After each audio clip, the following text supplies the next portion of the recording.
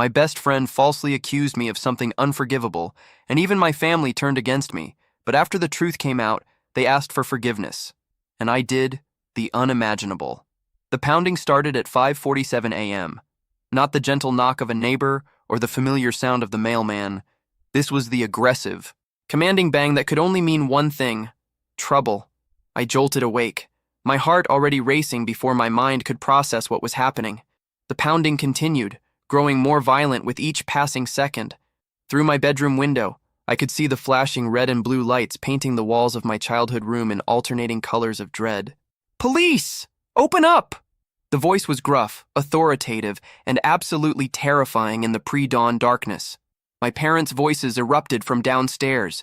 Confusion, panic, the sound of my mother crying. I stumbled out of bed, still in my pajamas, my mind spinning with possibilities. What could they possibly want with us? We were nobody special, just a regular middle-class family trying to get by. The front door crashed open before anyone could reach it. Heavy boots thundered across our hardwood floors, and suddenly 4 officers were in my room, their faces stern and unforgiving in the harsh beam of their flashlights. "Get your hands where we can see them," one barked, and I instinctively raised my arms, my whole body trembling. This couldn't be real. This had to be some horrible mistake. "You're under arrest for theft of property valued over $10,000, another officer stated as cold metal handcuffs clicked around my wrists. The sound was final, terrifying, the sound of my life changing forever. My mother's screams echoed from the hallway as they dragged me past her. Her face was pale with shock, her hands reaching out toward me as if she could somehow pull me back from this nightmare. My father stood frozen, his mouth agape, unable to comprehend what was happening to his son. The walk to the police car felt like a death march. Our entire neighborhood had awakened to the commotion. Porch lights flickering on, curtains twitching, faces pressed against windows. The elderly woman from next door stood on her lawn in her bathrobe, her hand covering her mouth in shock. The family across the street watched from their driveway, their teenage son filming everything on his phone. I had never felt such crushing humiliation. These were people who had watched me grow up, who had seen me mow their lawns and shovel their driveways. Now they were watching me get arrested like some common criminal. And I didn't even know why. The officer's hand pressed firmly on the top of my head as they guided me into the back of the police car. Through the window, I could see my parents standing in our doorway, holding each other and crying. The sight of their broken faces was almost worse than the handcuffs cutting into my wrists. As we drove away, I caught glimpses of my neighbors still standing outside, some taking pictures, others whispering among themselves. The damage was already done. Whatever this was about, whatever mistake had been made, my reputation in this community was destroyed. The worst part was the complete bewilderment. I had gone to bed last night after a perfectly normal evening. Dinner with my family, some television, a phone call with my girlfriend. Nothing in my life had prepared me for this moment, this sudden, violent intrusion that turned my world upside down. In the back of that police car, watching my childhood neighborhood disappear behind me, I had no idea that this was just the beginning. The fluorescent lights in the interrogation room buzzed like angry wasps, casting harsh shadows across the metal table where I sat, still handcuffed and utterly bewildered. The detective sat across from me, a thick manila folder spread open between us, his expression as cold as the concrete walls surrounding us. "Let's start from the beginning," he said, his voice carrying the weight of absolute certainty. "3 nights ago, you were at the residence of a certain young woman, correct?" My stomach dropped. I knew immediately who he meant. We'd been friends since high school, part of the same social circle.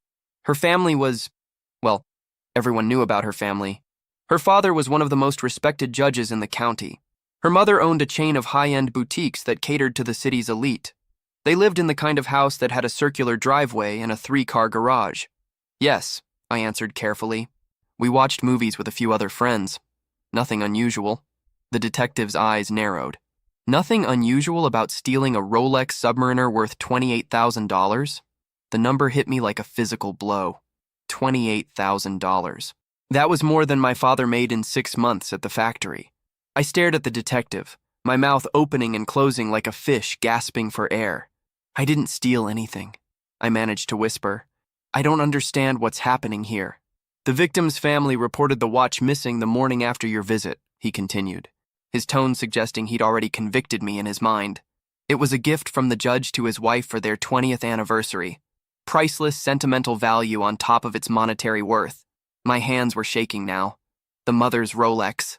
I vaguely remembered seeing her wear expensive jewelry, but I'd never paid close attention. I certainly hadn't stolen anything. Detective, I swear to you, I had no idea about any watch. We sat in the living room the entire time, ordered pizza, watched Netflix. That's it.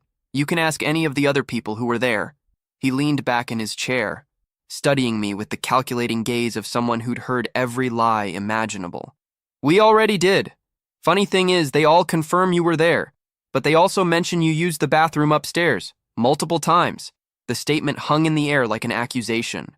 Yes, I had used the upstairs bathroom. The downstairs one was occupied when I needed it. But the implication was clear and devastating.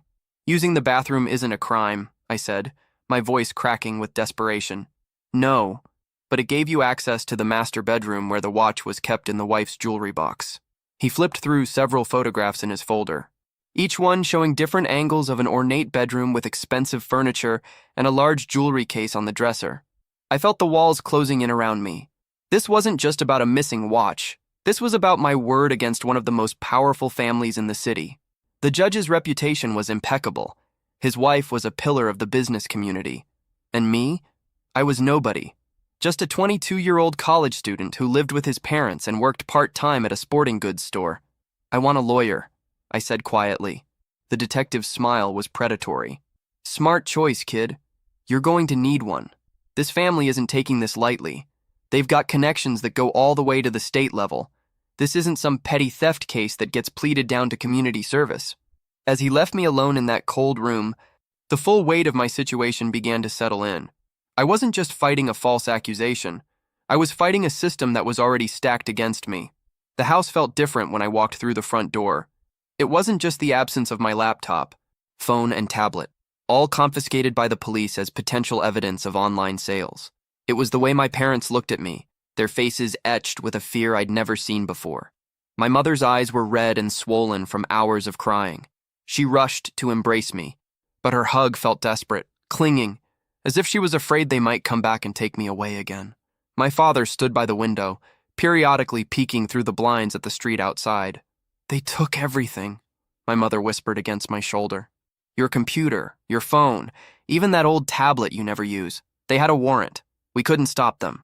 The violation felt complete.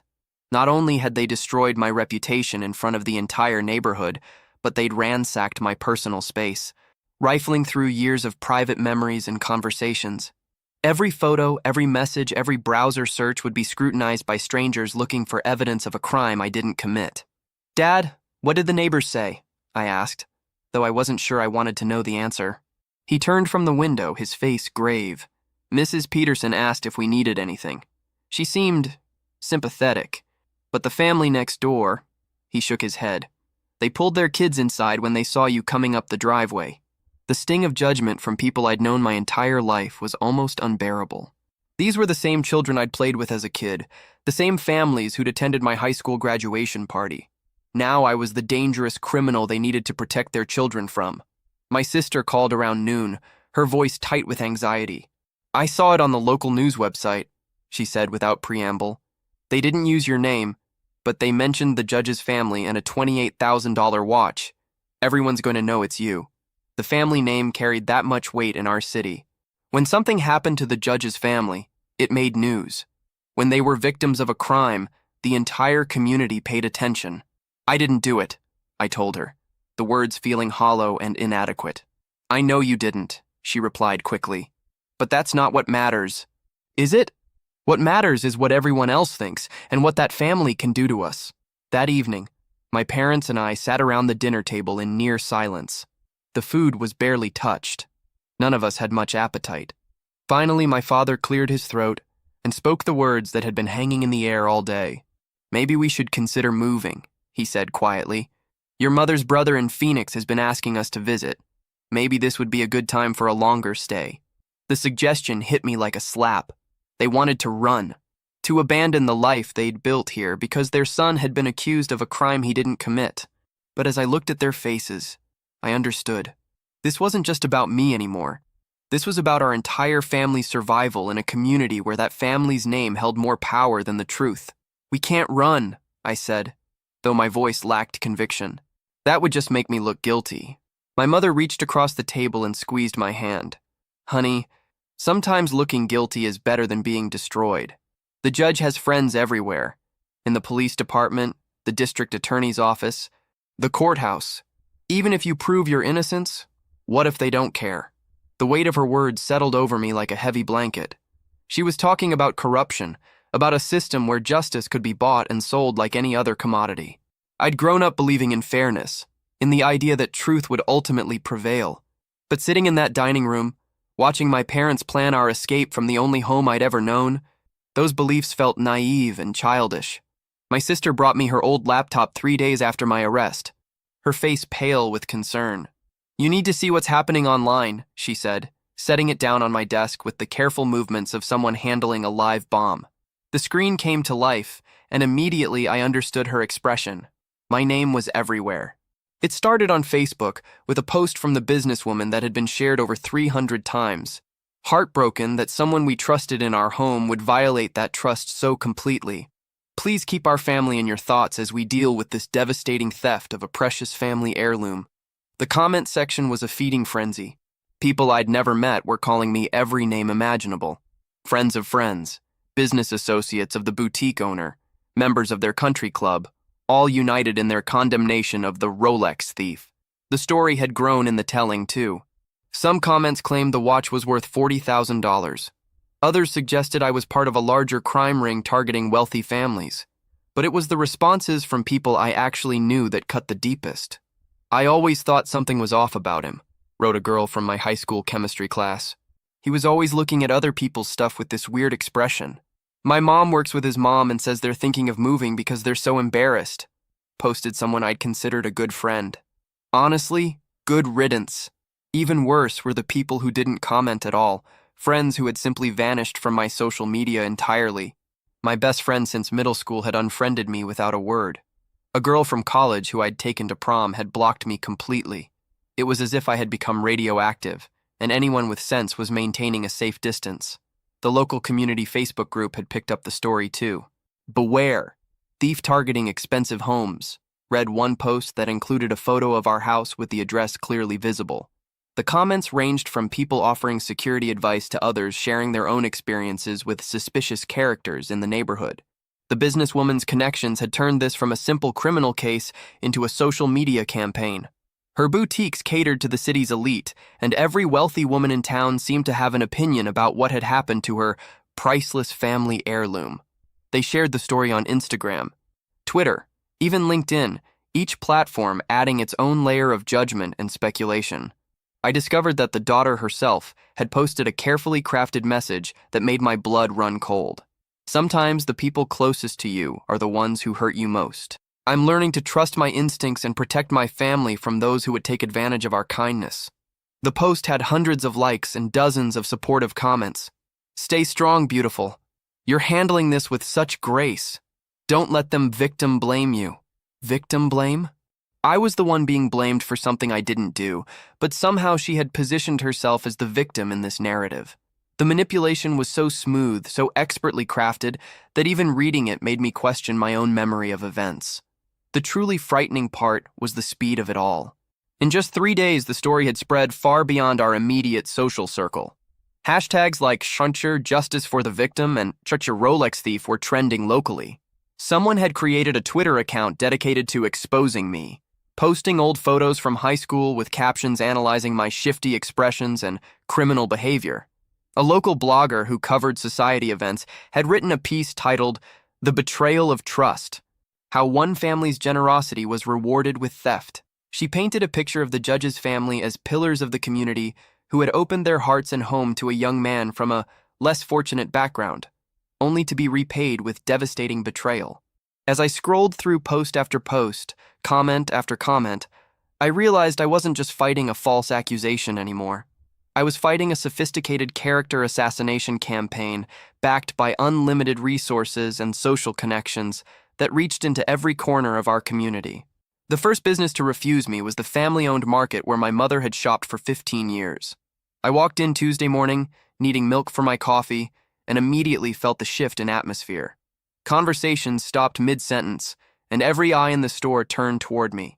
The owner himself approached, his weathered face apologetic but firm.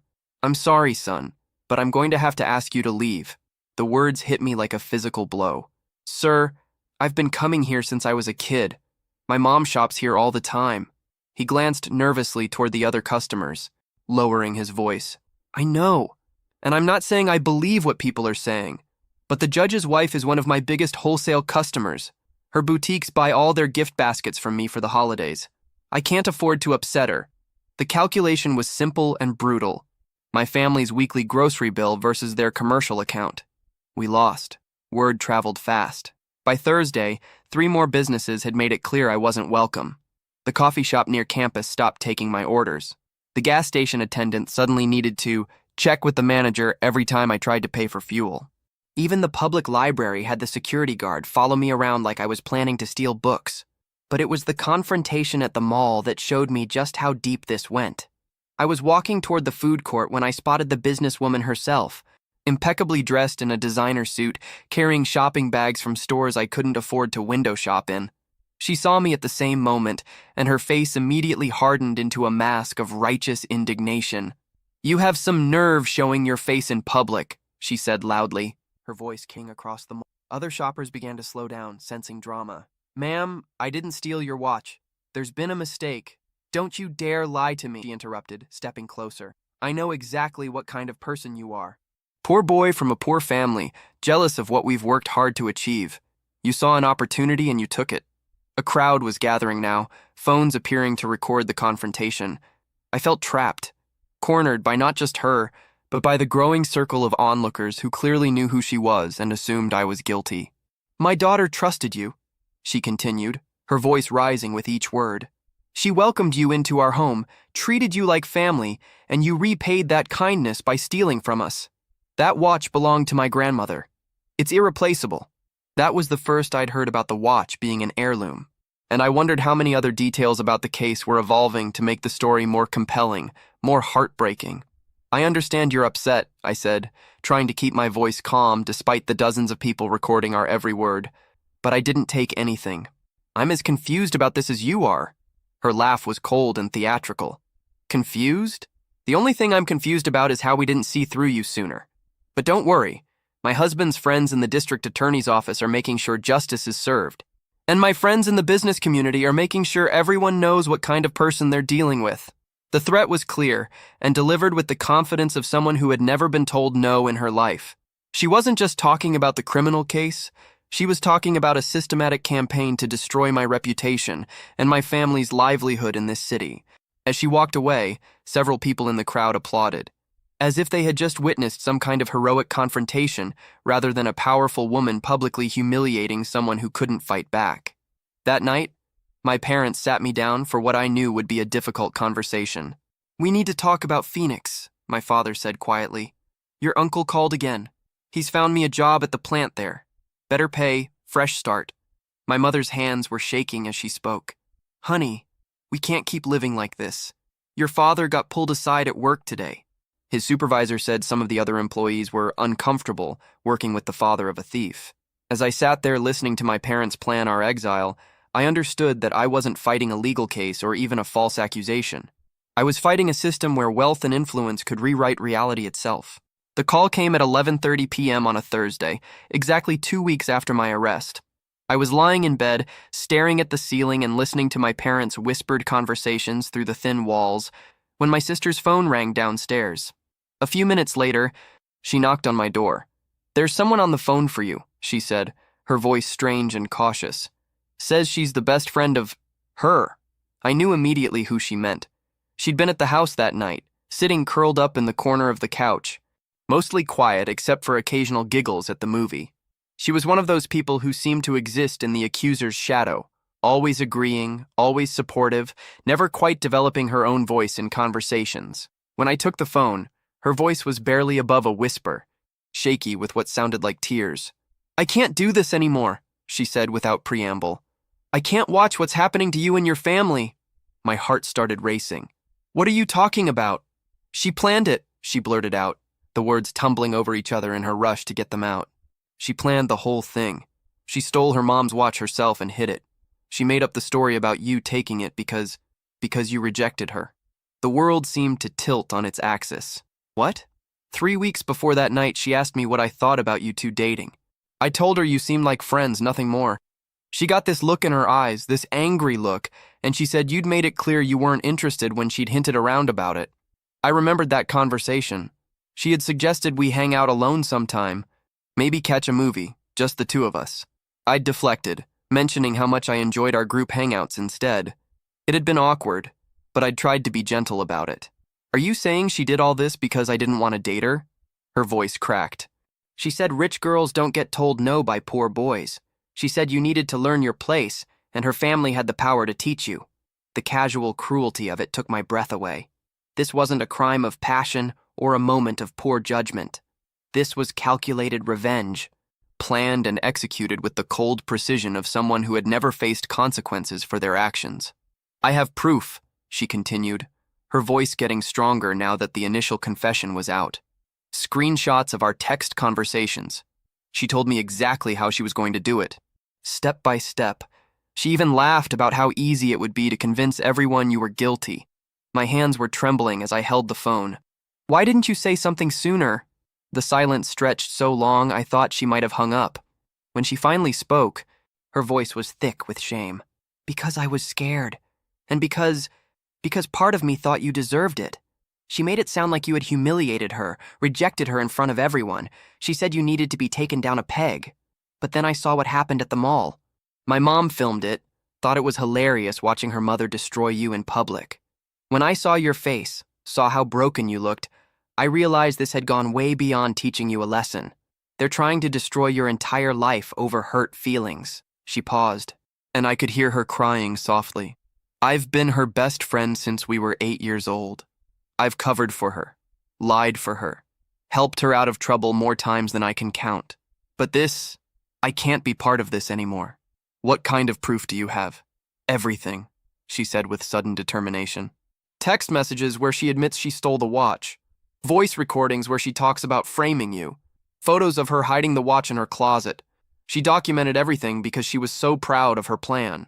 Meet me tomorrow night, Riverside Park, by the old bandstand. Bring a flash drive or something. I'll give you copies of everything. But you have to promise me something. What? Promise me you'll be careful. She isn't just some spoiled rich girl throwing a tantrum. She's dangerous, and her family has resources we can't even imagine.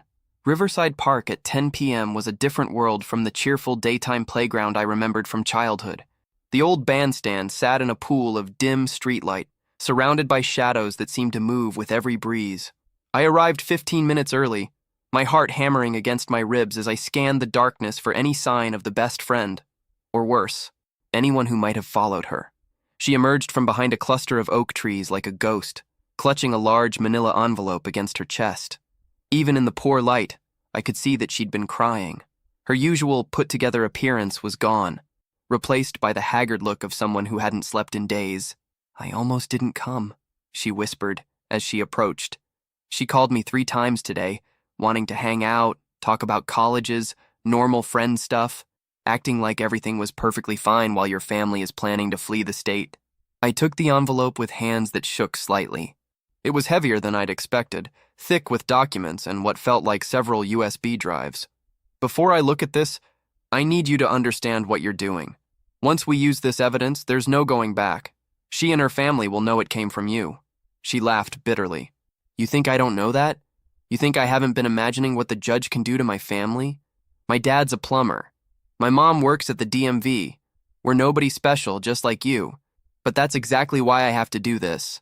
I opened the envelope under the streetlight and immediately understood why she looked so terrified. The first document was a printed screenshot of a text conversation between the 2 friends, dated 5 days before the movie night. Her. I'm going to teach that arrogant asshole a lesson he'll never forget. Best friend. What are you talking about? Her. Poor boy thinks he can reject me, like he's got options? I'm going to show him what happens when you disrespect someone with real power. The conversation continued for dozens of screenshots, laying out the plan in nauseating detail. She described stealing her mother's watch, hiding it in her closet, then calling the police after I left. She even joked about which of my nervous habits would make me look guilty on camera. She was so proud of herself, the best friend said quietly, watching me read. She kept texting me updates like it was some kind of game. The next section contained voice recordings, dozens of them. She had apparently been recording their phone conversations for weeks, though I suspected she'd originally been doing it for different reasons. Listen to track 7, she said, handing me earbuds connected to an old iPod. That's from 2 days after your arrest. The accuser's voice came through the tiny speakers, bright with excitement. Did you see the news coverage? They're calling it a shocking betrayal of trust. Mom's milking it for everything it's worth. She's got half the city ready to run you out of town, and Dad's friends at the courthouse are talking about making an example of you. The best friend's recorded voice responded, Don't you think this is getting a little out of hand? Out of hand? She laughed, a sound like breaking glass. This is just getting started. By the time we're done with him, no one in this city will ever disrespect our family again. Mom's already talking to the district attorney about pushing for the maximum sentence, 3 to 5 years for grand theft. My blood turned to ice. 3 to 5 years in prison for a crime I didn't commit, all because I hadn't wanted to date a spoiled psychopath. The photos were the final piece of evidence, and the most damning. The best friend had somehow managed to photograph the accuser's closet, showing the Rolex hidden inside a shoebox behind winter coats. The timestamp on the photos showed they were taken just yesterday. She still has it, she explained. She's been wearing it around the house, taking selfies with it, posting them to her private Instagram stories. She thinks it's hilarious that everyone's looking for something that's literally sitting in her bedroom. I stared at the photos, my mind racing. This wasn't just evidence of my innocence. It was proof of her guilt, her premeditation, and her complete lack of remorse. But more than that, it was documentation of how a wealthy family could weaponize the justice system against someone they considered beneath them. There's more, she said, pulling out another USB drive. She's been bragging to her college friends about the whole thing. She recorded videos explaining how easy it is to manipulate poor people when you have money and connections. She's been treating your life like entertainment. The cruelty was breathtaking. She hadn't just falsely accused me, she'd turned my suffering into content for her social media presence. A cautionary tale about what happened to people who didn't know their place. Why are you doing this? Really? She was quiet for a long moment, staring at the dark water of the river beyond the park. Because I realized that if she could do this to you for something as simple as not wanting to date her, she could do it to anyone, including me, if I ever stopped being useful to her. She turned to face me, her eyes bright with unshed tears. I've been her best friend for 10 years, and I just realized I don't actually know her at all. The person who planned this, who's enjoying your suffering, that's not someone I can call a friend anymore. Will you testify? Officially, I mean. In court? She nodded slowly. I'll testify. I'll tell them everything. But you need to move fast. She's been talking about disposing of evidence soon. I think she's planning to get rid of the watch now that the heat's died down. As we prepared to leave, she grabbed my arm. One more thing. Be careful who you trust with this information.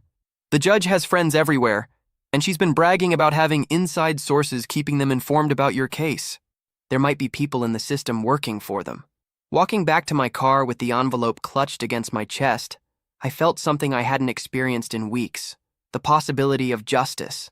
The attorney's office was everything the judge's family's power wasn't, earned rather than inherited. Law books lined every wall, framed certificates from her years as a prosecutor hung between photos of her with governors and Supreme Court justices, and her desk was organized with the precision of someone who'd never lost a case she believed in. I've been following your case, she said without preamble, as I sat down across from her mahogany desk. The judge called me personally 2 days after your arrest, asking if I was planning to represent you. When I told him I hadn't been contacted, he suggested I might want to focus on other cases. More suitable cases, he said. She leaned back in her leather chair, her eyes sharp with the kind of intelligent anger that came from 30 years of fighting corruption. That phone call told me everything I needed to know about your innocence. Guilty people don't require judges to warn lawyers away from their cases. When I opened the best friend's envelope and spread the contents across her desk, the attorney's expression shifted from professional interest to barely contained rage. She examined each screenshot. listened to key portions of the audio recordings, and studied the photographs with the methodical thoroughness of someone building a case. Jesus Christ, she whispered, after reviewing the evidence for nearly an hour. This isn't just false accusation, this is conspiracy. Evidence tampering, abuse of process, and about 6 other felonies I can think of off the top of my head. She picked up one of the screenshots showing the detailed planning messages. This level of premeditation, combined with the family's use of their influence to pressure the investigation, we're talking about a federal civil rights violation.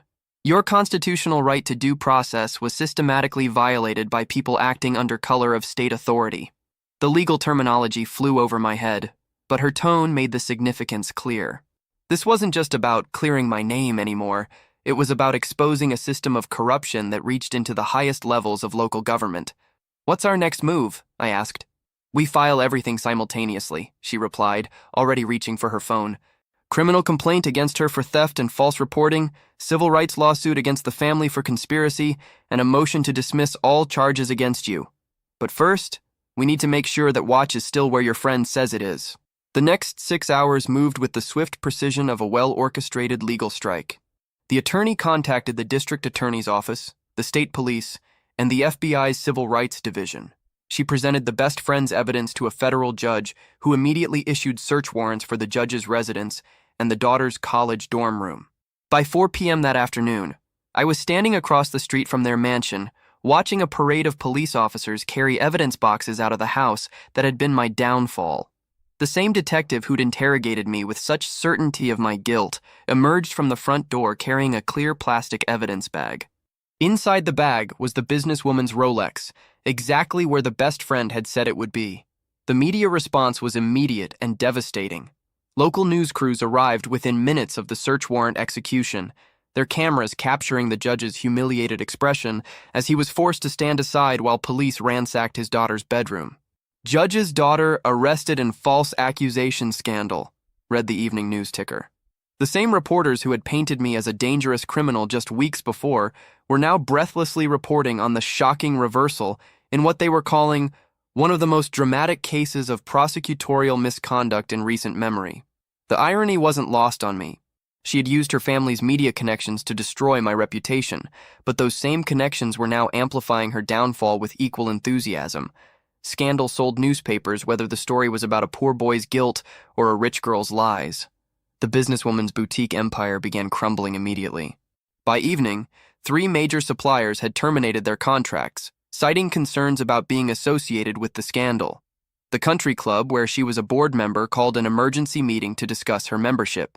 Her social media accounts, which had been flooded with supportive messages during my persecution, were now overwhelmed with demands for apologies and accountability. But it was the judge's situation that created the biggest shockwaves. The State Judicial Ethics Committee announced a formal investigation into his conduct, specifically focusing on whether he had used his position to influence my case. Legal experts on the evening news were calling for his immediate recusal from all pending cases and suggesting that any convictions he'd overseen in recent months might need to be reviewed. The family that had seemed untouchable just 24 hours earlier was now facing complete social and professional destruction. Their power, built on reputation and connections, was evaporating as quickly as it had been weaponized against me. The daughter herself was arrested at her college dorm, the same expensive private school her parents had been bragging about on social media. Campus security footage showed her being led away in handcuffs while her roommates filmed everything on their phones. Within hours, the videos were viral on TikTok and Twitter, turning her into the face of privileged entitlement and false accusations. That evening, my attorney called with an update that felt almost surreal after weeks of despair.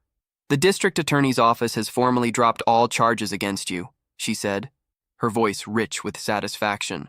They're also launching a grand jury investigation into prosecutorial misconduct. The detective has been placed on administrative leave pending review of how he handled your case. What about her? She's being held on $50,000 bail, charged with grand theft, filing false reports, and conspiracy. Her parents posted bail within 2 hours, but the damage is done. Every news outlet in the state is covering this story. As I hung up the phone, I realized that everything had changed in a single day. The evidence the best friend had risked everything to provide hadn't just cleared my name. It had exposed an entire system of corruption and privilege that most people only suspected existed. The morning after her arrest, I woke up to 17 missed calls and 43 text messages. The story had exploded overnight, spreading far beyond our small city as national news outlets picked up what they were calling a case study in privilege and false accusations. The Today Show had already aired a segment featuring audio clips from the best friend's recordings. CNN was running a chyron that read, "Judge's daughter admits to framing innocent man." Even late-night comedy shows were making jokes about rich girls who couldn't handle rejection. But it was the local coverage that truly captured the magnitude of the family's downfall. Channel 7's investigative team had somehow obtained additional evidence, text messages between her and her college friends, where she'd bragged about having poor people wrapped around her finger and boasted about how easy it was to manipulate the system when your daddy wears a robe. The businesswoman's carefully constructed public image was disintegrating in real time. The local business journal published a scathing editorial about how her boutiques had weaponized wealth against an innocent family and called for a boycott of all her establishments. The mayor's office released a statement distancing themselves from the family's previous charitable contributions. Even the country club had posted a formal notice announcing the indefinite suspension of their memberships. The judge's situation was even more devastating. Legal analysts were dissecting every high-profile case he'd overseen, looking for evidence of bias or corruption. The state Supreme Court had assigned a special prosecutor to investigate whether he'd used his influence to interfere with my case. His own colleagues in the judiciary were calling for his immediate resignation. But perhaps most damaging of all was the revelation of how completely their daughter had manipulated her own parents. Channel 5 had obtained a recording of the phone call she made to her parents after my arrest, where she'd sobbed convincingly about being violated and betrayed by someone she'd trusted. The performance was Oscar-worthy in its calculated emotional manipulation. The audio revealed the businesswoman comforting her daughter. "We'll make sure he pays for this, sweetheart. No one hurts our family and gets away with it." The judge could be heard in the background promising to call friends at the prosecutor's office to ensure maximum charges were filed. Hearing those recordings, the community began to understand that the judge and businesswoman hadn't been malicious conspirators. They'd been grieving parents who thought their daughter had been wronged. Their use of power and influence had been motivated by parental love, which made her deception even more cruel and their own humiliation more complete. The family's emergency press conference was a masterclass in damage control, but it also revealed the depth of their shock at discovering who their daughter really was. The judge, looking haggard and older than his 62 years, stood before a dozen cameras and reporters. "My wife and I are devastated to learn that our daughter has committed serious crimes and manipulated our family's response to what we believed was a genuine victimization." His voice cracked slightly as he continued.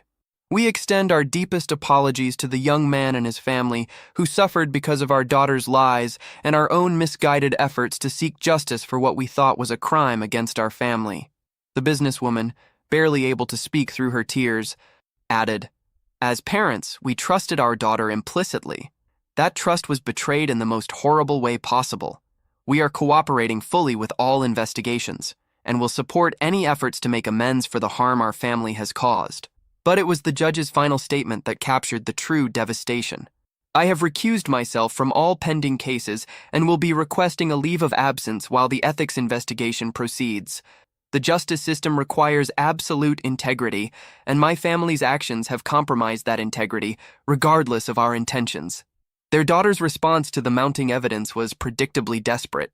Through her attorney, she released a statement claiming that the best friend had fabricated evidence out of jealousy and that the recordings had been taken out of context. She suggested that she was the real victim of a conspiracy designed to destroy her family's reputation. But the evidence was too overwhelming, too technically verified, and too consistent across multiple platforms for anyone to take her claims seriously. Digital forensics experts had confirmed the authenticity of every screenshot, every recording, every piece of evidence the best friend had provided. Phone company records corroborated the timing of text messages. Security cameras at various locations verified her whereabouts during key moments of her planning. More damaging still, additional witnesses began coming forward. Her college roommate provided recordings of phone calls where she had laughed about my family's suffering. A high school friend shared old social media posts where she had joked about destroying people who crossed her. Even members of their own social circle began distancing themselves. sharing stories of her manipulative behavior that they'd previously overlooked or excused. The psychological portrait that emerged was of a young woman who had never been told no in her life, who viewed other people as objects to be manipulated for her entertainment, and who felt entitled to destroy anyone who didn't recognize her superiority. By the end of the week, the family had lost everything that mattered in their social world. The judge's legal career was effectively over. The businesswoman's empire was hemorrhaging customers and suppliers. Their reputation, carefully built over decades, lay in ruins. But perhaps most importantly, the entire community was beginning to understand how easily wealth and influence could corrupt justice, and how close an innocent person had come to being destroyed by a system that protected the powerful at the expense of the powerless. The phone call came at 7 a.m. on a Saturday, exactly 1 week after her arrest. My attorney's voice was crisp with business despite the early hour. "The family wants to meet," she said without preamble. "Full settlement conference. They're bringing their entire legal team, plus a public relations firm and what appears to be a crisis management consultant. They want this buried, and they're willing to pay whatever it takes."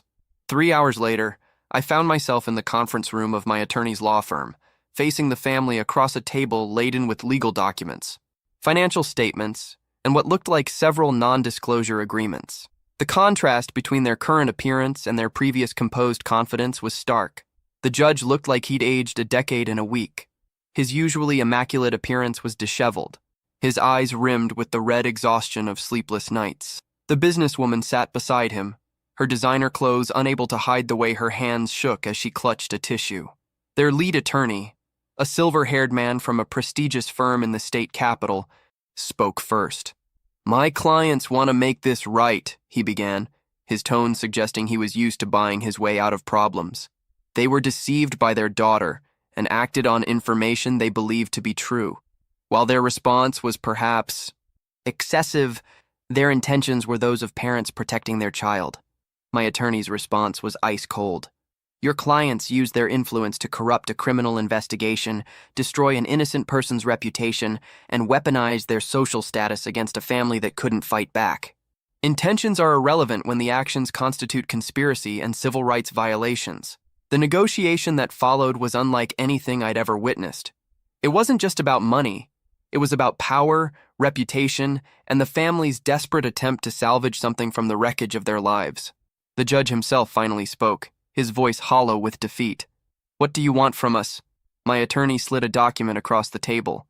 "Full public retraction and apology. Admission that this young man was innocent and that your family's response was inappropriate. Cooperation with all ongoing investigations, and financial compensation for damages." The financial number at the bottom of the page made the businesswoman gasp audibly. $850,000, roughly equivalent to 30 Rolex Submariners, or 3 times the value of the watch that had started this nightmare. "That's," she began, then stopped, seeming to realize that no amount was too much to escape the hell their lives had become. Their attorney tried to negotiate, but my lawyer was relentless. "Your clients wanted to destroy an innocent family using their wealth and influence. Now they can use that same wealth to make amends. The alternative is federal civil rights charges, continued media coverage, and complete professional and social destruction." What struck me most during the negotiation wasn't the money being discussed. It was watching the family's complete capitulation. These were people who had never backed down from anything, who had used their power to crush anyone who opposed them. Now they were begging for mercy from the family they'd tried to destroy. The judge made one final attempt to maintain some dignity. "If we agree to these terms, can you guarantee the media attention will die down?" My attorney's smile was predatory. "Judge, you spent decades learning that justice can't be bought and sold. Today, you're learning that lesson from the other side." The final agreement was comprehensive and humiliating for the family. They would publicly admit that I was innocent, and that their accusations were false. They would acknowledge that their use of influence to pressure the investigation was inappropriate. They would pay the full financial settlement within 30 days. And they would cooperate with all ongoing investigations, including potential federal charges. Most importantly, their daughter would publicly apologize, admit to her crimes, and accept whatever sentence the court deemed appropriate. No more attempts to discredit the best friend. No more claims of conspiracy against their family. In exchange, I agreed not to pursue additional civil litigation and to refrain from speaking to the media about the settlement details. It was a pragmatic compromise. I would get justice and financial security, while they would get the chance to quietly disappear from public scrutiny. The judge signed the documents with the slow movements of a man burying his career. The businesswoman's signature was barely legible through her tears. Their attorneys looked relieved to finally have a resolution, no matter how expensive. As we prepared to leave, the businesswoman approached me directly, her voice barely above a whisper. I know this doesn't undo what we put you and your family through. I know money can't give you back those weeks of hell. But please understand that we thought we were protecting our daughter from someone who had hurt her. I looked at this woman who had orchestrated my public humiliation, who had used her connections to turn an entire community against me, and felt something unexpected. Pity. She had been as much a victim of her daughter's manipulation as I had been, just in a different way. Ma'am, I said quietly, the difference is that when your daughter lied to you, you had the power to destroy innocent people. That's a responsibility you chose to abuse, regardless of your motivations. She nodded, understanding the weight of my words. Power without accountability had nearly destroyed an innocent family, and now that same family was walking away with enough money to start over anywhere they chose. As we left the law firm, my attorney handed me a check that represented more money than my family had ever dreamed of having. But the victory felt hollow somehow. The family would recover from this scandal eventually. The judge might not sit on the bench again, but they had resources and connections that would help them rebuild their lives elsewhere. Their daughter would serve some time, pay some fines, and probably emerge from the experience with a cautionary tale about consequences. But she would never truly understand the terror and helplessness she had inflicted on my family. Justice, I was learning, was often incomplete. Her public apology was scheduled for the courthouse steps at 2 p.m. on a Tuesday, with every major news outlet in the region in attendance. She stood beside her parents, reading from a prepared statement with all the conviction of someone fulfilling a legal obligation rather than expressing genuine remorse. I apologize to the young man and his family for the false accusations I made, she read in a monotone voice, her eyes fixed on the paper rather than the cameras. I stole my mother's watch and falsely reported it as theft. I used my family's influence to support these lies, causing tremendous harm to innocent people. The words were legally sufficient, but emotionally hollow. Even through the television screen watching from my attorney's office, I could see that she understood this as a transaction rather than accountability. She was paying a price to make a problem go away, nothing more. The court proceedings that followed were equally unsatisfying. She pleaded guilty to theft, filing false reports, and conspiracy charges. Her sentence was 18 months probation, 500 hours of community service, and mandatory psychological counseling. She would serve no jail time, pay a fine that was pocket change for her family, and be free to rebuild her life once the probation period ended. The system worked, my attorney said as we watched the news coverage, though her tone suggested she was trying to convince herself as much as me. She was caught, prosecuted, and punished. That's more than most people in her position would face. But the real justice came from what the settlement money allowed me to do next. Armed with $850,000 and a legal team that believed in accountability, I began systematically pursuing every person who had participated in the destruction of my reputation. The blogger who had written the betrayal of trust piece found herself served with defamation papers. The social media users who had spread lies about my family received cease and desist letters backed by serious legal threats. Most satisfying was the lawsuit against Channel 3's weekend anchor, who had editorialized about my obvious guilt during what was supposed to be objective news coverage. His station settled for $75,000 and issued a public correction acknowledging their rush to judgment in a complex legal matter. The local business owners who had refused me service based on the family's influence found themselves facing discrimination lawsuits. The family-owned grocery store settled for $20,000 and a written apology. The coffee shop paid $15,000 and implemented staff training about not discriminating against customers based on unproven allegations. Each settlement felt like a small victory, a recognition that actions have consequences, even for people who thought they were safely following the crowd. The money was nice, but the acknowledgement of wrongdoing was more valuable. The best friend's protection was written into every agreement. The family was legally prohibited from retaliating against her in any way, and several of the secondary settlements included specific language about not harassing or intimidating witnesses who come forward with evidence of wrongdoing. She testified at the sentencing hearing, describing the months of planning and the joy her former friend had taken in my suffering.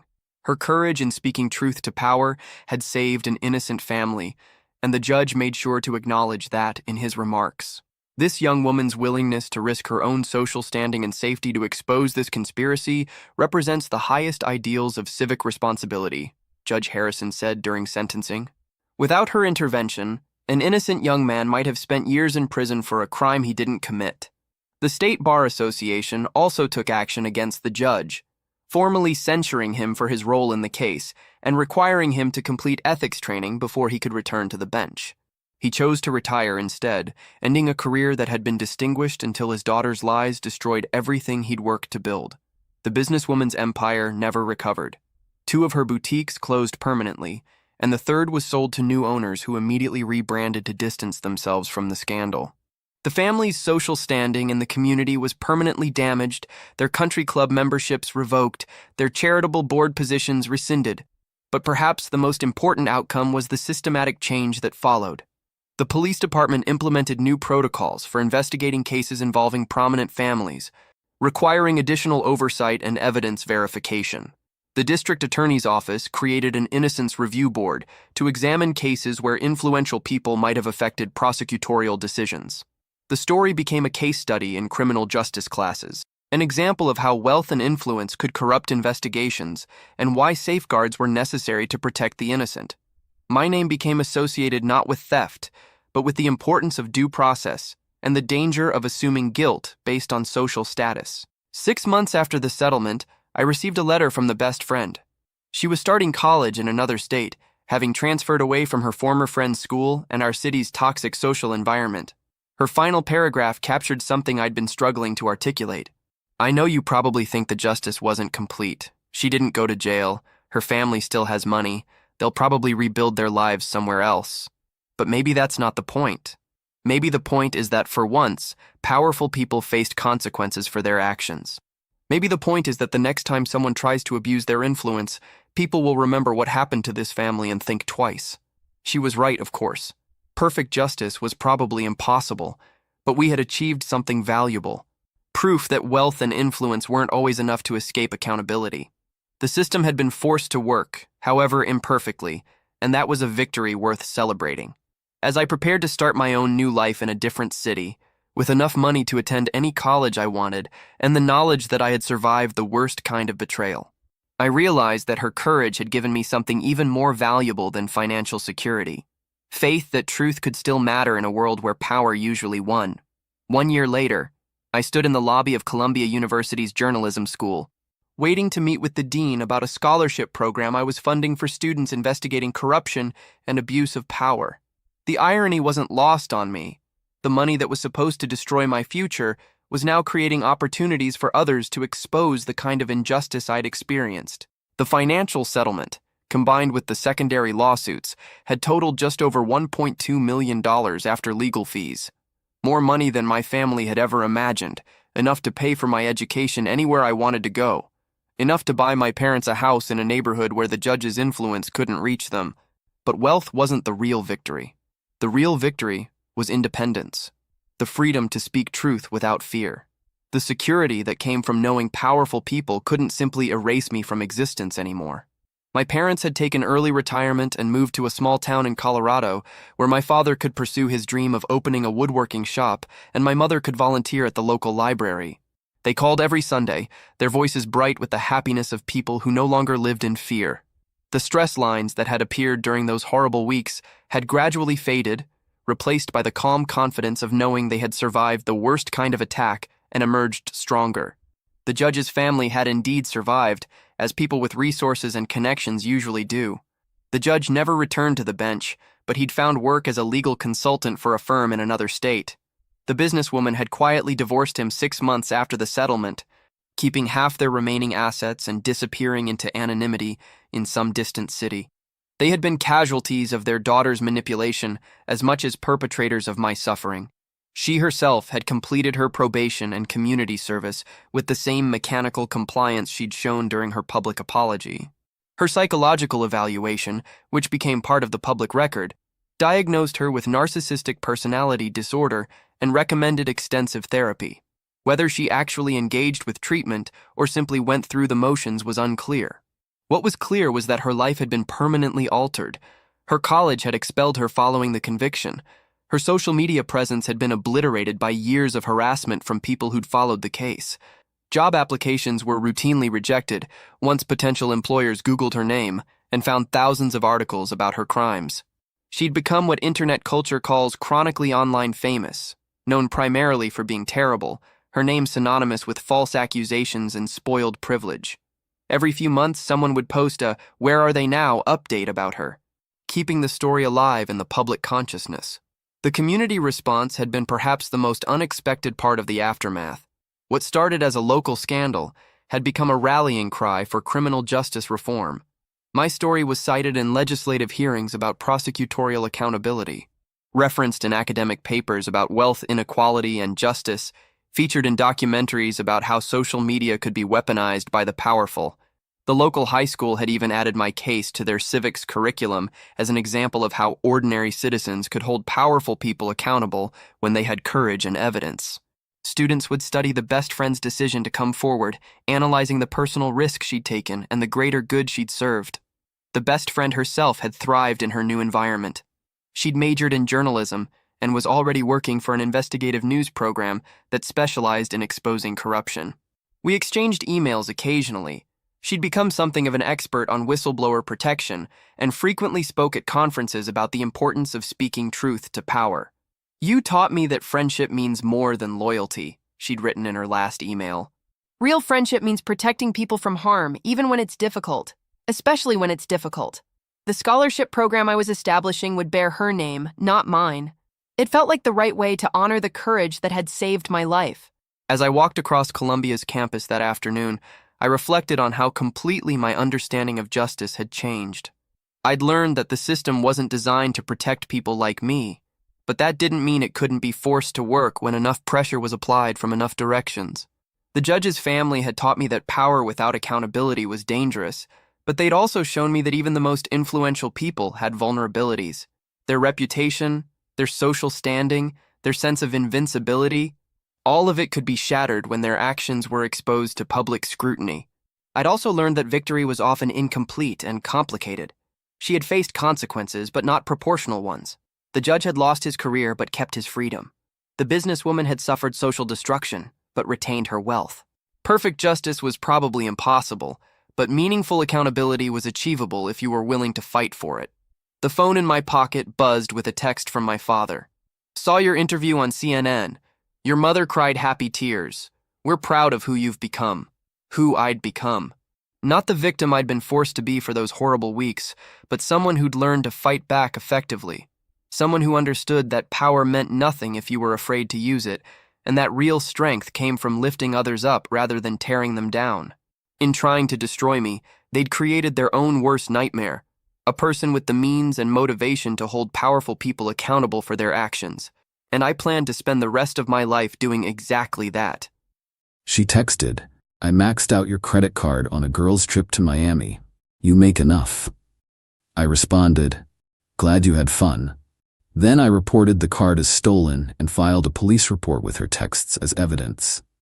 When 2 detectives showed up at her workplace, Original Post 5 Mail got the text at 11:15 a.m. on a Monday while I was in a budget meeting at work. My girlfriend Brianna, 29, had borrowed my backup credit card for emergencies when she started her new job 3 months ago. We'd been together 2 years, living together for the last 8 months in my condo. The text, "Hey babe, had the best weekend in Miami with the girls. Maxed out the card but you make enough lol. Love you." Attached were photos, bottle service at some club, designer shopping bags, first-class plane seats, her and 3 friends popping champagne on a yacht. I stared at my phone under the conference table. The card had a $15,000 limit, my emergency card, for actual emergencies. My response, "Glad you had fun." She sent back heart emojis and, "You're the best." I excused myself from the meeting, went to my office, and pulled up the credit card app. $14,847.23 in charges over 3 days. Nobu Miami, Louis Vuitton, 4 Seasons hotel suite, yacht rental, Dom Perignon at multiple clubs. Here's the thing about Brianna.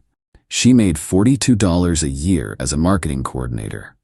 Lived paycheck to paycheck, always talking about manifesting abundance and living her best life. I made decent money as a software engineering manager, but I'm not funding anyone's Instagram fantasy. I scrolled back through our texts, found it. 3 months ago when I gave her the card. Me, this is only for emergencies, real emergencies. Her, of course, baby. I would never abuse this, just for peace of mind. I took screenshots of everything. The original agreement, today's confession, the charges. Then I called the credit card company. I need to report fraudulent charges on my card. Sir, do you have the card in your possession? No, it was stolen. We'll freeze the card immediately and send you a fraud packet. Will you be filing a police report? Absolutely. 20 minutes later, I was at the police station with printed screenshots. The desk sergeant looked at the evidence. She admitted to using the card without authorization. She had authorization for emergencies only. This was clearly not an emergency, and she knew the limit and deliberately maxed it out. According to her own message, yes. He shook his head. We see this more than you'd think. The detective will want to speak with her. I filled out the report. Fraud over $10,000 is a felony in my state. Went back to work. Turned off my phone. Had 3 more meetings. Acted completely normal. Got home around 6 p.m. Brianna was on the couch, wearing new designer sunglasses, scrolling through her phone. Hey babe, you're late. I ordered Thai food with my card since yours isn't working for some reason. Must be a glitch, I said. She chattered about Miami while we ate, the incredible networking opportunities, and how investing in experiences was so important. I nodded along. That night, she tried to get intimate. I claimed I was tired from work, slept on my side of the bed, mentally calculating how to protect my assets. Tuesday morning, left for work early. She was still asleep, probably exhausted from her investment in experiences. Update 1, 3 days later. The detectives moved faster than I expected. Thursday, 2 p.m., my phone exploded. 63 missed calls from Brianna. Texts ranging from, "What the hell? The police are here at my work.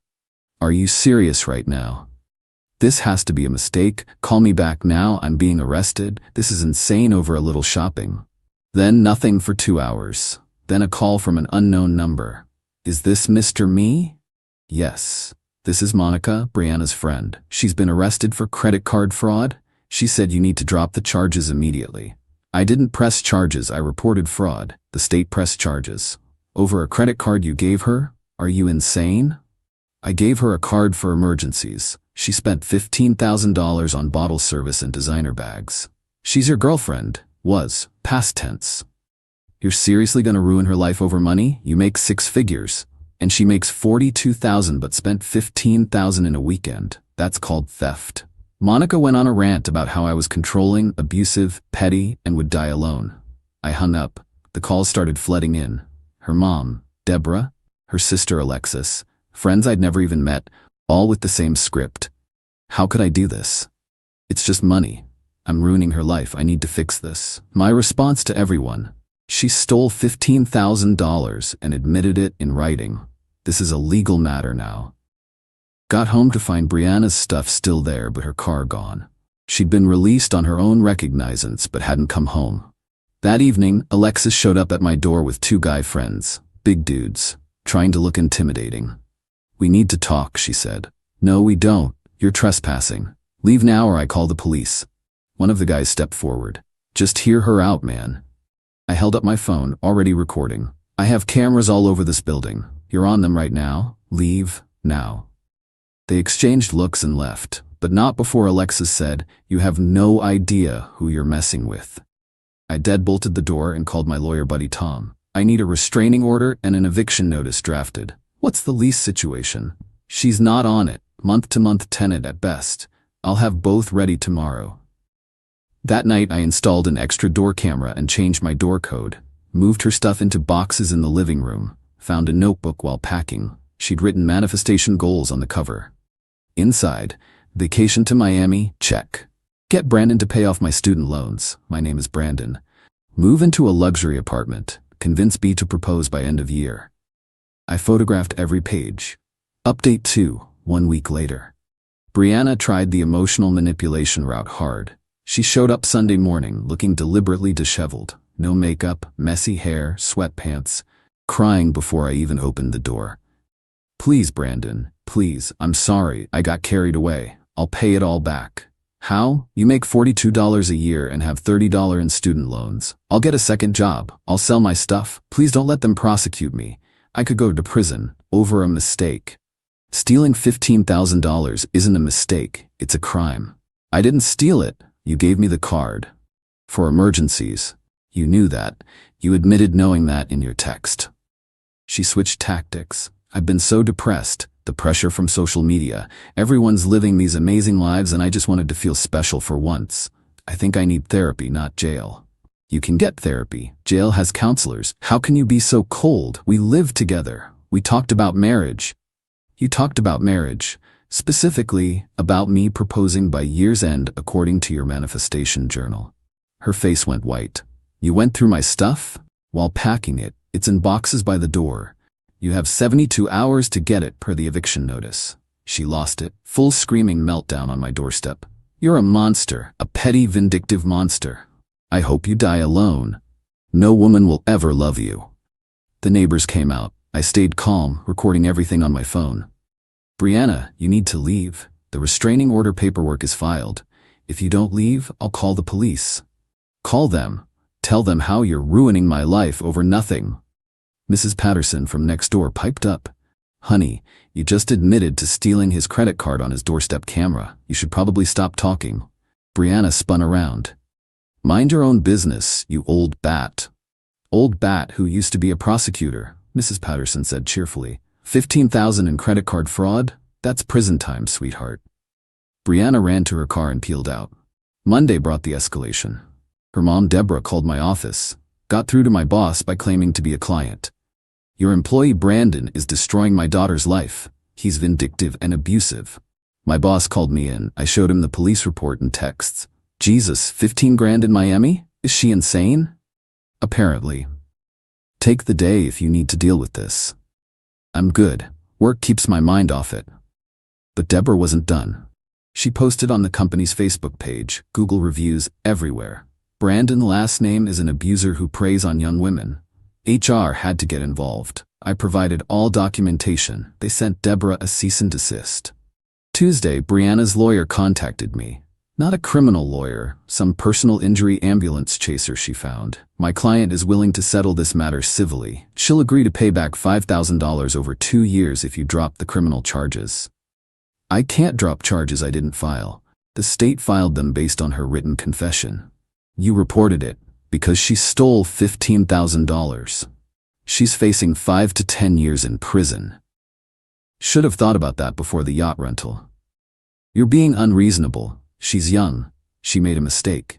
She's 29, not 19. And it wasn't a mistake. It was deliberate theft. He tried several more angles. I hung up. Wednesday, the real entertainment started. Brianna went on social media with her version of events. My controlling ex-boyfriend is trying to destroy my life. I used a credit card he gave me, and now he's having me arrested. This is what happens when you date insecure men who can't handle successful women living their dreams. Abuser, narcissistic abuse, toxic masculinity. The comments were mixed. Her friends rallied around her, but then someone asked, "How much did you charge?" She didn't answer. Someone else found the public arrest record. $15,000? Girl. The tide turned fast. People started calling her out. She deleted the post, but screenshots were already circulating. Update 3, 2 weeks later. The preliminary hearing was yesterday. Brianna showed up in a suit that was obviously new, probably borrowed from Alexis, trying to look professional and remorseful. The prosecutor laid out the case. Defendant was given a credit card for emergencies only. Text evidence shows she understood this limitation. Defendant spent $14,847.23 on luxury goods and services. Defendant admitted via text to maxing out the card. Defendant showed no remorse, saying victim makes enough. Brianna's public defender tried arguing she had implied permission to use the card. The judge looked at the texts. Miss Rodriguez, did you write maxed out the card but you make enough lol? Yes, but did Mr. Me give you permission to spend $15,000? Not explicitly, but it's a yes or no question. No. Did you believe this was an emergency expense? I was having a mental health crisis. A mental health crisis that required bottle service and Louis Vuitton? Her lawyer whispered frantically in her ear. The judge continued. I'm moving this forward to trial. Bail continued on personal recognizance. Miss Rodriguez, you might want to consider a plea deal. Outside the courthouse, Deborah was waiting with a gaggle of Brianna's friends. They tried to approach me. My lawyer, hired him officially now, stepped between us. No contact. There's a restraining order. Deborah shouted over him. You're destroying her future. She'll lose her job. She'll have a record over money you can afford to lose. My lawyer responded calmly. Ma'am, your daughter stole $15,000. The victim's income is irrelevant to the crime. One of Brianna's friends, Jessica, yelled, She was just trying to live a little. He's acting like she murdered someone. My lawyer, felony theft is a serious crime. Perhaps your friend should have considered that before committing it. We walked away to a chorus of profanity. That afternoon, I got a call from Tom, lawyer buddy, not my official lawyer. Heads up, Brianna's been fired. What? How do you know? My paralegal's sister works at her company. Apparently they found out about the arrest when she didn't show up Monday. Then they found she'd been expense reporting personal lunches as client meetings. She was stealing from her job too? Small amounts, but yeah, they're not pressing charges, just terminating with cause. No unemployment. Jesus. Gets better. Remember the yacht rental? She put it on the card but told her friends you were paying. They're now expecting her to pay them back for their shares. How much? About $3,000. They're threatening small claims court. I couldn't help but laugh. The house of cards was collapsing. Thursday, Brianna tried one last manipulation. She had Alexis text me. New number got around the block. Bree tried to hurt herself. She's in the hospital. This is on you.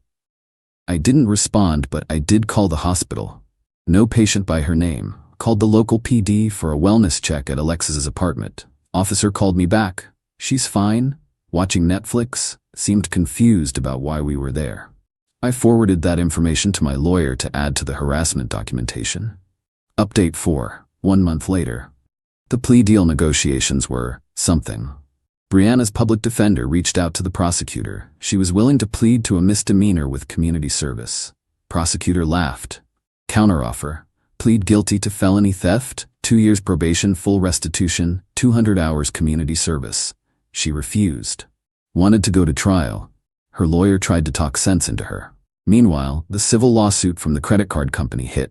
They wanted their $14,847.23 back, plus interest, plus legal fees. She was served at Alexis's apartment. Alexis called me from yet another new number. You need to stop this. Bree can't handle it. She's talking about leaving the country. That would violate her bail conditions. She's desperate. Just tell them you gave her permission. That would be perjury. You're such a piece of shit. You have the money. Had. Past tense. Spent it on a lawyer to deal with your family's harassment. She hung up. Next day, Brianna did something spectacularly stupid. She went on a podcast, some small empowerment podcast hosted by her friend Nicole, titled When Love Turns to Legal Warfare, My Story. She told her version for 45 minutes, how I was controlling, how I financially abused her by making her feel bad about not earning as much, how the Miami trip was her reclaiming her power, how I was weaponizing the legal system. Then Nicole asked, But did you have permission to use the card for the trip? Brianna paused. He gave me the card. That's permission. For anything. Well, he said emergencies, but self-care is an emergency. Mental health is health. So you didn't have explicit permission for the Miami trip? Nicole, whose side are you on? I'm just trying to understand. I'm done with this interview. She stormed off. The podcast went viral in our local area. The prosecutor added it to evidence. Her public defender dropped her, said she was actively harming her own defense. She had to get another one. The Instagram influencer lifestyle she was trying to portray crumbled fast. The friends from Miami distanced themselves. The yacht rental company was pursuing her for additional damages. Apparently, there was champagne damage to the deck. Even her manifestation coach, yes, she paid someone for that, dropped her as a client. But the best part? Remember those designer items she bought? She tried to return them. Stores wouldn't take them back because she'd worn them and posted photos. She tried selling them online. Listed a $3,000 Louis Vuitton bag for $2,800. Someone commented, "Isn't this the bag you stole with your ex's credit card?" The listing got reported and removed. Update 5, 6 weeks later, trial got scheduled for next month, but Brianna finally cracked. Her new lawyer, a tired-looking public defender named Mr. Fredericks, called mine. She wants to take the plea, any plea. She can't do this anymore. The final deal, guilty plea to felony theft, 3 years probation, $14,847.23 restitution to the credit card company, 300 hours community service, felony reduced to misdemeanor after successful completion of probation. She had to allocute, admit in detail what she did in court. Standing there in front of the judge, her family, and a half-full courtroom, she had to say, "I used a credit card that wasn't mine to make unauthorized purchases totaling $14,847.23. I knew I didn't have permission for these purchases. I did it anyway." The judge asked, "Do you understand you're pleading guilty to a felony?" "Yes." "Do you understand this will be on your record?" "Yes." "Do you understand you'll have to pay full restitution?" Her voice cracked. "Yes."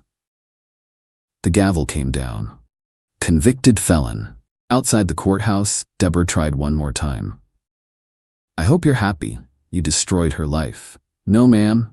She destroyed her own life. I just refused to let her destroy mine too." Brianna wouldn't even look at me. She was already on her phone, probably trying to figure out how to spin this for social media. The aftermath was swift. She couldn't get a job anywhere that ran background checks.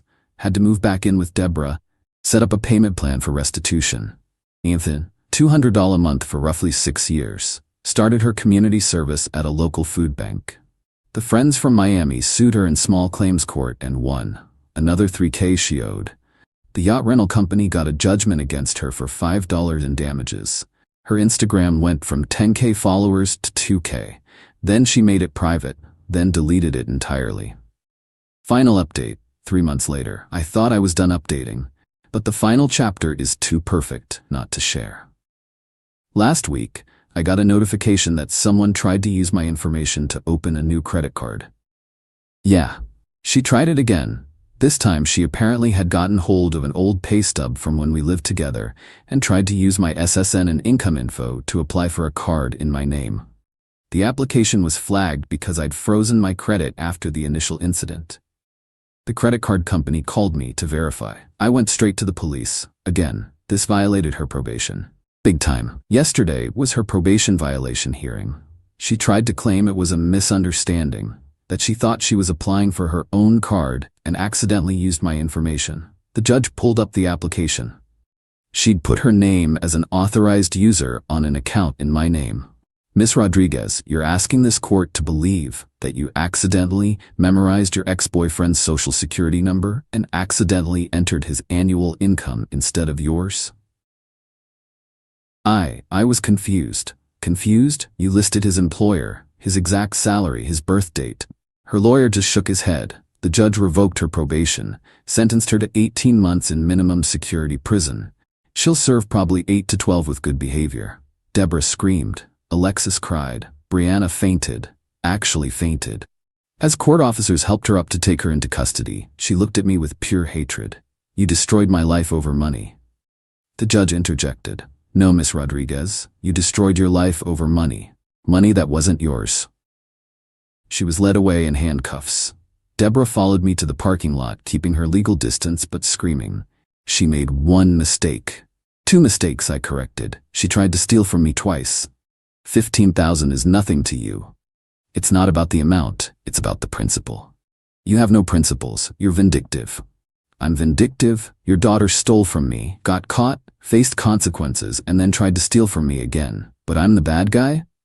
She had no response to that. Just stood there, crying and shaking. I got in my car and drove away. Felt nothing but relief. Tom called me later that evening. "You know Alexis posted about you again?" "Don't care. She's calling you a class traitor for sending Brianna to prison." "Class traitor? Her family has more money than mine. They just refuse to pay for Brianna's BS." Yeah, apparently Deborah has a healthy retirement fund, but wouldn't cover the restitution because Brianna needs to learn. Learn in prison, I guess. The truth is, I could have absorbed the 15K loss. It would have hurt, but I could have managed. But that was never the point. The point was that she felt entitled to steal from me because I made enough. She believed my success meant she could treat me like an ATM. And when caught, instead of showing remorse, she tried to manipulate, threaten, and harass me into compliance. Then she tried to steal from me again.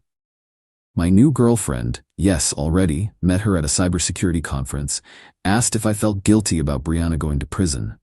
No, I feel guilty it took me 2 years to see who she really was. Would you do anything differently? Yeah. I'd have never given her the credit card in the first place. We're taking a trip to Costa Rica next month. Separate credit cards, separate rooms until we get more serious. Clear boundaries from day one. Brianna's friends still occasionally try to contact me through fake profiles. The messages range from calling me heartless to begging me to help with her commissary fund. I block them all. The credit card company sent me a letter. They're pursuing the criminal restitution through the court.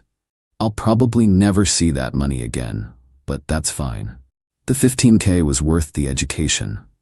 Expensive lesson, but learned. When someone shows you who they are, believe them. Entitlement doesn't go away, it escalates. You make enough is code for, I deserve your money. Never, ever give someone access to your finances unless you're married, and even then, be careful. Document everything. To those saying I went too far, she stole $15,000, admitted it, showed no remorse, and then tried to steal more while on probation. I didn't go far. The law did exactly what it's supposed to do. Brianna, if you're reading this from your minimum security cell, that manifestation journal you kept, you manifested this. Congratulations. The argument started like they always do, over something stupid. It was a Saturday morning, and I just needed to go to the hardware store. I'm in the middle of building some shelves for my office, and I needed different screws. The keys to our only car, a nice SUV, were on the tray by the door where my wife, Amelia, likes them kept.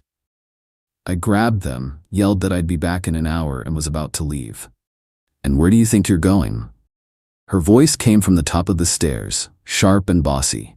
She was standing up there with her arms crossed, looking down at me. Not like a wife, but like a principal about to give a kid detention. To the hardware store, I said, trying to keep my voice even. I need screws for the shelves. She walked down the stairs slowly, just staring at the keys in my hand. Did you ask me if you could take the car? I just looked at her for a second. The question was so ridiculous. I'm a 42-year-old man. I'm a partner at an architectural firm. I don't need to ask permission to go buy screws. It's our car, Amelia, I said. I could already feel myself getting annoyed. It's my car, she said back with this little smirk. The registration is in my name. The insurance is in my name. Your name isn't on a single piece of paper for that vehicle. It's a privilege for you to use it, not a right. And yeah, technically, she was right. When we bought the car 3 years ago, her dad, who is a financial planner and manages our money, said it was smarter for tax purposes to put it in her name. Like an idiot, I went along with it to avoid a fight. I paid the down payment for my savings, and the monthly payments come from our joint account, which my salary mostly funds. But on paper, it was hers. And now she was using that paper like a weapon. I need to go to the store, I said again, my voice getting harder. She just held out her hand. The keys, Michael. I didn't move. We just stood there staring at each other. This wasn't about the car, and we both knew it. It was about control. It had always been about control. Her controlling the money, our social life, even what temperature the house was set at. This was just her being more obvious about it than usual. Finally, her voice got louder, and she snapped. No car keys until you learn to ask for permission. I am not having this argument every single weekend. I looked at her hand, then at the keys, then at her face. Her expression was just cold. And that was it. Something in my head just settled. A decision that had been building for years finally clicked into place. This marriage wasn't just bad. It was a cage, and she had just rattled the bars one last time. I didn't yell. I didn't fight. I put the keys right in her hand. Sure, I said. My voice was calm, almost flat. You're right, I should have asked. The look of pure victory on her face was something to see. She thought she'd won. She thought she'd put me in my place. She turned with a smug smile and walked back upstairs, leaving me standing there like a teenager who'd just been grounded. She had no idea she hadn't just won a stupid argument. She had just started an avalanche. Update 1. That weekend was weird. I played the part of the good, obedient husband. I finished the shelves with the wrong screws. I spent the rest of the time reading in my office. Anytime Amelia wanted to go out, I'd politely ask if I could come with her. To the grocery store, to her parents for brunch. She was loving it, acting all high and mighty now that she'd won, granting me the privilege of riding shotgun in the car I paid for. But while I was acting defeated, my mind was working overtime. Look, I'm an architect.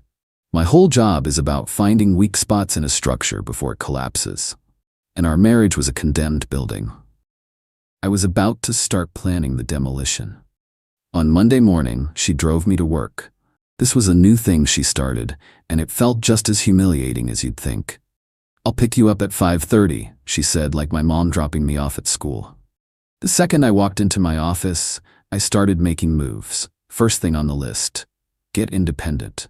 At lunch, I walked over to a car dealership near my office. I didn't want another SUV. I wanted something for myself. I test drove a sports sedan I'd wanted for years. One Amelia always said was impractical. I leased it right there on the spot, using money from my personal savings. The dealership said they could deliver it to my office garage by the end of the day. Second on the list, cut off the money supply. After the dealership, I went to a completely different bank. I opened a new checking account, a new savings account, and an investment account, all just in my name. Back at the office, I got on my company's HR portal and had my entire paycheck rerouted to my new accounts. That was the end of my money going into the joint accounts Amelia and her dad controlled. Third, and most important, figure out the damage. For years, I'd let Amelia's dad, Richard, manage our finances. He's a partner at a small wealth management firm and had convinced me he could get us better returns. I had even given him power of attorney over my investment portfolio, which I had for 10 years before I even met Amelia. It was a stupid mistake based on trust, and I was about to find out just how stupid. I spent the rest of the afternoon on the phone with my lawyer, Ben. He's a shark who specializes in messy, high-asset divorces. I told him everything. Ben was blunt. He said I had to revoke Richard's power of attorney immediately and get an independent audit of everything he'd ever managed. He warned me it was going to get ugly. That evening, I was waiting on the curb when Amelia pulled up. She had that smug look on her face. "Ready to go home?" she asked. "Actually," I said, "I think I'll drive myself." Right on cue, a flatbed truck from the dealership pulled into the driveway. On the back was my new car, a black sedan looking mean and ready to go. The driver hopped out and handed me the keys. Amelia just stared, her mouth hanging open as they unloaded my car. The look on her face was something else. It wasn't just shock or anger. I saw fear in her eyes for the first time in a long time. It was the fear of a queen who just watched a pawn get to the other side of the board. "What is that?" she finally managed to say. "That," I said, holding up my new keys, "is my car, so I don't have to ask for permission anymore." I got in, and the smell of new leather was incredible. I looked over at her, still sitting in her SUV, looking completely stunned. I gave her a little wave and drove off, leaving her in my rearview mirror. The first bomb had gone off. Update 2. The drive home was amazing. I just listened to the engine. It was a hell of a lot better than the tense silence I'd gotten used to at home. When I pulled into the driveway, she was already there, having broken who knows how many laws to beat me home. She was standing on the porch, arms crossed, looking furious. "We need to talk," she said, her voice low. "Okay," I said and walked right past her into the house. She came in after me, slamming the door. "You bought a car? A $60,000 car? Without even discussing it with me?" "Leased it, actually," I said. "And you're right, I didn't. I made a decision. I need a reliable way to get to work, and my access to the other car became conditional." "Conditional? I just wanted you to ask. It's common courtesy, Michael." "No, Amelia," I said, finally turning to face her. "It's control, and I'm done playing. The new car is just the first of many changes around here." The anger on her face just vanished, and she went pale. She started to look scared. "What does that mean?" "It means I had a very interesting talk with my lawyer today," I said, "and my new bank manager." I'm taking back control of my finances. My paycheck isn't going into the joint account anymore, and I've revoked your father's power of attorney over my investments." Mentioning her father was a direct hit.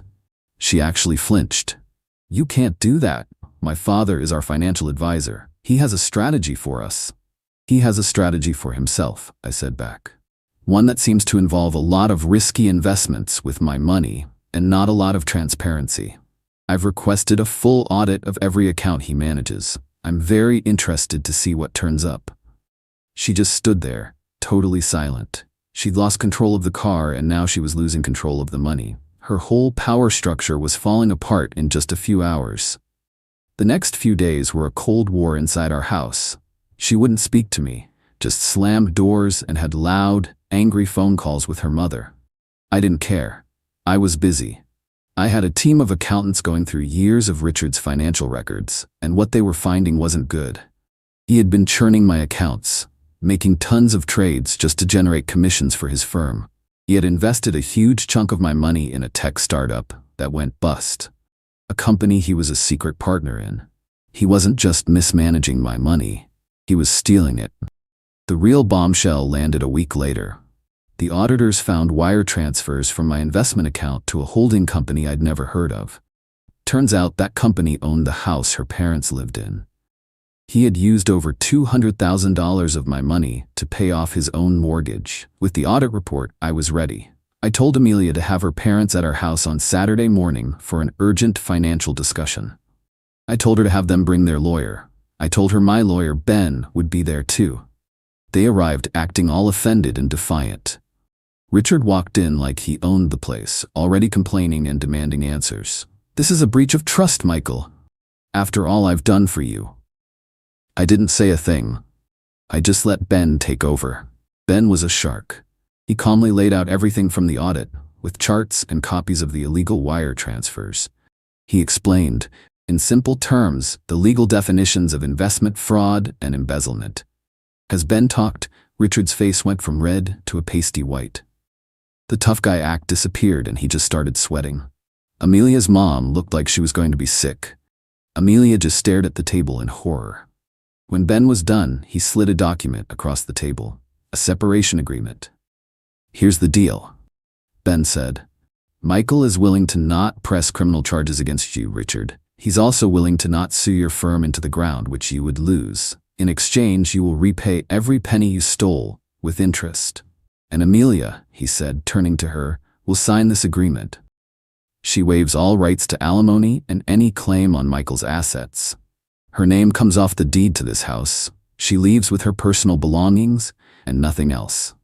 Their lawyer, who was clearly out of his league, started to argue about marital assets. Ben just smiled. "Are you sure you want to do that? My next call is to the DA. Your client is looking at 10 years in federal prison. His daughter could be an accessory. Your choice." Final update. The negotiation was over before it started. Faced with prison, they folded. Richard, it turned out, had just enough money stashed away to pay me back. He had to sell off some properties and liquidate his own portfolio, but the full amount was wired to my account within a week. Amelia signed the papers. She had no other option. The day she moved out was quiet. She packed her stuff without a word, her face just a mask of bitter anger. She didn't cry or yell. I think she was just exhausted. The game of control she and her father had been playing for years had finally trapped them. The last I heard, her parents had to sell their big house and move into a small condo. With my money gone and Richard's reputation shot, their fancy lifestyle was over. His firm is being investigated, and he'll probably lose his license. Amelia is living with them. She had to get a real job as a sales associate in a department store. She's living a life she never wanted, without the financial safety net she always took for granted.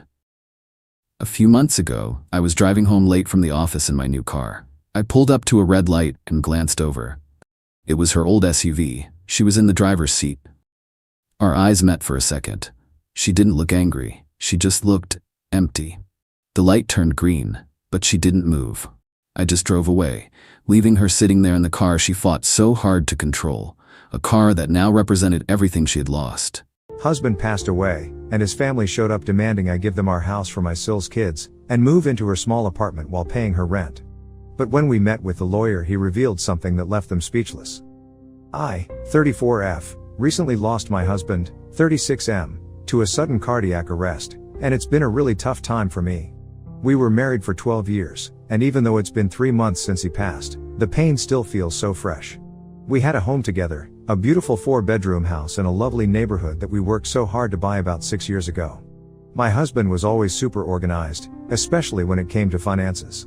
He made sure everything was legally sorted and documented, and I never really gave it much thought back then, but now, looking back, I'm incredibly thankful for how he took care of all that. I know this might seem a little out of context, but believe me, it will come around. My in-laws and I have never been close. They've always been very traditional and, to be honest, never fully accepted me. I chose to focus on my career. I'm a software engineer, which they didn't understand because they expected me to stay at home and have kids. They were polite enough, but there was always this subtle tension between us. My sister-in-law, 38F, was their favorite. She's married with 3 kids, stays at home, and basically fits the mold of what they consider the perfect daughter. Things began to take a strange and unsettling turn not long after my husband's funeral. At first, my in-laws seemed genuinely supportive.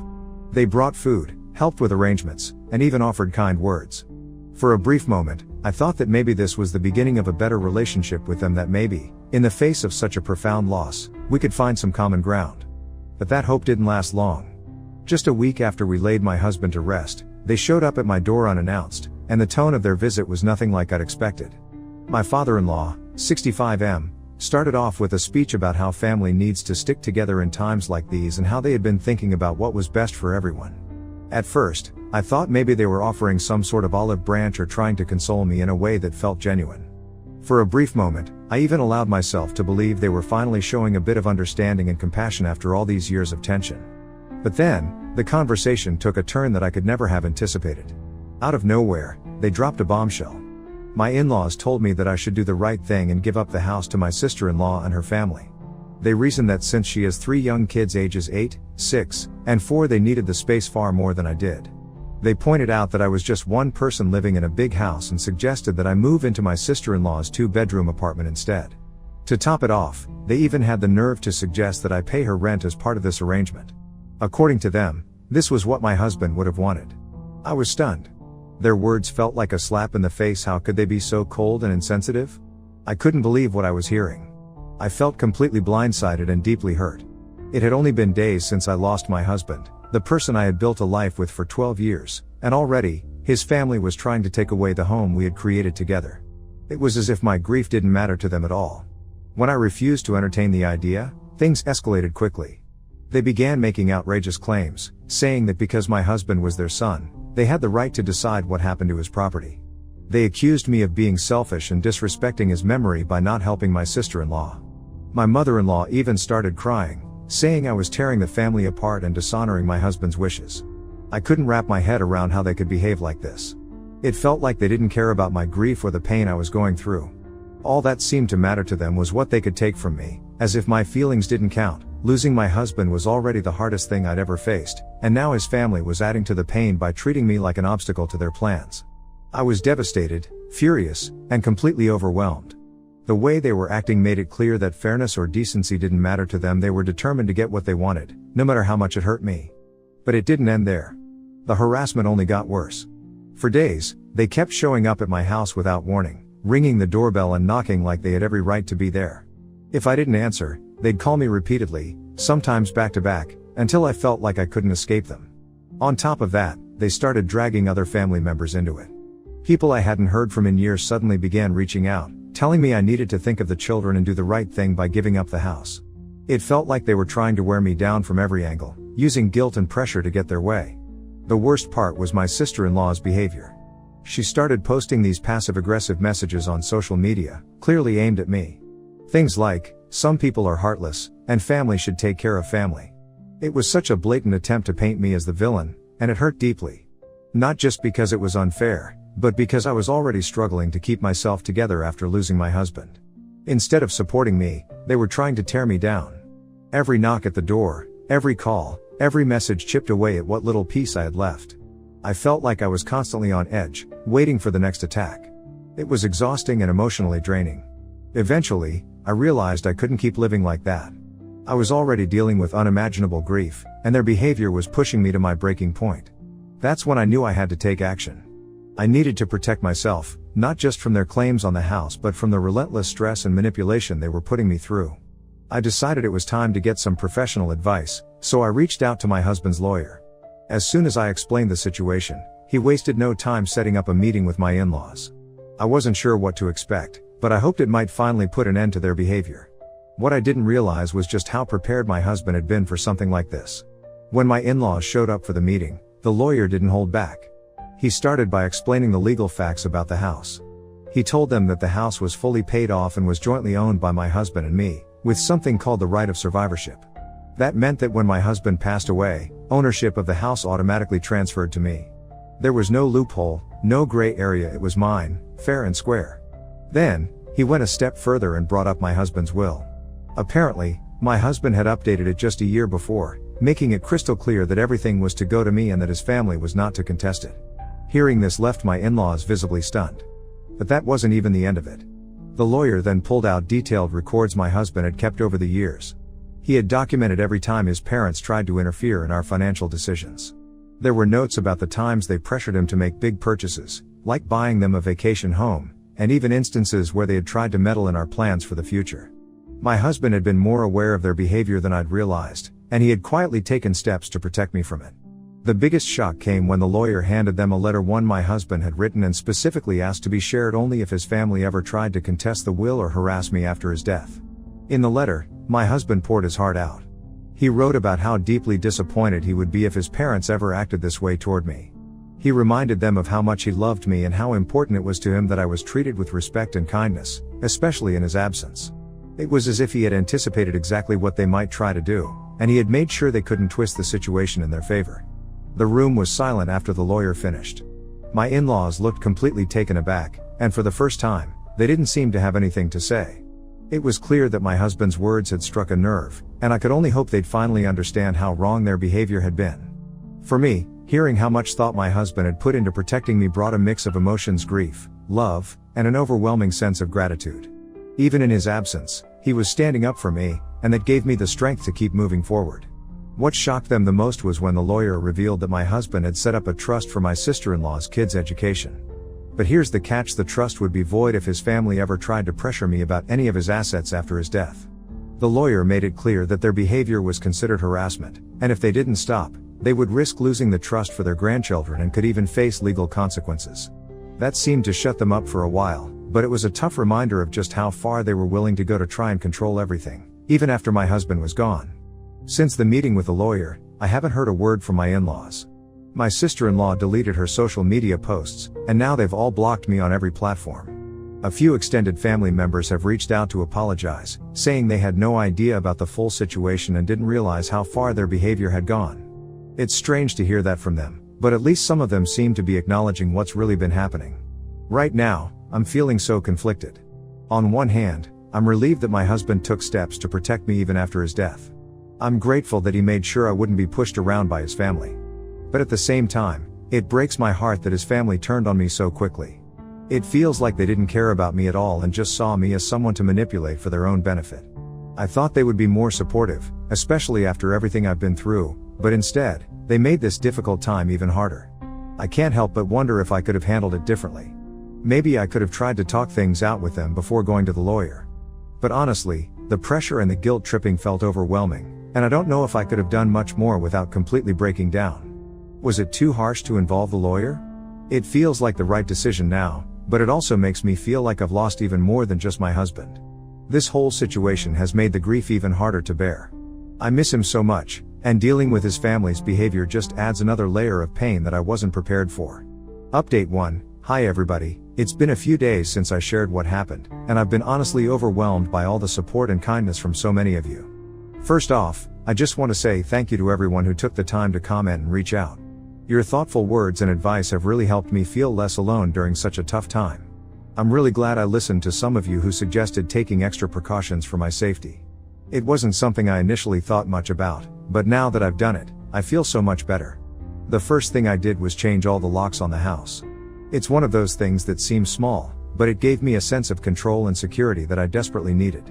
I also installed a doorbell camera, and honestly, I wish I'd done that sooner. It's such a relief being able to see who's at the door without having to open it, and it's especially useful now when I'm feeling a bit on edge. Thankfully, my in-laws haven't shown up again, but just knowing I have these measures in place gives me some peace of mind. It's one less thing to worry about in the middle of all this chaos. Of course, just as I was starting to feel a little more settled, I got a letter from my in-laws' lawyer. I knew it was coming at some point. They're nothing if not persistent, but it still managed to throw me off. In the letter, they claimed they were entitled to the house because, according to them, it was a family purchase. Reading that made my blood boil. It's such a blatant lie. My husband and I worked hard to buy this house together. We saved up for years and made it happen with our own money. There was no family involvement, financial or otherwise. The house was our dream, something we built together, and for them to try and rewrite history like that was infuriating. I forwarded the letter to my lawyer right away, and thankfully, he was quick to reassure me. He said their claims were completely unfounded and had no legal basis whatsoever. He told me not to worry about it and to let him handle everything, which was a huge relief. Still, it's hard not to get upset when they keep coming at me like this. It feels like they're trying to grind me down, hoping I'll eventually give up and give in to their demands. But I've made up my mind I'm not going to let them win. This is my home, and I'm not going to let them bully me into giving it up. On another note, some of you had asked about the trust my husband set up for his nieces and nephews, and after seeing your comments, I decided to dig into it a bit more with my lawyer. What I found out honestly brought tears to my eyes. My husband had set aside $100,000 for each of the kids to use for their education. That's such a huge, thoughtful thing to do, and it really shows how much he cared about his family. Even with all the drama and tension with his parents, he wanted to make sure his nieces and nephews would have the chance to build a better future for themselves. It's just one more reminder of the kind of person he was: generous, forward-thinking, and deeply loving. What's hard to wrap my head around is how his parents could be willing to risk all of that. By trying to take the house from me, they could have jeopardized the entire trust. It's beyond selfish, it's downright reckless. It's hard to believe they'd put their own greed above something as important as their grandchildren's education. It's heartbreaking and infuriating all at once. My husband wanted so much for his family, and it's painful to see how little they value his wishes. But no matter what they do, I'm determined to honor him and protect what he worked so hard to create, both for me and for those kids. I recently found out something else that just added to the frustration. My husband's best friend told me that my in-laws have been spreading rumors about me, saying I blindsided them with legal action. According to them, they were just trying to help and I completely overreacted. It's honestly so upsetting because that's not even close to the truth. They're trying to paint themselves as victims when all I've done is stand up for myself against their ridiculous demands. It feels so unfair, but at this point, I guess I shouldn't be surprised by anything they do. The silver lining in all of this is my husband's best friend. He's been such an amazing support. Not only has he been there for me emotionally, but he's also been calling them out on their lies. He's even shown people screenshots of my sister-in-law's old, deleted social media posts, the ones where she was throwing shade at me and trying to guilt trip me. Thanks to him, people are seeing through their fake narrative. I can't even put into words how much I appreciate him for standing up for me. It's comforting to know that not everyone is buying into their story and that I have people in my corner. Emotionally, though, this whole situation has been draining. Everywhere I look in the house, I see memories of my husband and the life we built together. We poured so much love and effort into this place, like the time we spent weekends doing little renovations or how we'd carefully choose furniture and decorations that felt like us. This house was our safe space, our sanctuary. Now, those beautiful memories are clouded by everything his family has done, and it's such a hard mix of emotions to process. I want to focus on the love and happiness we shared, but the anger and hurt from their betrayal keep creeping in. Despite all of that, I'm doing my best to move forward. I've decided that I'm not going to let them ruin this house for me. This is my home, and I'm reclaiming it piece by piece. I've started reorganizing some rooms and making little changes here and there to help it feel like my own space again. I bought some fresh flowers for the living room, which has actually brightened the space more than I expected. I also put up new curtains in the kitchen, and they've completely changed the vibe of the room. It's a small thing, but it feels like progress. Each little step feels like a win, no matter how small. It's bittersweet. On one hand, it's hard to make changes to a place that holds so many memories of my husband. But on the other hand, it's helping me find a bit of normalcy and control in the middle of all this chaos. It's like taking my life back one piece at a time. It's not easy, and I still have hard days, but I'm determined not to let his family's actions overshadow the life we built together. I owe it to myself and to him to keep going, even if it's just one small step at a time. Update 2. Things have taken a completely unexpected turn, and honestly, I'm still trying to make sense of it all. A few days ago, my sister-in-law's husband reached out to me privately. To say I was caught off guard would be putting it mildly. He apologized over and over for everything that's happened. He admitted he had no idea what his wife and my in-laws were planning until after they ambushed me. He seemed genuinely horrified by the whole situation. Apparently, they kept him completely in the dark. When he finally found out, he was furious. He said there was a massive argument between him and my sister-in-law over the entire ordeal. He told me he's really worried about how all this might impact their kids, especially the educational trust my husband set up for them. He asked if there was any way to fix things and repair the damage, but I told him I needed some time to think about it. I mean, how do you even start to untangle something this messy? It's not just about forgiveness, it's about protecting myself and honoring what my husband would have wanted. I can't make a rushed decision here, not with so much at stake. At the same time, I've started hearing how all this drama is affecting my husband's extended family. Word has spread, and it's not going well for his parents. 3 of his cousins have actually cut ties with them after finding out how they treated me. I was shocked when I heard that. The cousins reached out to let me know they were appalled by the in-laws' actions and couldn't support what they described as outright greed and cruelty. They also said they're disgusted that my in-laws are risking the kids' trust fund just to try and take the house from me. Of course, not everyone is taking sides. Some relatives are trying to stay neutral, which I guess I can understand. They probably don't want to get caught in the middle. But a few still believe my in-laws' twisted version of the story. It's frustrating, but I can't control what people choose to believe. All I can do is stick to the truth and let the facts speak for themselves. I never wanted any of this to cause a rift in the family. I've already lost so much, and now it feels like the fallout from this situation is just rippling through everyone. But at the same time, it's hard not to feel like my in-laws brought this on themselves.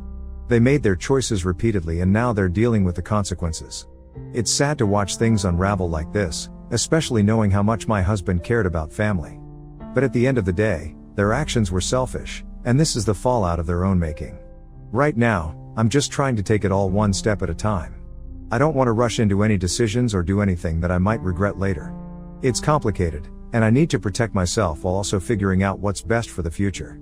One thing is for sure, though, this whole mess has shown me who I can count on and who truly has my back, and for that, I'm grateful. In the meantime, my lawyer sent a strong response to my in-laws' claims, making it clear that their arguments were completely baseless and warning them that any further harassment would result in legal action. Since that letter was sent, I haven't heard a word from them, and while the silence is a relief, it also serves as a reminder of just how toxic everything has become. I'm hopeful that they've finally gotten the message, but I'm still staying cautious. The locks have been changed, and the doorbell camera gives me some added reassurance. For the first time in weeks, I'm able to breathe a little easier, and it feels like a small victory. I've also started seeing a therapist, and honestly, it's been one of the best decisions I've made during all of this. Talking to someone neutral has really helped me process everything that's happened. My therapist reminded me that it's okay to grieve not just for my husband, but also for the relationship I thought I had with his family. It's hard to admit, but in a way, it feels like I've lost them too, especially with my sister-in-law, who I had a good bond with, even though they've shown they were never really on my side. That loss hurts, but accepting it has been an important part of my healing process. Even so, I can't shake the weight of everything that's happened. My sister-in-law's husband's apology has left me feeling conflicted. On one hand, I appreciate his honesty and that he's willing to confront the situation. It's clear that he's trying to do what's best for his kids, and I can't fault him for that. But on the other hand, it's hard to separate him from the mess his wife and in-laws have caused. Should I consider some kind of compromise for the sake of the children, or would that just open the door to more problems down the road? I don't want to punish the kids for what their parents have done, but at the same time, I need to protect myself and my peace of mind. It's a difficult balance to figure out, and I'm not sure what the right choice is. As for the family rift, I'm torn. Part of me feels guilty that my actions, even though they were justified, have played a role in the growing divide within the family. But another part of me knows that my in-laws are responsible for their own actions. They made the choice to prioritize greed over decency, and now they're facing the consequences. I'm trying my best to focus on the support I've received from the people who truly care about me.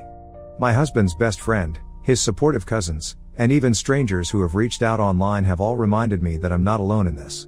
It's comforting to know that there are people who see the situation for what it is and are here for me. At the end of the day, I'm just trying to take things one step at a time. This journey has been overwhelming, and there are still so many unanswered questions. But right now, I'm focusing on finding strength in the small victories, and I'm holding on to the hope that brighter days are ahead. I know it's going to take time to heal and figure everything out, but I'm doing my best to move forward, no matter how slow or difficult it might feel. Update 3. Hi guys, after a lot of reflection, I've finally made a decision about how I want to move forward, and it feels right for me.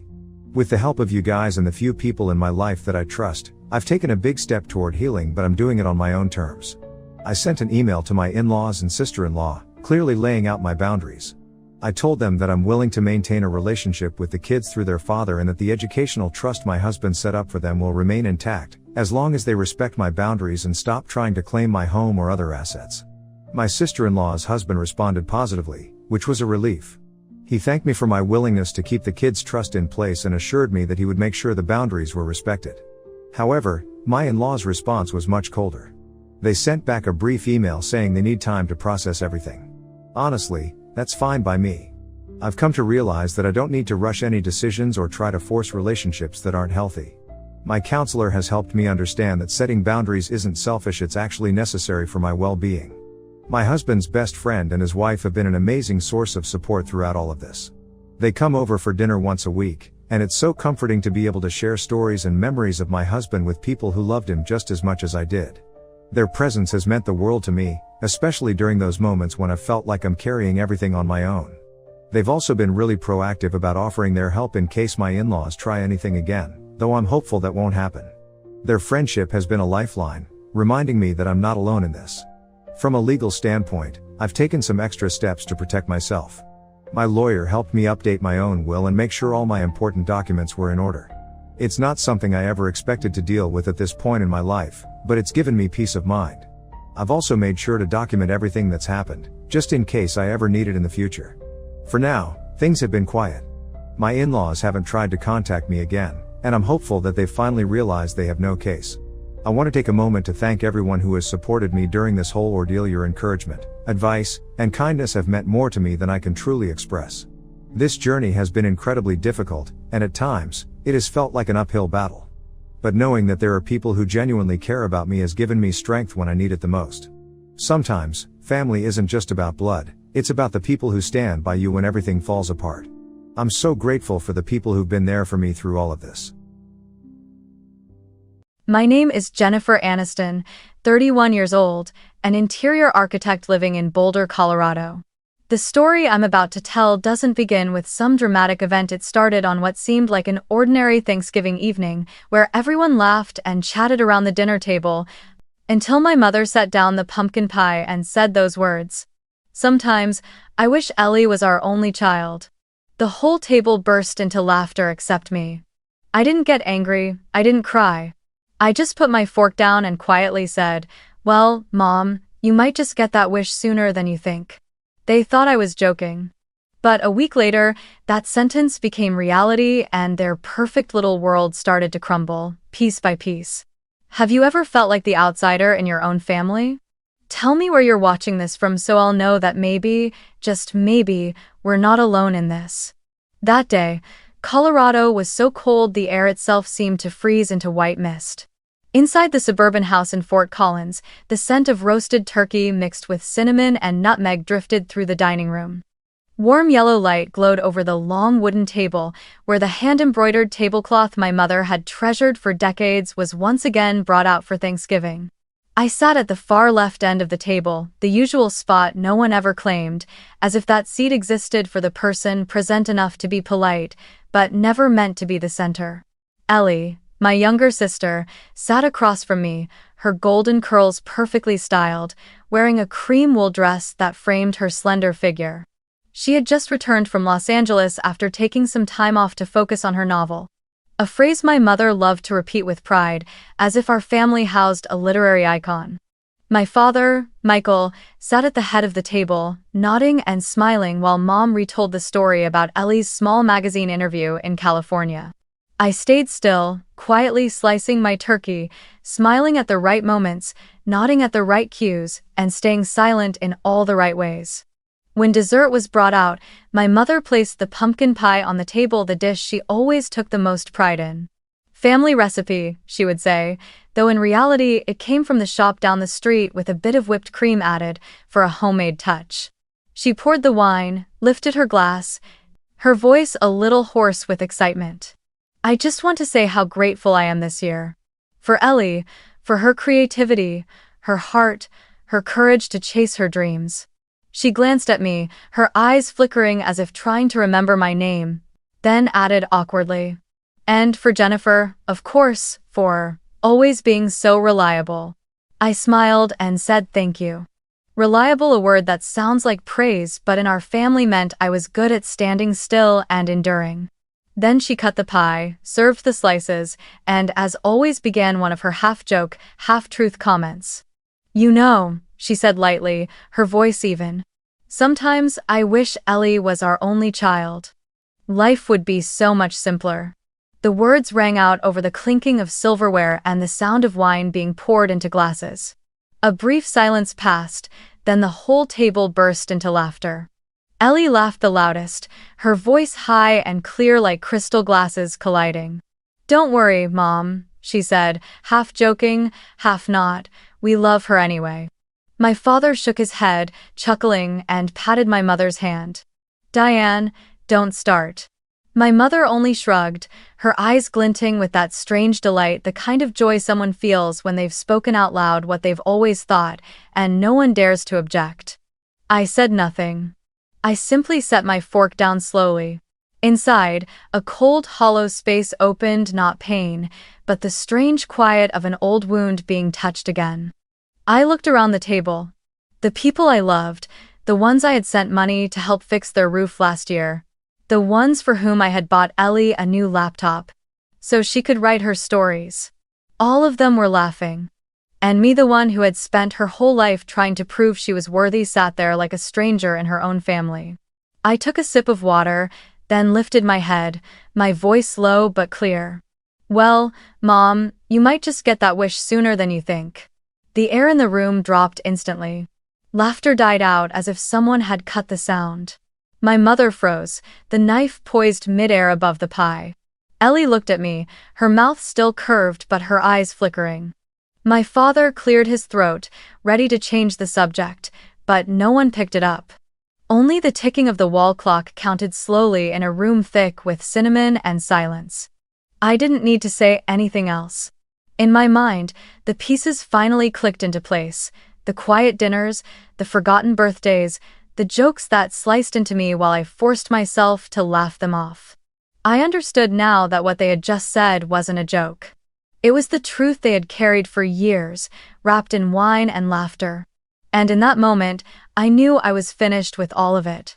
I smiled softly, stood up, cleared my plate, and said quietly, "Thank you for dinner. The pie was great." My voice was steady, no trembling, no anger, only one thing remained. Clarity. As I stepped out of that house, snow had begun to fall. The porch light glowed against the thin sheet of first snow, casting a faint reflection across my car window. I sat behind the wheel, my hands resting on it, listening to the wind rush through the trees and thinking, if they truly wanted a life without me, then maybe it was time to let them have it. And in the freezing breath of that Colorado winter night, I felt it clearly. Something in me had ended. And something else, stronger, had just begun. I drove out of Fort Collins as the clock on the dashboard read 11:47 p.m. Snow was falling thick, covering the road in white, and the cold wind blew across the mountains like the long exhale of winter. My headlights cut through the fog, revealing swirls of snow spinning in the air before disappearing again, like every effort I had made over the last 31 years appearing, glimmering for a moment, then vanishing into silence. The road back to Boulder was so familiar I could have driven it with my eyes closed, but tonight everything felt different. Every curve, every sign, every dark stretch of highway felt as though I were driving through the years of my own past, the years I spent trying to prove my worth to people who never really wanted to see it. The steady rhythm of the wipers, the crunch of the tires on snow, and the soft music on the radio blended into a mournful song I had never heard before. I didn't cry. What I felt now wasn't the sharp pain I had grown used to, but a deep emptiness, as if someone had carved out a hollow space in my chest and left it to freeze over. I thought of my mother Diane and the way she had looked at me at a family wedding last year when I wore a simple navy blue dress.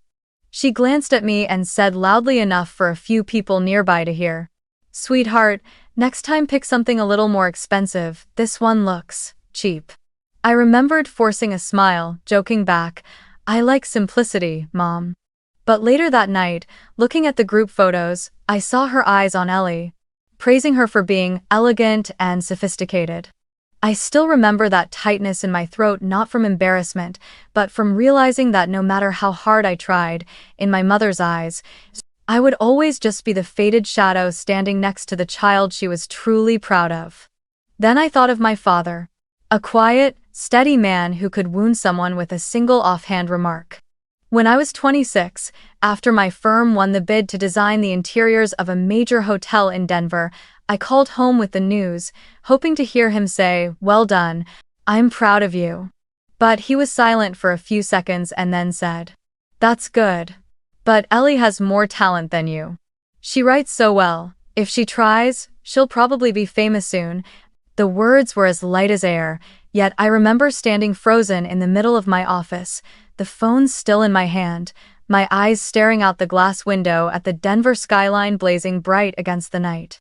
The lights were dazzling, but not enough to erase the smallness spreading through my chest. I also remembered the time Ellie used my credit card to buy a MacBook. When the bank sent the bill, I thought it was a system error.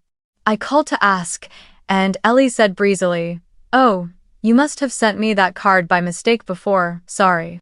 I thought it was mine. I knew it was a lie, but my mother stepped in immediately.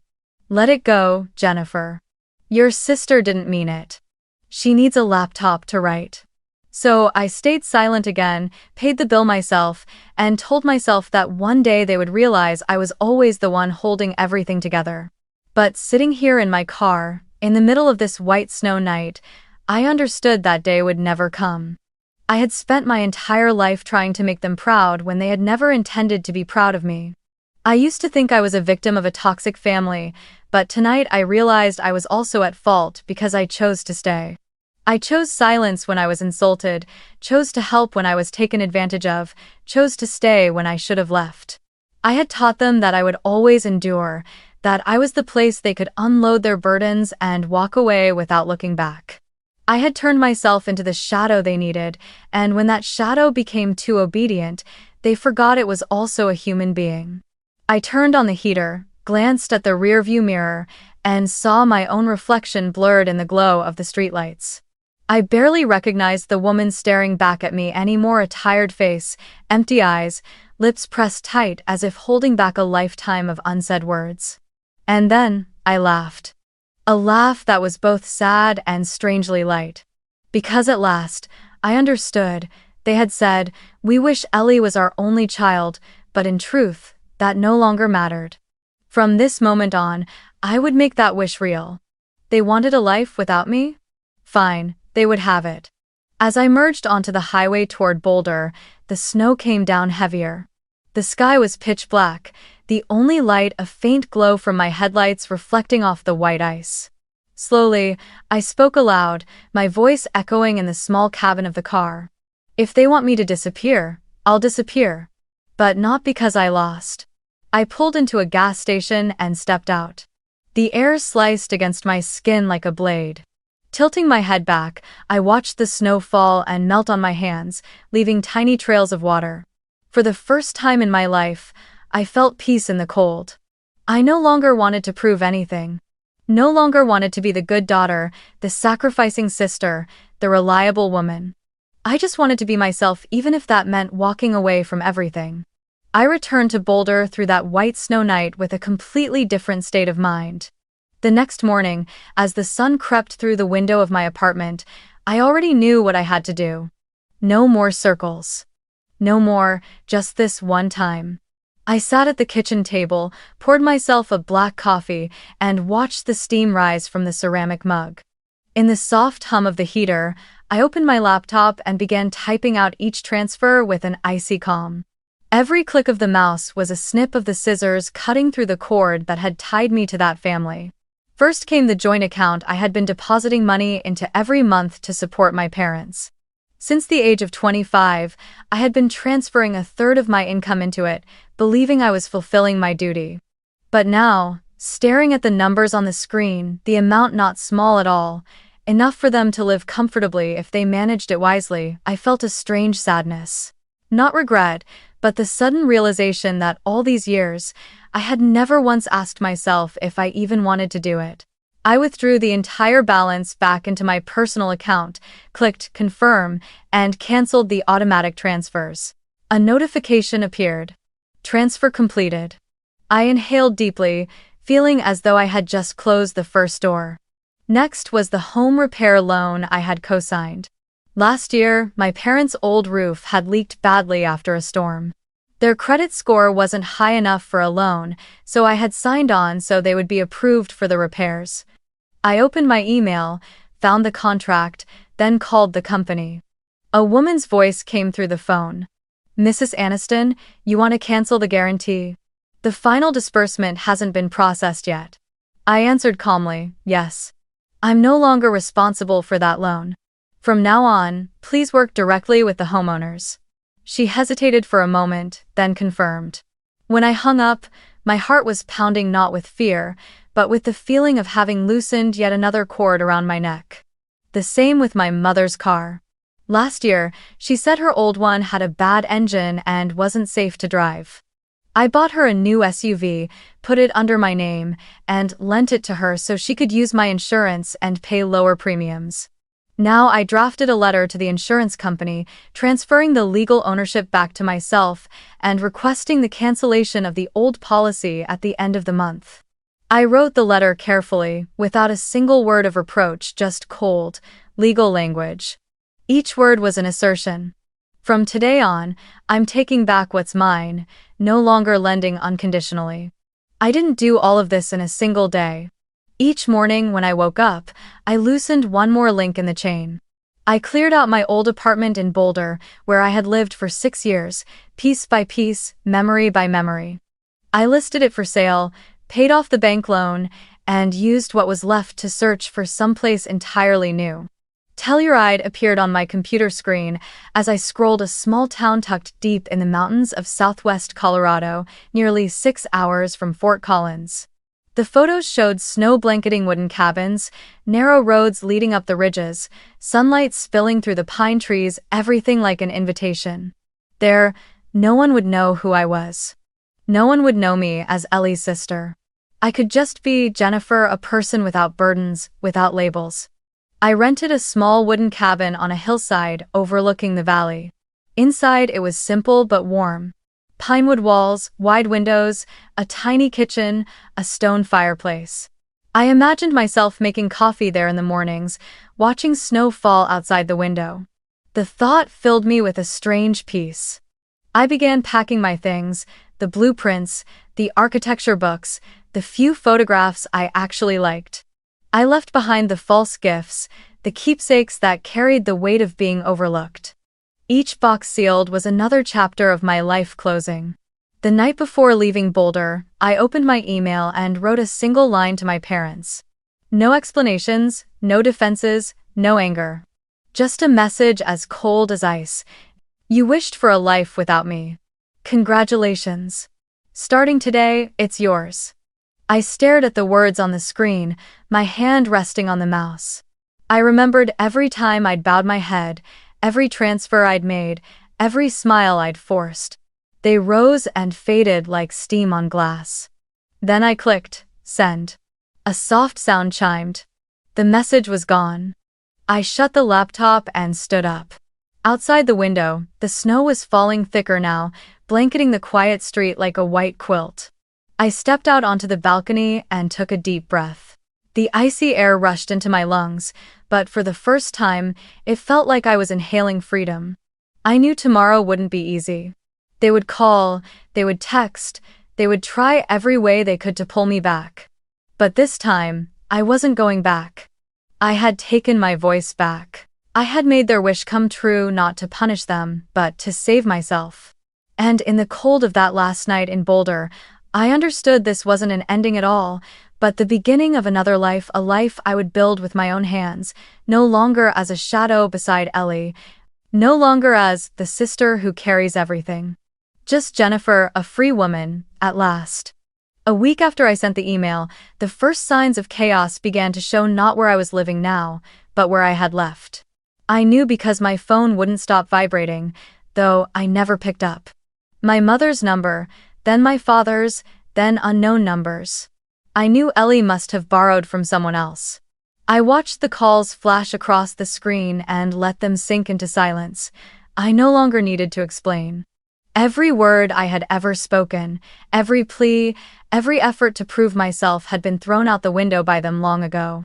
Now they would have to live with the wish they had spoken aloud, a life without me. On Monday morning, I received an automatic email from the bank, a copy of the old statement for the account I'd once shared with my parents to help them cover the monthly mortgage. This time, a red line stood out. Automatic payment failed, insufficient funds. I let out a small laugh, not out of glee, but because it was exactly as I'd predicted. Every month, I had quietly topped off the shortfall because their retirement income wasn't enough to cover the bills. Now that mortgage had no one standing behind it. The first shield had fallen. I could almost picture my mother panicking when the bank called, her voice trembling at the thought of losing the family home I had been helping to sustain all these years. 3 days later, another email arrived, this time from the insurance company. Since I had canceled the policy, the SUV my mother drove was no longer legally insured. I imagined she kept driving as usual until one cold afternoon when a police officer pulled her over for a routine check.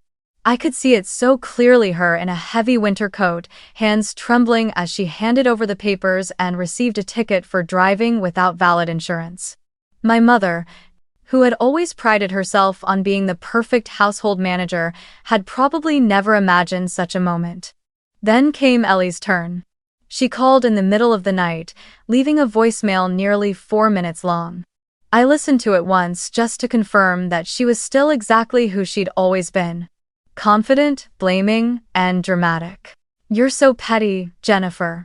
I only wanted to borrow a little money to open my writing studio, but the bank said they couldn't approve it because you withdrew your guarantee. Do you know what that's done to me? Mom's been crying all day. Do you want to see us fall apart? Fine, you win. You've always been the cold one." I listened to that voice, a mix of anger and pleading, and realized I felt nothing. No pity, no fury, just absolute stillness. My father was next. He called repeatedly, leaving short messages, sometimes commanding, sometimes pleading. "Call me back. This has gone too far. Your mother's falling apart. Please come home. Stop acting like a child, Jennifer."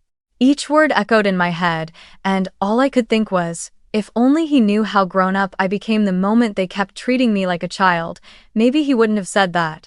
I didn't delete the messages, I simply turned off notifications. Every missed call, every unheard voicemail became another brick in the wall of freedom I was building, the wall I had never dared to construct before. In Telluride, my life began to find its rhythm. Each morning, I woke early and opened the window to breathe in the crisp mountain air. The sunlight glistened on the snow, so bright it made my eyes squint. I bought a small wooden table and placed it by the window where I could work on freelance design projects. When I drew, time seemed to stop. No more ringing phones, no more voices filled with guilt or blame, just the sound of a pencil gliding across paper and the steady beat of my heart. I learned to listen to the silence, the sound I once feared, but which had now become the soundtrack of my rebirth. Meanwhile, in Fort Collins, the dominoes began to fall. I heard bits of news through my mother's old friend, Helen, who sent me an email asking, "Are you all right, Jennifer? Your mom doesn't look well. The house is under pressure from the bank, and Ellie's been gone for a few days. Your dad looks exhausted." I read the message quietly, then replied with just one line. "Thank you for checking on me. I'm fine." I didn't ask for more details because I already knew what was happening. My mother was likely calling me every day, blaming me for destroying the family, never realizing that I had simply stopped playing the role of their rescuer. They weren't falling apart because I left, they were falling apart because they never learned how to stand without someone holding them up. One evening, as I sat by the fireplace, my phone buzzed again. A new message from my mother. "Jennifer, please, come back. I know I said things I shouldn't have. Your father isn't eating, Ellie is falling apart. We need you. Stop acting like a child, please." I read that message over and over, word by word. Stop acting like a child. How ironic. They called me childish for doing the one thing an adult must eventually do: set boundaries. I didn't reply. I switched off my phone, set it on the table, and stepped out onto the porch. The night was dark, snow falling slowly, the moonlight turning the pine forest into liquid silver. I pulled on a wool sweater and sat down on the wooden chair, gazing up at the sky. No more anger, no more pain. Only stillness, the very thing I had once mistaken for loneliness but now recognized as the sign of freedom. I realized some lives only truly begin after you let everything collapse without rushing to save it. Somewhere out there, beyond the Colorado mountains, I knew Fort Collins was descending into chaos. And here I was, in my small cabin, learning how to breathe again. Every unanswered ring was a deeper breath. Every deleted email was a step closer to the life I had chosen. And in that silence, I understood something profound. Sometimes the greatest revenge isn't making someone else hurt, it's living so peacefully that their pain can no longer reach you. On my first morning in Telluride, I woke before the sun rose above the snow-covered peaks. The air was sharp and cold, slipping through the cracks of the window frame, carrying the faint scent of pine, the forest's quiet way of saying welcome. I opened the window and looked out at the valley below, still asleep beneath a layer of mist. I could hear the steady tapping of a woodpecker on an old tree, and somewhere in the distance, the faint hum of a snowmobile tracing a thin line across the frozen ground. My cabin was small, but everything in it felt just right. A wooden table by the window, a low bookshelf propped up by two flat stones, a tiny kitchen that stayed warm thanks to the stone fireplace, and a hand-woven rug I'd found at a thrift store in town. I brewed a cup of coffee, the rich aroma rising in the air, and suddenly felt something unfamiliar, being in a place where no one knew my past, where no one expected me to save them, where my worth wasn't measured by the money I sent. I pulled out a chair and opened my laptop. The screen lit up with my teaching schedule. 3 basic studio classes for first-year architecture students from a community college in Denver, and a private workshop I had just launched on an online platform. I greeted them with a calm good morning and guided them through sketching shapes by hand before moving to digital tools, reminding them to find the natural light in their room before switching on lamps, because real light will teach you more about space than any textbook ever could. Faces filled the small squares on my screen, curious, clumsy, but bright-eyed. When they held up their sketches to the webcam, I didn't just see lines and angles. I saw what architecture had always taught me, that inside every structure, there's a story waiting to be heard. During my lunch break, I turned to the old design drafts I had once stuffed into the bottom of a drawer, sketches I'd abandoned with excuses like no time or no budget, when in truth, I just hadn't been brave enough to make time for myself. I spread the paper across the table, sharpened the tip of my 2B pencil, and drew the horizon line of a single-story house opening toward a sloping hillside. I added a beam of light streaming from a skylight into the kitchen, imagining the warmth of afternoon sunlight spilling across the dining table, a space free from words that made anyone shrink. With every line I traced, my breathing grew lighter, as though the pencil itself was carving a hidden passage into a chest that hadn't taken a deep breath in years. Dusk came quickly in the mountains. When I stepped outside to take out the trash, I noticed the cabin next door flickering to life with a warm yellow glow. The door was half open, and a man with tousled brown hair and a thick down jacket was backing out carefully, cradling a massive tripod against his chest, a camera backpack bulging behind him. He fumbled and nearly tripped on the steps. I laughed softly, stepping over just in time to catch the edge of the tripod before it hit the porch. "Thanks," he exhaled, his cheeks flushed red from the cold, his voice deep and steady. I'm Eric.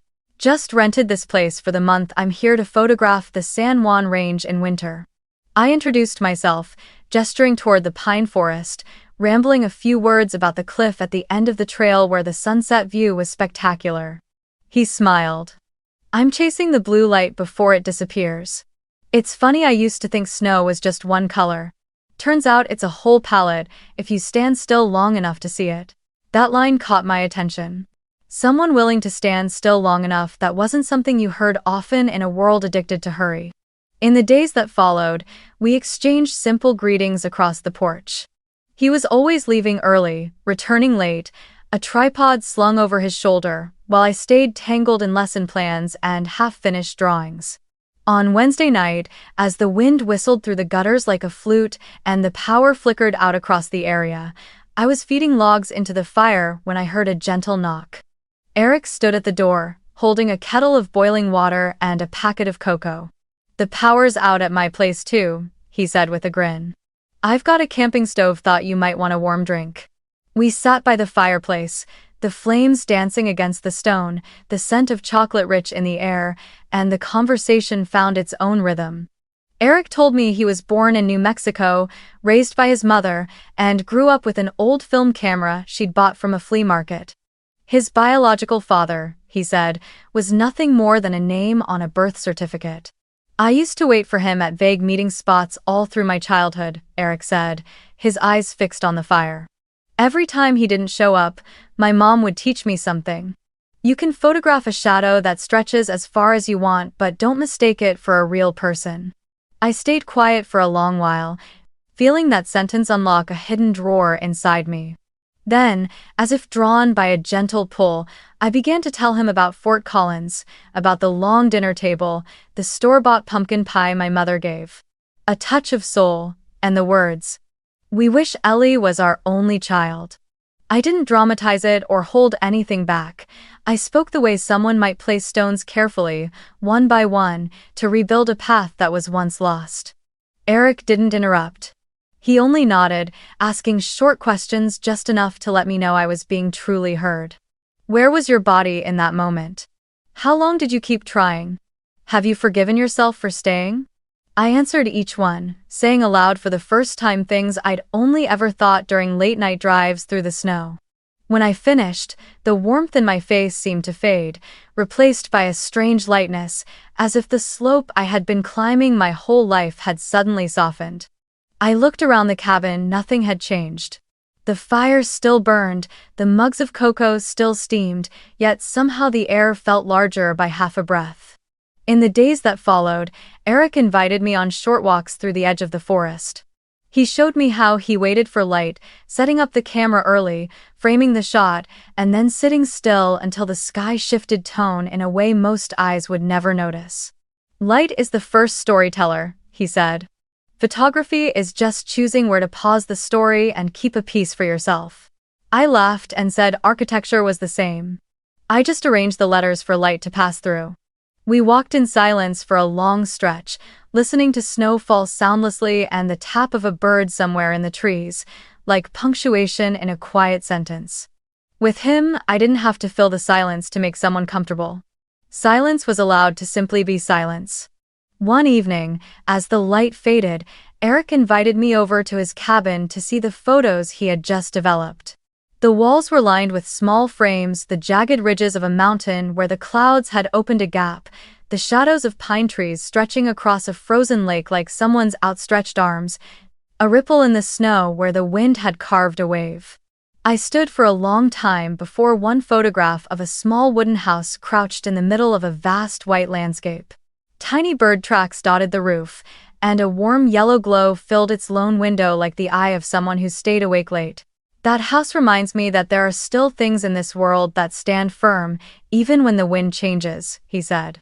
I swallowed a strange gratitude, because it felt as though he had just spoken for me for my little cabin.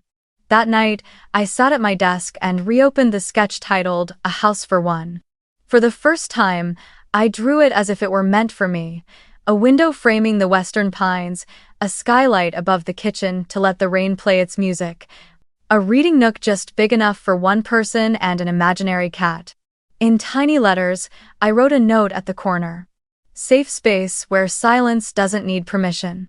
On some evenings, after long hours of teaching that left my throat dry, I would walk to the edge of the hill, breathe in the scent of pine, and listen to the faint cracking of distant ice, a soft reminder that everything is shifting, slowly but surely.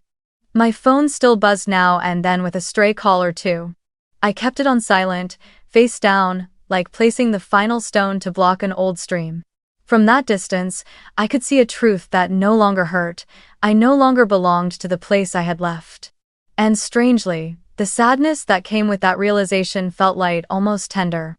One evening, as we carried firewood inside before a snowstorm, Eric asked, without looking at me, "Do you think you'll ever go back?" I shook my head. "I'll go back to my own version of me, the one I abandoned for too long. As for them, probably not." He said nothing, only placed another log into the fire. In the crackle and pop of burning wood, I suddenly saw a truth I had never named before. Sometimes, family isn't where you were born, it's where you are finally seen. In Telluride, among the snow and the pines, between the tapping of woodpeckers and the steady breathing of a neighbor who knew how to wait for light, I began, for the first time, to feel myself taking shape. No longer a shadow of anyone. I stopped counting how many times they called, stopped measuring how often I had helped. Each morning I opened my eyes was a blank page. Each night I closed my door was a soft line written across it. Today, I lived on my own terms. And within that simplicity, a quiet rebirth was taking place, not loud, not performative, not in need of validation, like an underground spring searching for a way out beneath the frozen ground. Slow, patient, and certain.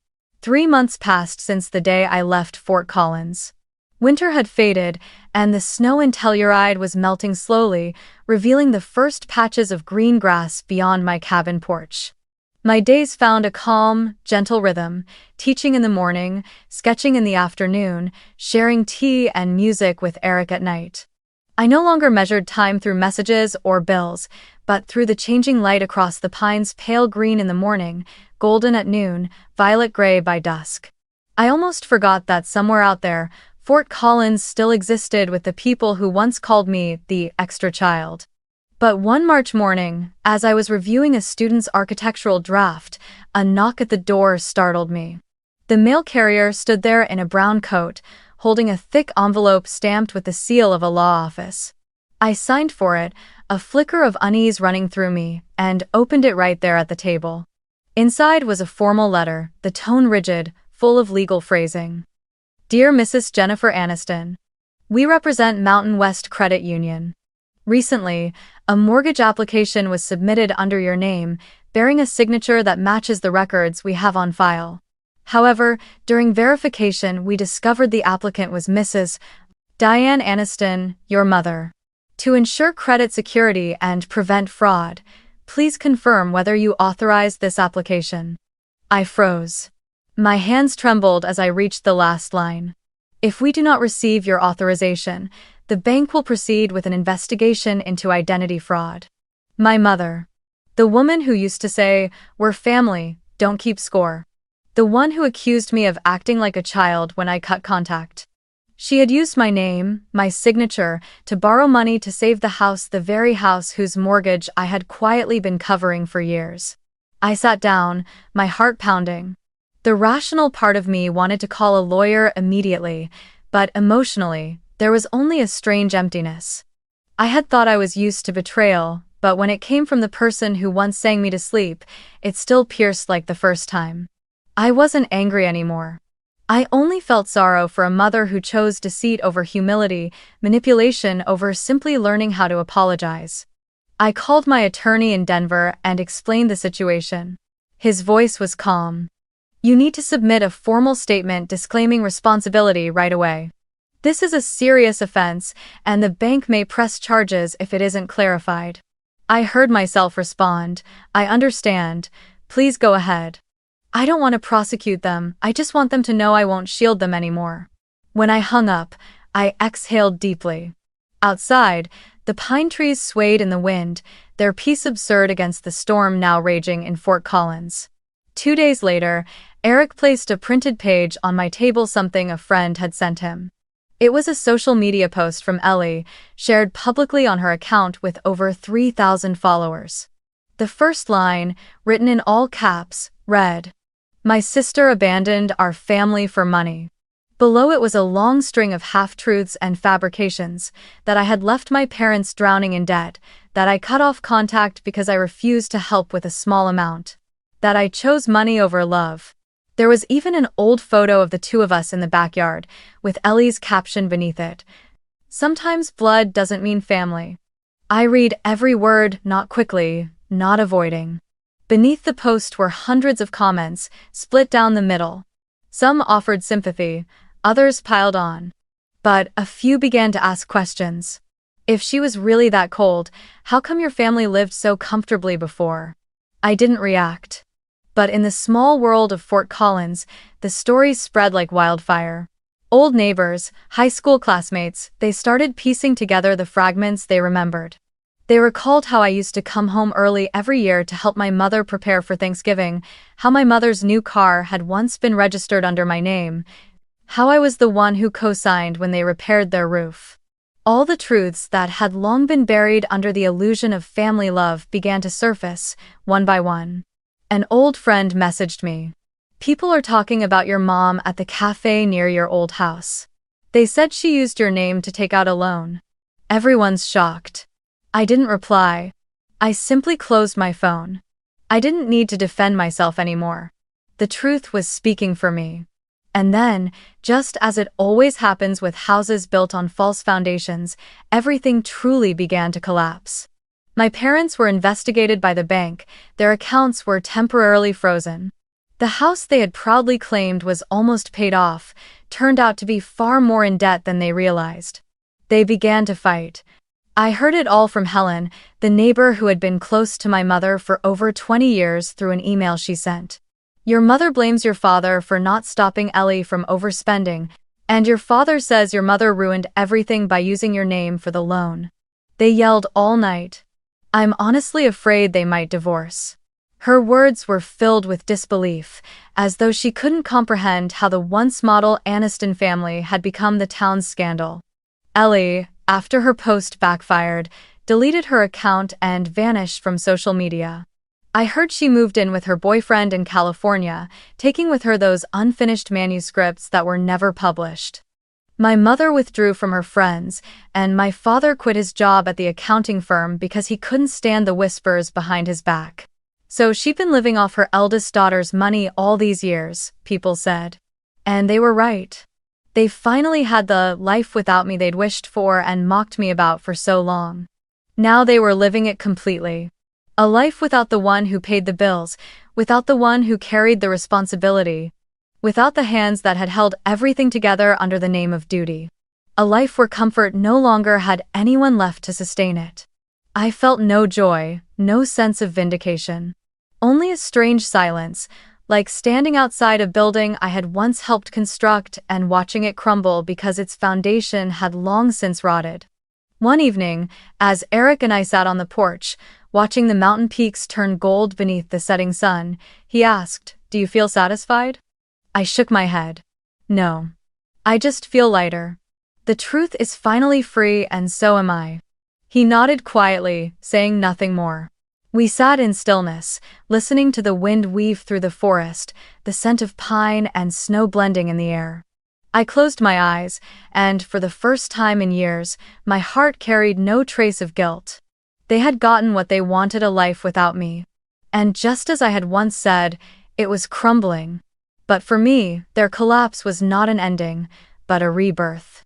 Because sometimes you have to let an old house fall so that the light can finally find its way in. After everything, on an afternoon when the first spring winds began to move through the pines on the slopes of Telluride, carrying the scent of resin and damp earth after rain, the sky broke into a soft Sunday. The snow was almost gone now, revealing small shoots of green grass around the cabin. I was sitting by the window, adjusting a few design sketches, when I heard the engine of the mail truck down the hill. The mail carrier raised a cream-colored envelope and waved. "For Miss Aniston." Oh. I stepped outside to take it, and as soon as I saw the rounded, slightly leaning handwriting on the front, my heart sank. The uneven letters, slanting, left my mother's handwriting. I stood on the porch for a long time, the envelope light yet heavy as though it held a stone inside. It had been more than half a year since I sent that last email, the last time I'd heard their voices. Since then, only a handful of missed calls and deleted messages I never opened. I had thought the cord between us had truly snapped. But now, holding the letter in my hands, I could feel it still there, not as a chain anymore, but as a thin thread of something left unsaid. I went back inside, brewed a cup of mint tea, and sat at the wooden table. I stared at the envelope for a few more seconds, then gently opened it. Inside were 3 handwritten pages. The first line made me stop breathing. Jennifer, my daughter. If you're reading this letter, it means I've lost the courage to call. I know I no longer deserve to hear your voice. The handwriting trembled, ink smudged in places as if it had absorbed tears. I kept reading. Your father and I were so blind, Jennifer. We thought love meant control, that criticism would make you better, when in truth it was only selfishness dressed up as care. I was always proud of Ellie because she was weak and needed protecting, and I forgot that you needed love too, no matter how strong you seemed. I taught you to endure instead of to be understood. And when you disappeared, this house became so empty. I finally realized the only person who had ever truly held everything together was you. I stopped reading and looked out the window. Sunlight slanted through the pine branches, scattering shimmering patterns across the table. I closed my eyes and inhaled deeply. The forest was as quiet as ever, only my heart beating one slow, heavy rhythm. Then I turned to the next page. Your father is no longer the same. Since the bank came, he hardly leaves the house. The doctor says it's depression. He barely speaks now, just sits on the porch staring at the road where you used to drive home for the holidays. Ellie has moved into a small apartment in the city, unemployed and saying she's going to rewrite her life. I don't blame anyone anymore. I don't even have the strength to argue. I've sold the house. They came and took down the curtains you sewed back in college. I've kept a few things, the bowl you broke but glued back together, the photo of all of us in the apple orchard, and the drawing of your wooden house. Now, looking back, I understand. You weren't just drawing walls. You were drawing a dream of a place where you could be yourself. Here the handwriting began to tilt and waver.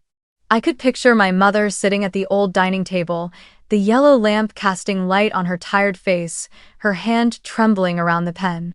I read on slowly, afraid that any sound might shatter the fragile moment.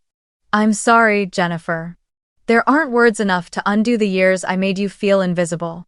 But I hope that, if someday you read this letter, you'll know I finally see it. Even if it's late, I still want to say what I should have said long ago. I'm proud of you.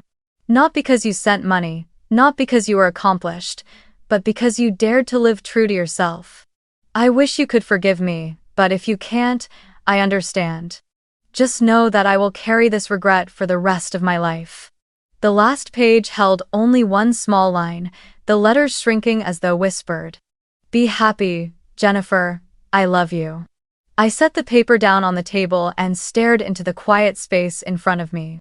The tea had gone cold, the faint scent of mint drifting in the air. I didn't cry. Strangely, the tears no longer knew how to find their way out. There was only stillness deep, like the bottom of a spring lake. I thought of that woman, the one who had spent years demanding that I become the perfect version of her dream, then spent the rest of her life realizing that all her daughter ever needed was to be loved as she was. I didn't resent her anymore. In truth, I felt compassion. Maybe, in her own way, she too had once been a child who grew up with a distorted understanding of love and unknowingly passed it on to me. I folded the letter not with the precision I used for work documents, but gently, as if it were something fragile that might tear. I didn't plan to reply. Not out of anger, but because I knew every word that needed to be said had already been written just too late. I took out a small wooden box where I kept things I couldn't throw away. A A photo from my college days, the ticket from the first design exhibition I paid for with my own money, and now, this letter. I placed it inside, closed the lid, and put it away in the drawer. Not locked, just out of sight. That afternoon, when I stepped onto the porch, the wind had shifted. Eric was out front, photographing the sky. The last light of the day spilled across the snow like diluted honey. He looked up and asked softly, "News from Fort Collins?" I nodded with a small smile. "Just a letter." He didn't ask more, only turned his camera toward the setting sun. I followed his lens, watching the glowing orb blur and fade into violet clouds. In that moment, I understood I had just closed a chapter not with anger, but with grace. Spring comes late in Telluride. Snow still clings to the mountain slopes while the valley below begins to turn green. Each morning, sunlight filters through the pines, glimmering on the dew like crystals. I've started a new ritual, waking early, brewing coffee, opening the window, and watching how the light changes color across the wooden walls. Sometimes I think, if someone had told me happiness could be this simple, maybe I wouldn't have needed to endure so much pain. But then I realize it's the cracks that let the light in. Eric often came by early in the morning, carrying a wooden toolbox and sketches he'd captured through his camera. "I want to help you rebuild this house," he said one day, just as the last snow began to melt. "Using real pine wood the kind sunlight can pass through in the morning." I laughed, thinking he was joking, but he looked at me seriously. "This house deserves to be a place of rebirth, not just for you, but for anyone who's ever needed a space to begin again." End of 7. I was quiet for a moment, then nodded. And so, from the early days of April, we began rebuilding the little cabin, not to change it completely, but to let it become a more mature version of itself. Still the same cabin, but with a new breath. The pine beams were lifted and set into place, one by one. I learned how to hold a hammer, drive nails, measure corners, small tasks that brought a strange kind of peace to my mind. Eric rebuilt the west-facing window frame, where the sunset poured in every evening. I redid the floors, choosing a lighter wood so every step would echo with the warmth of life. When we started re-roofing, Eric joked, "If you listen closely, you'll hear your own voice in every strike of the hammer." I looked up at him, sunlight glinting in his warm brown eyes, and suddenly I understood some people don't come into your life to save you. They come to witness you saving yourself. 3 weeks later, the house was finished. It wasn't big, it wasn't elaborate, but it had something most expensive homes never do: sincerity. The small living room opened onto the porch, and the walls were adorned with Eric's landscape photographs, the winter pines, the melting ice of a lake, and the blue light he had once told me about. Beside them was my workspace, where the blueprint for Healing Home hung, the first house I ever designed for myself. Together, we decided to open a small studio. He would handle photography and media, and I would take charge of design and teaching. We named it Lumen Atelier, the Studio of Light. At first, only a few tourists wandered in, curious about what we were doing. But soon, people seeking a place to rest their hearts began to arrive. A photographer who had lost his partner. A retired teacher who wanted to learn how to grow flowers. An architecture student struggling through burnout. They came, stayed for a few days, and left with softer eyes and lighter steps. I taught them not only about design, but about emotion within space, how the way light moves through a room can change the soul of its occupant, how the sound of wind or the scent of wood can bring calm. I started an online course called Designing for Healing Spaces: Architecture for Healing. In every session, I told my own story, not as a tale of suffering, but as a reminder that the first home we must build is always the one within ourselves. Eric often sat quietly at the back of the class, adjusting the lighting or recording the session, smiling whenever I mentioned the word healing. He said I had a gift for turning pain into art. I simply replied, maybe because I'm not afraid of it anymore. In the evenings, we would sit together on the porch steps, sipping tea, watching the moonlight settle over the forest. He would talk about his travels, and I would talk about my students. No loneliness could exist between two people who had learned the grace of being silent together. One early summer morning, I picked up the camera, a gift from Eric, and took a photo on the porch. The two of us smiling, the newly built pine cabin glowing behind us in the sunlight. I stared at the picture for a long while, then opened my laptop and began typing an email. The address: Diane Aniston at, the one my mother had used for years. I didn't know if she still checked it, but I typed each word slowly, as if writing to my own heart. Mom. I found peace. I hope someday you do too. Nothing more. No blame, no long farewell. I attached the photo and pressed send. A soft whoosh echoed from the speakers, and the screen went blank. I looked out the window. Sunlight was already spilling across the grass. It didn't matter whether the email reached her or not. Some messages don't need a reply to have meaning. That afternoon, Eric and I walked along the mountain trail. The air was warm, and wild purple flowers bloomed along the path. He held my hand, saying nothing, and in that silence, I realized I had truly forgiven them. Not through words, but through the absence of the need to prove anything anymore. Forgiveness, I learned, isn't about erasing the past, it's about being able to look at it without pain. 3 years have passed since the day I arrived in Telluride. Time, like the spring snow melting over the ridges, has quietly settled over the scars, not to erase them, but to make them part of the landscape. Life here moves slowly, peacefully. Each day, I understand a little more about what being at peace truly means. I'm no longer the woman who drove through a snowstorm trying to escape her pain. I'm the woman who stayed, who built her own warmth, a life that no longer needs to prove anything to anyone. Eric and I had been through 3 winters, 3 springs, and hundreds of bright mornings in the White Valley. Together, we expanded the studio, teaching, photographing, and sharing our journey of healing through space and light. Lumen Atelier slowly became a small sanctuary for those searching to find themselves again, people who, like me once, carried old wounds, were told they weren't enough, or were silenced inside their own homes.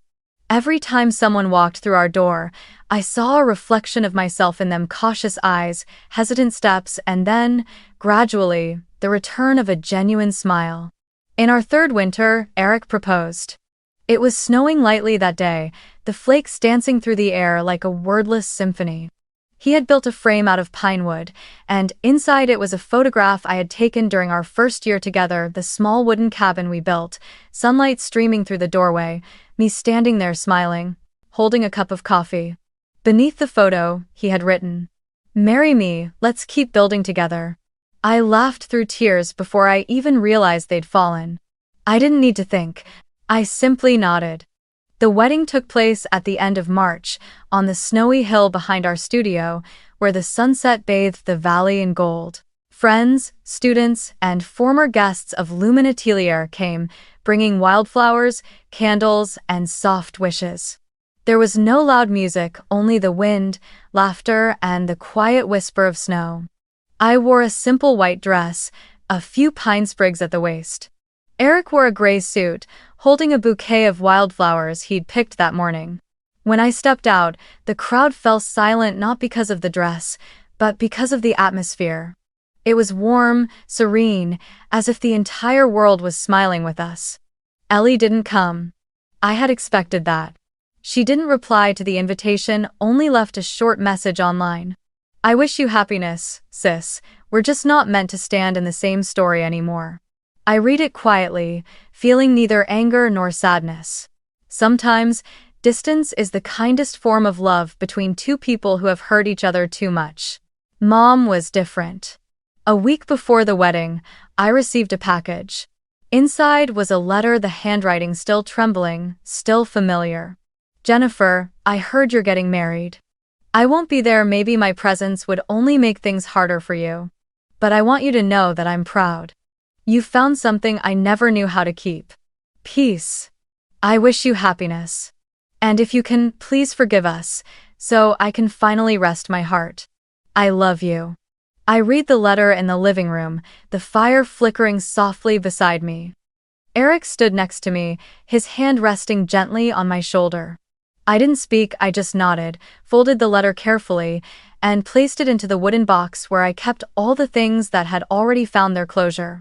Forgiveness doesn't need a ceremony. Sometimes, a silent blessing sent across the distance is enough. That evening, Telluride was breathtakingly beautiful. The sky was pale blue like silk, the snow glittering under the last rays of sunlight. Friends gathered around us in a wide circle. Eric looked at me, his eyes calm and steady. When the officiant asked, "Do you, Jennifer Aniston, take this man to be your husband?" I smiled, my voice trembling but strong. "With all that I've been and all that I've learned, yes, I do." After the ceremony, when everyone had drifted away, Eric and I stayed behind on the hill. I looked down at the valley below, where the last golden light shimmered across the snow. The world was so still it felt like a dream. I stepped up to the small wooden platform where the microphones still stood and looked at the faces gathered below. There's something I've learned, something I wish I had known sooner. Sometimes, we spend years trying to earn love from the wrong people. We try to fit ourselves into rooms that were never built for us. Until one day, silence teaches us, you don't have to stay where you're unseen, you can walk away, you can start again. And that's not failure, that's freedom. No one spoke. Only the sound of the wind and the soft crunch of snow beneath someone's shoes. I looked around and met the eyes of those standing before me glimmering, tearful, silent. Some bowed their heads, others held the hands of the people beside them. I knew that each of them carried their own kind of wound. And maybe, just maybe, in that moment, they saw a piece of themselves in my story. Afterward, I took the bouquet lavender mixed with small white blossoms and walked toward the hill. The snow was soft, and the pale gold of sunset brushed gently across my shoulders. I knelt down and placed the bouquet on the snow. "For the girl who once thought she wasn't enough," I whispered. "You made it home, Helma." Eric wrapped his arms around me, and together we watched the sun sink behind the mountains. The world was so still I could hear my own heartbeat. No echoes of the past, no ghosts of the house in Fort Collins, only the present, quiet, light, and entirely mine. Later that night, after the guests had gone and the music faded, I stepped out onto the porch alone. The wind was soft, and flakes of snow still drifted lazily from the sky. In the distance, the lights from other cabins shimmered like low stars. I thought back on my journey from the invisible daughter to the woman strong enough to choose silence, and finally, to the one who learned to smile and forgive. Life had come full circle, closing in the same place where I had once lost myself. A small sparrow landed on the railing, tilting its head at me. I smiled. Maybe the universe knows when we've learned the lesson we were meant to. I turned back inside, where Eric was taking down the strings of lights from the windows, the glow reflecting softly in his eyes. I walked up behind him and wrapped my arms around his waist. He turned and asked gently, "What are you thinking about?" I smiled. That they once wished they had a perfect daughter. He raised an eyebrow, half curious, half teasing. And, did they get her? I looked out the window, where the moonlight touched the pure white snow, and whispered. They wished they had one daughter. And in the end, they did. The one who finally learned to love herself. I leaned my head on his shoulder, eyes closed. Outside, the wind moved softly through the pines, carrying the faint scent of snow and lavender. Inside, the fire crackled quietly, its light flickering against the walls like memories dissolving into peace. I no longer needed to close the past, it had already closed itself, sealed gently by my own calm. And in that stillness, between the snow and the fading light, I finally understood love isn't something we find in others, it's something we build within ourselves. And when we find it, even in a small cabin in the mountains, we've already found everything. One early summer morning, I picked up the camera, a gift from Eric, and took a photo on the porch, the two of us smiling, the newly built pine cabin glowing behind us in the sunlight. I stared at the picture for a long while, then opened my laptop and began typing an email. The address. Diane Aniston @ the one my mother had used for years. I didn't know if she still checked it, but I typed each word slowly, as if writing to my own heart. Mom, I found peace. I hope someday you do too. Nothing more. No blame, no long farewell. I attached the photo and pressed send. A soft whoosh echoed from the speakers, and the screen went blank. I looked out the window. Sunlight was already spilling across the grass. It didn't matter whether the email reached her or not. Some messages don't need a reply to have meaning. That afternoon, Eric and I walked along the mountain trail. The air was warm, and wild purple flowers bloomed along the path. He held my hand, saying nothing, and in that silence, I realized I had truly forgiven them. Not through words, but through the absence of the need to prove anything anymore. Forgiveness, I learned, isn't about erasing the past. It's about being able to look at it without pain. 3 years have passed since the day I arrived in Telluride. Time, like the spring snow melting over the ridges, has quietly settled over the scars, not to erase them, but to make them part of the landscape. Life here moves slowly, peacefully. Each day, I understand a little more about what being at peace truly means. I'm no longer the woman who drove through a snowstorm trying to escape her pain. I'm the woman who stayed, who built her own warmth, a life that no longer needs to prove anything to anyone.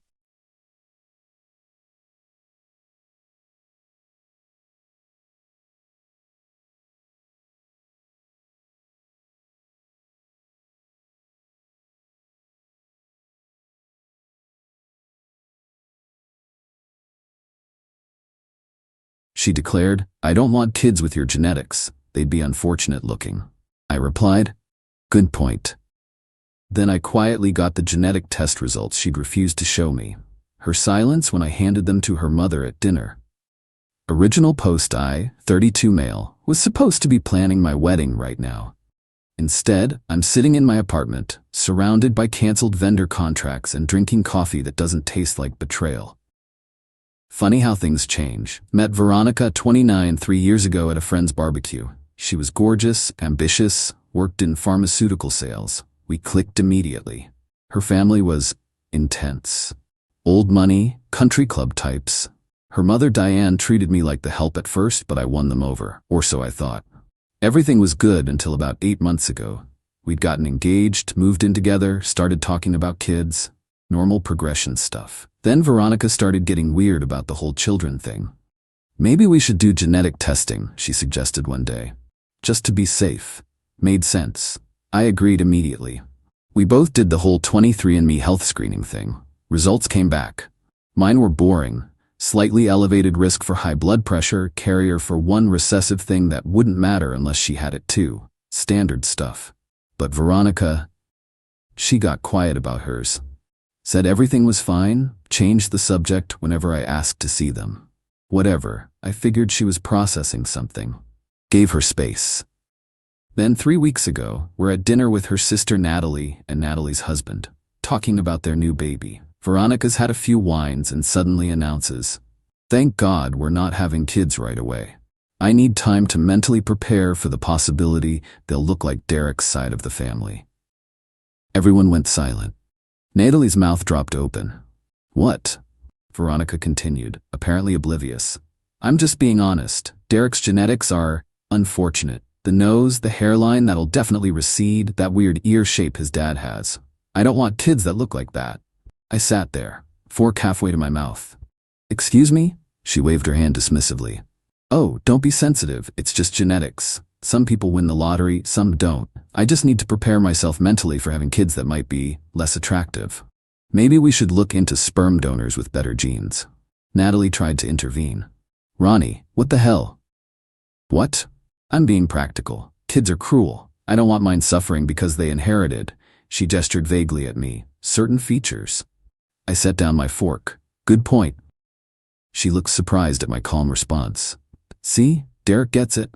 He's realistic about these things." The rest of dinner was awkward. Natalie kept shooting me apologetic looks. Her husband kept refilling my wine glass. Veronica kept talking about her friend's baby, who thankfully got the mother's features. Drove home in silence. She tried to backtrack a little. "Babe, you know I love you. I just worry about our kids." "Totally understand," I said, still calm. "Genetics are important." She seemed relieved I wasn't making a big deal of it. Went to bed thinking she'd won. That I'd accepted being called genetically inferior. That I'd just take it. Nah. Next morning while she's at spin class, I do some investigating. Her laptop was right there, already logged into her email. I know, privacy violation and all that, but something felt off. Found the email from 23andMe. Her results. And holy crap, she's a carrier for 3 serious genetic conditions. Like the kind that require both parents to be carriers, but still. One was for a degenerative muscle disease, another for a rare metabolic disorder, the third for something that causes intellectual disabilities. But that wasn't even the kicker. Her raw data, yeah, I downloaded it, showed some other interesting stuff. Extremely high genetic risk for early onset Alzheimer's, like 60% chance. Family history of mental health issues she'd never mentioned. Genetic markers for addiction tendencies. My unfortunate genetics suddenly looked pretty damn good. But I didn't confront her. No. I had a better idea. Update 1, 2 weeks later.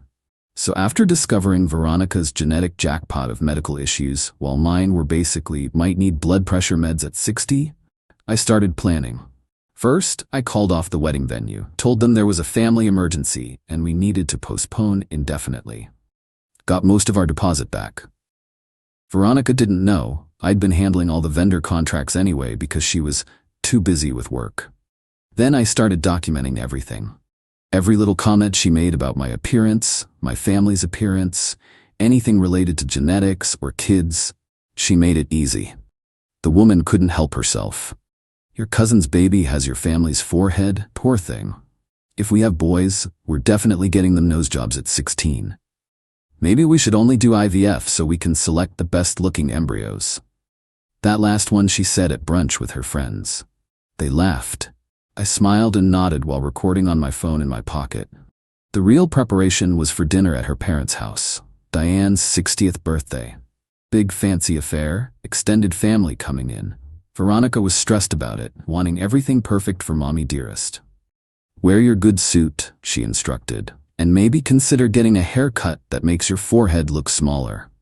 Of course, babe, I got my haircut. Bought a new suit. Looked sharp as hell, actually. Also printed out some interesting documents and put them in a nice folder. The dinner was exactly what you'd expect. Country club dining room, 5 courses, Diane holding court like the queen of suburbia. Veronica's dad Harold barely said anything, per usual. Various aunts and uncles all competing for who had the most successful children. Diane started her usual passive-aggressive routine with me during the salad course. Derek, Veronica tells me you're still at that marketing firm? Digital consulting, actually. Just got promoted to senior director. The dismissive little hum. Well, I suppose someone has to do that work. Veronica jumped in. Derek's doing great, Mom, though we are discussing our future family planning, wanting to be really thoughtful about it. Diane perked up. Oh, finally being sensible about children? I've always said you need to consider bloodlines carefully.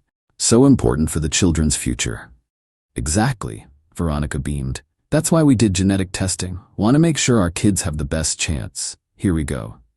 Oh, that's wonderful, Diane gushed. So responsible. I'm sure Derek's results were adequate? Veronica laughed. That little tinkling laugh she did when she was about to be cruel. Well, let's just say we're exploring all our options for healthy, attractive children. The relatives were all listening now. Aunt Margaret leaning in with interest.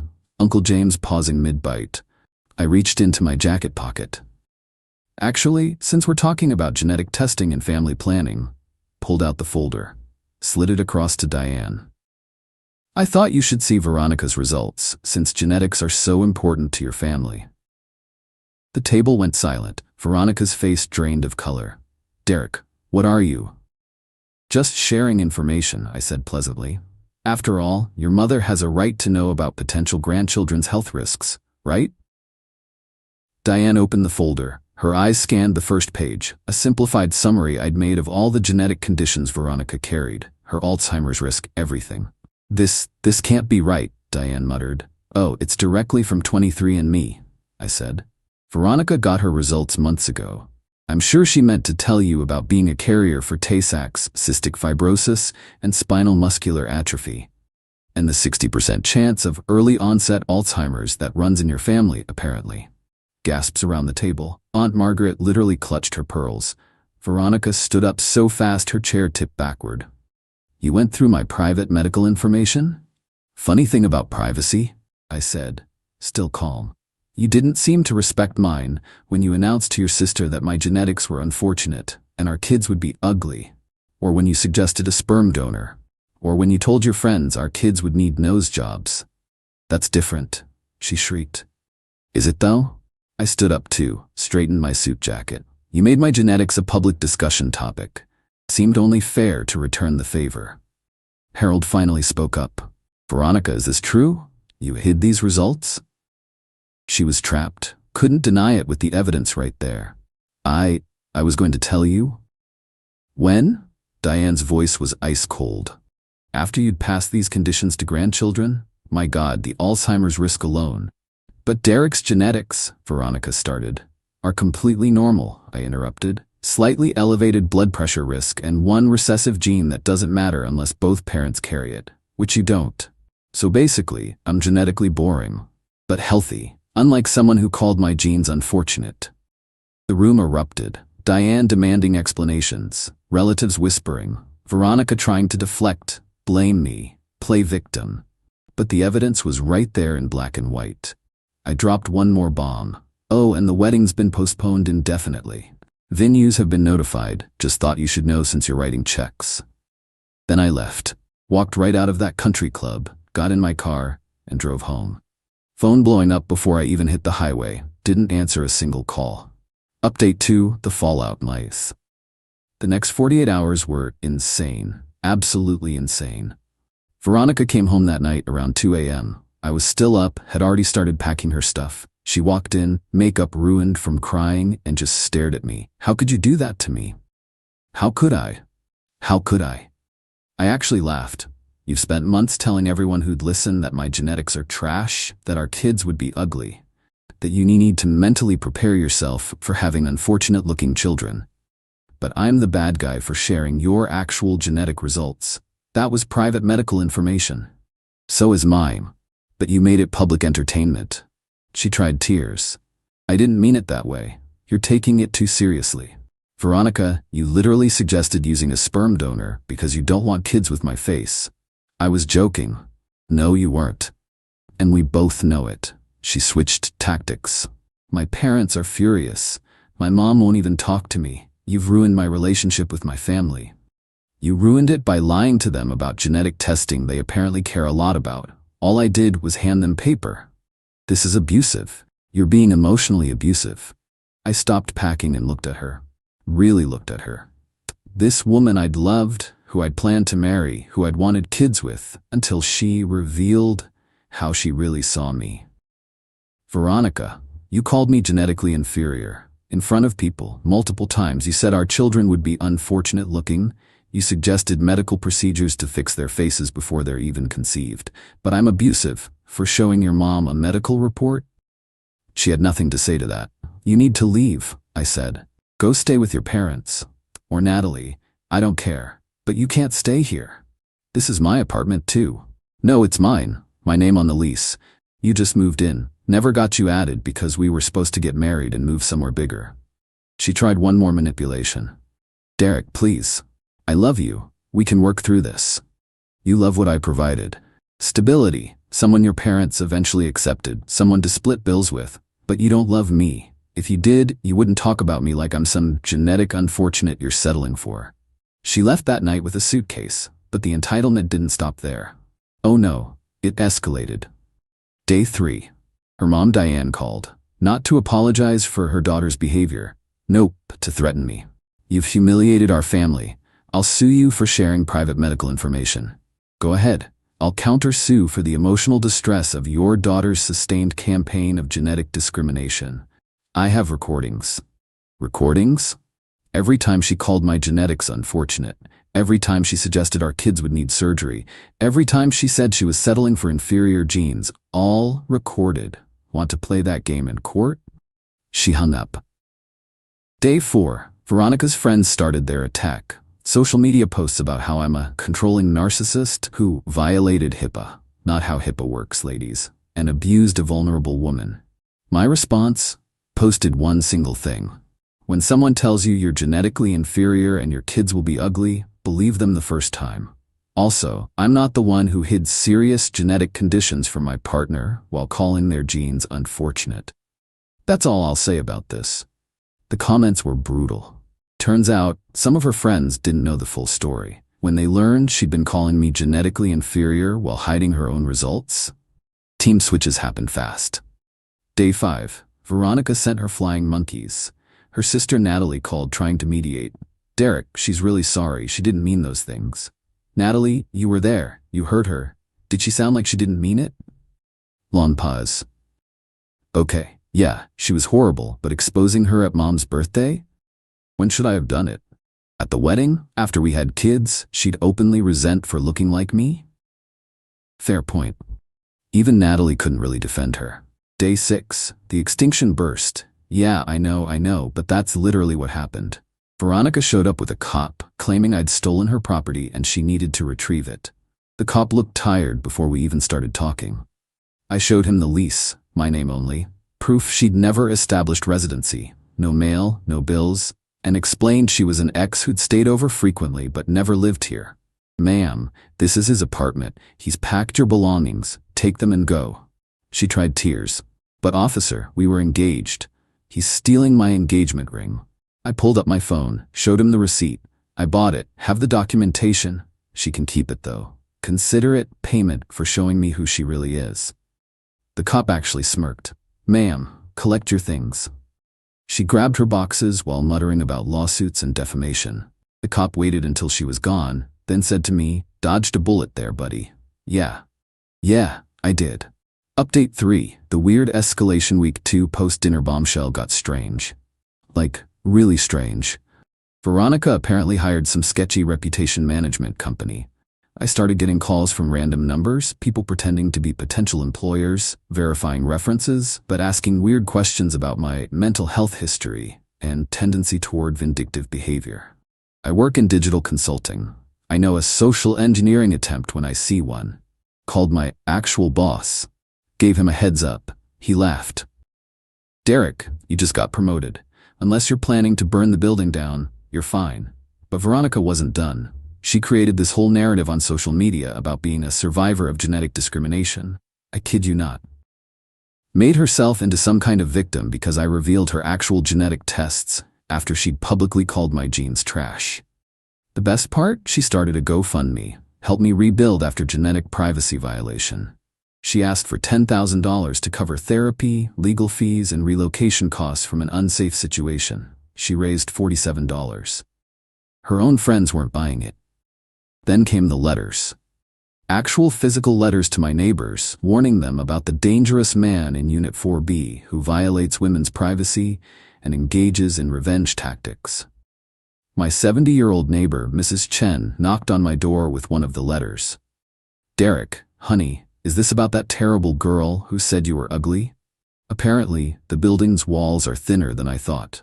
Mrs. Chen had heard everything through the walls. She called you genetically unfortunate? What a witch. My grandson's single, by the way. Lovely boy, good genes. She winked and left. But the real kicker came when Veronica's mom, Diane, reached out again. Not to apologize, not to be reasonable, to make an offer.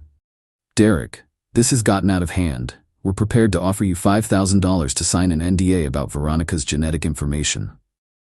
You want to pay me to pretend your daughter didn't call me genetically inferior? We want this matter resolved quietly.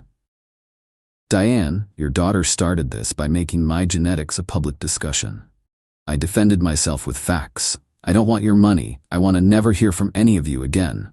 $10,000. Diane, stop. You're being unreasonable. Veronica made some poor word choices. Poor word choices? She suggested our future children get preventive plastic surgery because they'd inherit my face. That's not a word choice. That's eugenics. She actually gasped. How dare you use that word? How dare your daughter practice it? But here's where it gets truly unhinged. Veronica started dating someone new, 3 weeks after our breakup. His name's Bryce. He's some investment banker her parents introduced her to.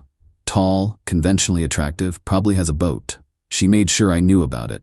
Posted constantly. So blessed to find someone who accepts me fully. When you know, you know. Already planning our beautiful future family. Her friends ate it up. Comments about how she deserved this after everything she's been through. I didn't care. Genuinely. Bryce could have her, but then she made a mistake. She posted a photo at a restaurant I recognized. Very exclusive place that requires reservations months in advance. I knew because I'd made us a reservation there 6 months ago for what would have been our wedding week. She was using our reservation, one I'd never canceled because I forgot about it in the chaos. I called the restaurant, explained the situation. They were very understanding about canceling a reservation under my name that I wouldn't be using. They even refunded my deposit. Apparently, Veronica and Bryce showed up to find no reservation. She made a scene. The manager had to escort them out. Someone filmed it. It ended up on the local food scene Instagram. Veronica screaming about discrimination while Bryce looked mortified. She tried to blame me publicly, but the restaurant responded professionally that reservations are non-transferable and can only be used by the person who made them. Bryce lasted 2 more weeks before he bounced. Guess he saw the crazy up close and decided his genetics deserved better. Final update. It's been 3 months now since that dinner at Diane's 60th birthday. 3 months since I handed over those test results and watched Veronica's world implode. The last I heard through mutual friends, she'd moved back in with her parents. Still single. Still posting about being a survivor of something that was entirely her own creation. The GoFundMe never broke $100 and quietly disappeared. Her parents sent one final letter through a lawyer.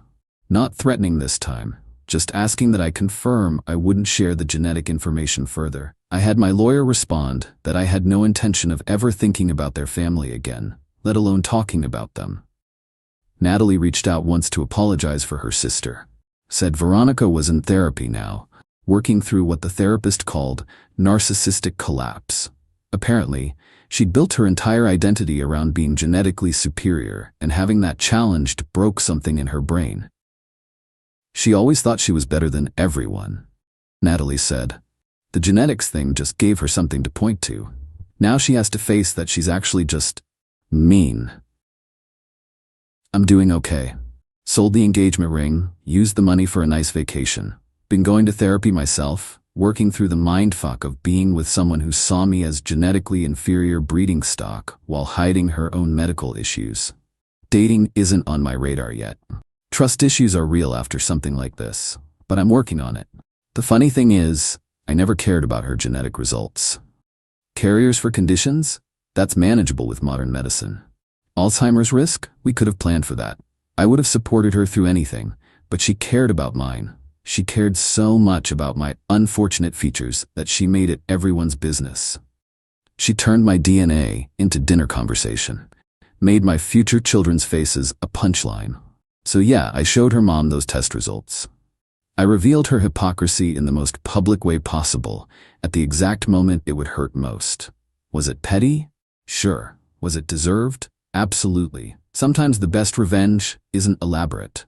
Sometimes it's just handing someone the truth they tried to hide while they're weaponizing lies about you. She wanted to talk genetics. We talked genetics. She just didn't like it when the conversation included actual facts instead of her superiority complex. Last week, I ran into Aunt Margaret at the grocery store. She stopped me, looked around conspiratorially, and whispered, "That was the best birthday dinner entertainment Diane's ever had. She's still mad but secretly impressed you had the balls to do it." Then she added, "Veronica's been unbearable since childhood. About time someone gave her a reality check. Good genetics, bad genetics. Doesn't matter if you're an ugly person inside." Wise words from someone who married into that family and survived 30 years. I'm moving to a new apartment next month. Fresh start. No memories of Veronica calling my features unfortunate while standing in my bathroom using my expensive shampoo. The new place has better soundproofing too, in case I ever date another person who thinks they're genetically superior. Though honestly, if someone starts talking about my genetics again, I'm out. Immediately. No second chances, no waiting to see if they're joking. You get one shot to not call me genetically inferior, and if you blow it, I'm gone. My unfortunate knows, and I deserve better than that. Oh, and fun fact I learned recently? Veronica's been telling people she dumped me because I was obsessed with genetics and violated her privacy. Apparently forgot about all the witnesses to her eugenics dinner talks. But that's not my problem anymore. My only regret? I didn't record her face when her mom opened that folder. That moment of realization that her perfect daughter with superior genes was actually carrying a genetic loaded gun while mocking my normal-ass DNA? Priceless. Anyway, that's my story. Girl called me genetically inferior. I showed her mom she was genetically complicated. Everyone got what they deserved. Would I do it again? In a heartbeat. Some people really need to learn. Don't start a genetics war unless you're ready for mutually assured destruction. And maybe, just maybe, don't call your partner's face unfortunate while hiding your own 60% Alzheimer's risk. Just a thought. Peace out. She announced, I'm keeping the house, the car, and the dog in the divorce. I said, take them. What her lawyer didn't tell her was that I'd put everything in my mother's name 6 months ago. The judge's face when he read the deed was priceless. Original post. I, 52 male, am sitting here with a beer, still processing what went down in court today. My soon-to-be ex-wife, Vanessa, 49, thought she had me backed into a corner. Spoiler, she didn't. We've been married 11 years, second marriage for both of us. No kids together. I have 2 grown daughters from my first marriage. She has a son who's 26 and hasn't spoken to either of us in years. 6 months ago, things got weird. Vanessa started working late constantly. Her book club met 3 times a week. She password protected her phone for the first time ever. Classic signs, right? But honestly, I was too tired to care much. My construction business keeps me busy, and after 11 years, I figured we just drifted. Then came the text, middle of a Tuesday. I was on a job site. Vanessa, don't bother coming home tonight. Stay at a hotel. I need space. Me, what's going on? Vanessa, I'll explain when I'm ready. Just give me the house for a few days. Weird, but whatever. Went to a motel. Cost me $89 a night. 3 days later, she texted again. We need to talk. Come home at 6. I showed up at 6 sharp. She was sitting at the kitchen table with her sister Monica and this smug-looking dude in a cheap suit. This is Dennis, my lawyer, Vanessa announced. No hello, no small talk. Dennis slid a folder across the table. Mr. Garrett, your wife is filing for divorce. We wanted to discuss the asset division before things get messy. I just stared. You brought your lawyer to our house? Vanessa crossed her arms. I'm keeping the house, the Lexus, and Brutus. You can have your truck and your tools. That seems fair. Brutus is our German Shepherd. Best dog I've ever had. Fair, I said slowly. Dennis jumped in. Mrs. Garrett has been the primary homemaker during your marriage. She works part-time at a boutique, I interrupted. 20 hours a week. I paid for this house, that car, everything. Oregon is a no-fault state, Mr. Garrett. Assets acquired during marriage are typically divided equitably. I know how it works, I said. Looked at Vanessa. You seriously want to take everything? She had this satisfied little smile. I deserve it after putting up with you for 11 years. Monica nodded along like a bobblehead. I stood up. Okay. Everyone looked confused. Okay? Vanessa repeated. Yeah, keep it. File your papers. I'll respond through my lawyer. Dennis actually looked disappointed. Probably wanted a big fight to bill hours. Left the house, drove to my buddy Travis's place. Told him everything over a 12-pack. Man, that's cold, Travis said. You just gonna let her have it all? I smiled. Nope. See, 6 months ago when Vanessa started acting shady, I wasn't just ignoring it. I was planning. Called my mom, who's 73 and sharp as hell. Had a long conversation about protecting assets. You think she's cheating? Mom asked. Either that or planning something. Her behavior's off. What do you need? That's my mom. No drama, just solutions.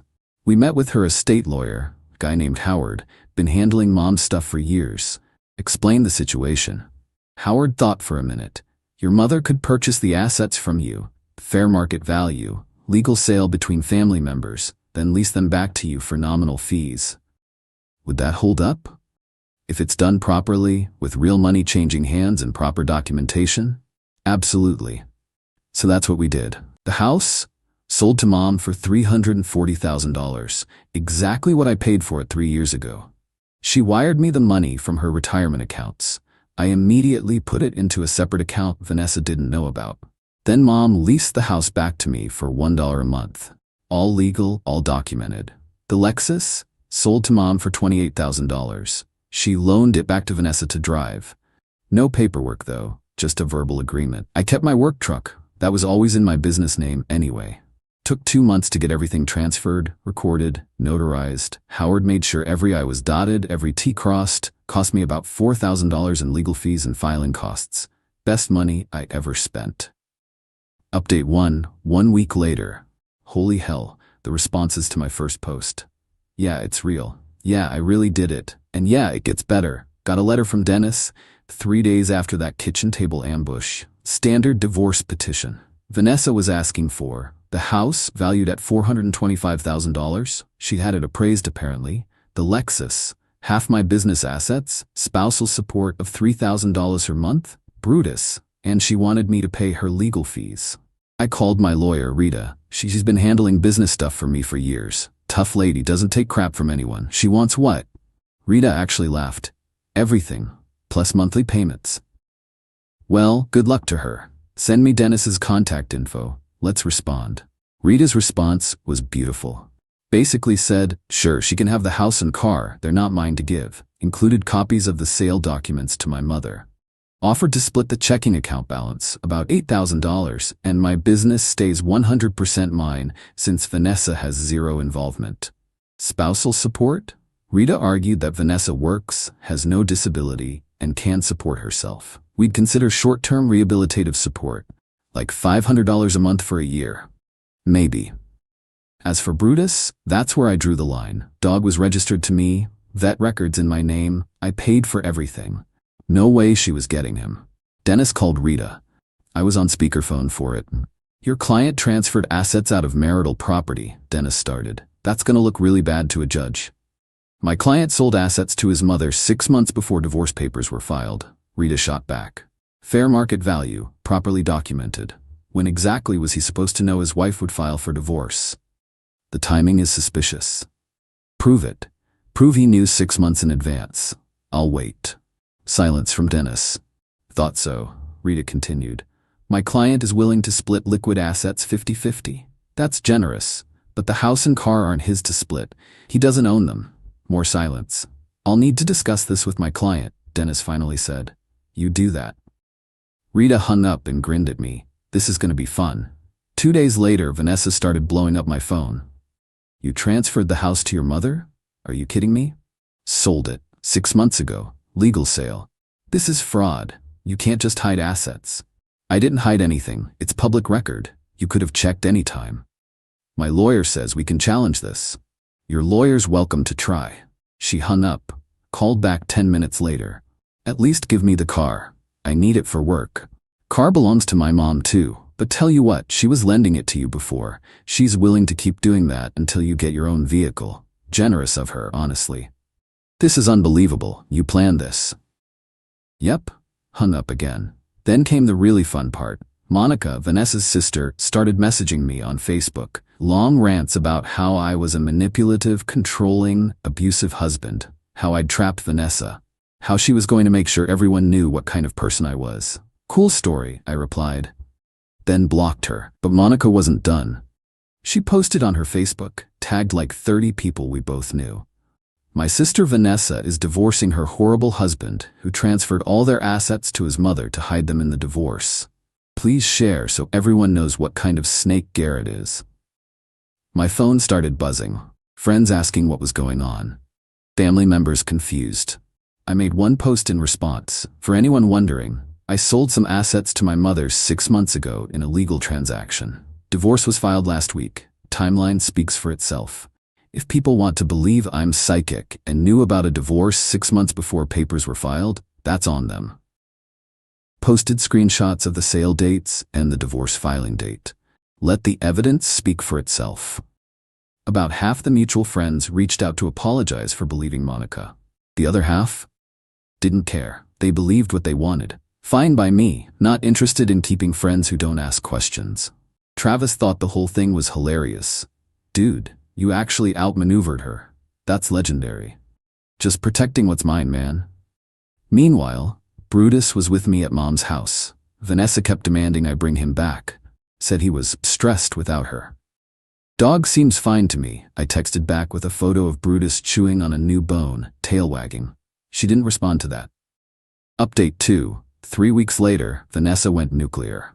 Like, absolutely unhinged. First, she tried to get back into the house. My house. Well, Mom's house. Whatever. I'd already changed the locks after that lawyer meeting. Seemed obvious she might try something. Sure enough, 2 a.m. on a Saturday, my phone rings. It's the alarm company.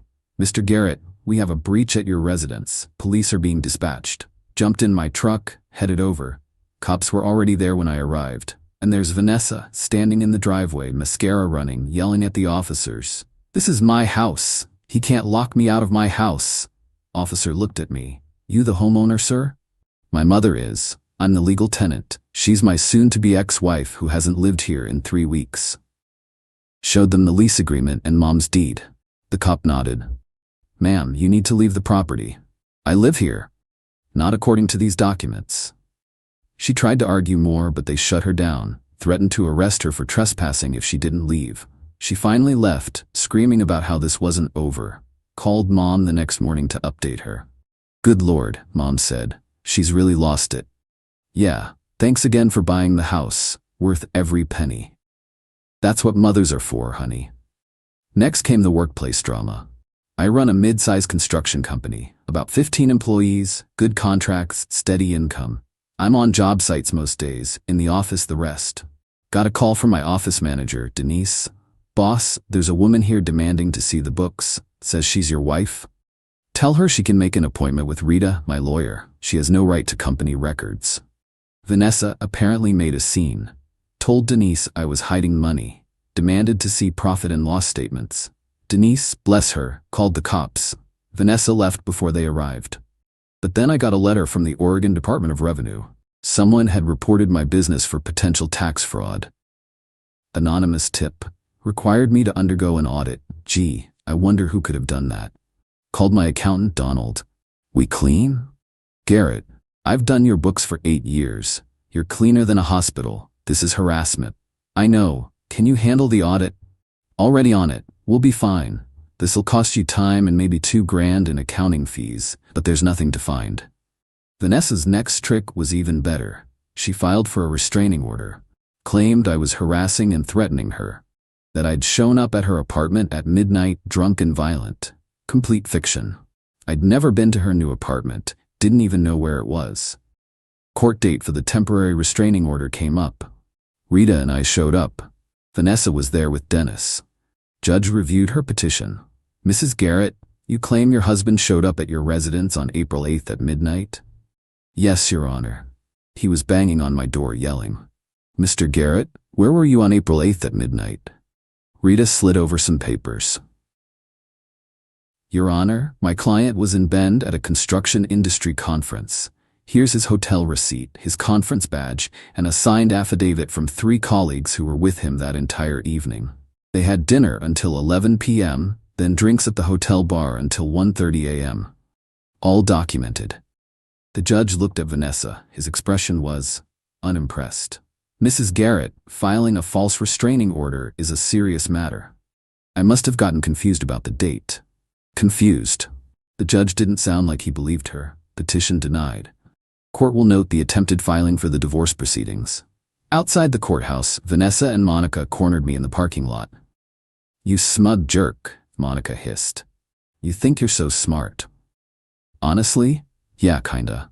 Vanessa deserves that house. She picked out the countertops. She planted the garden.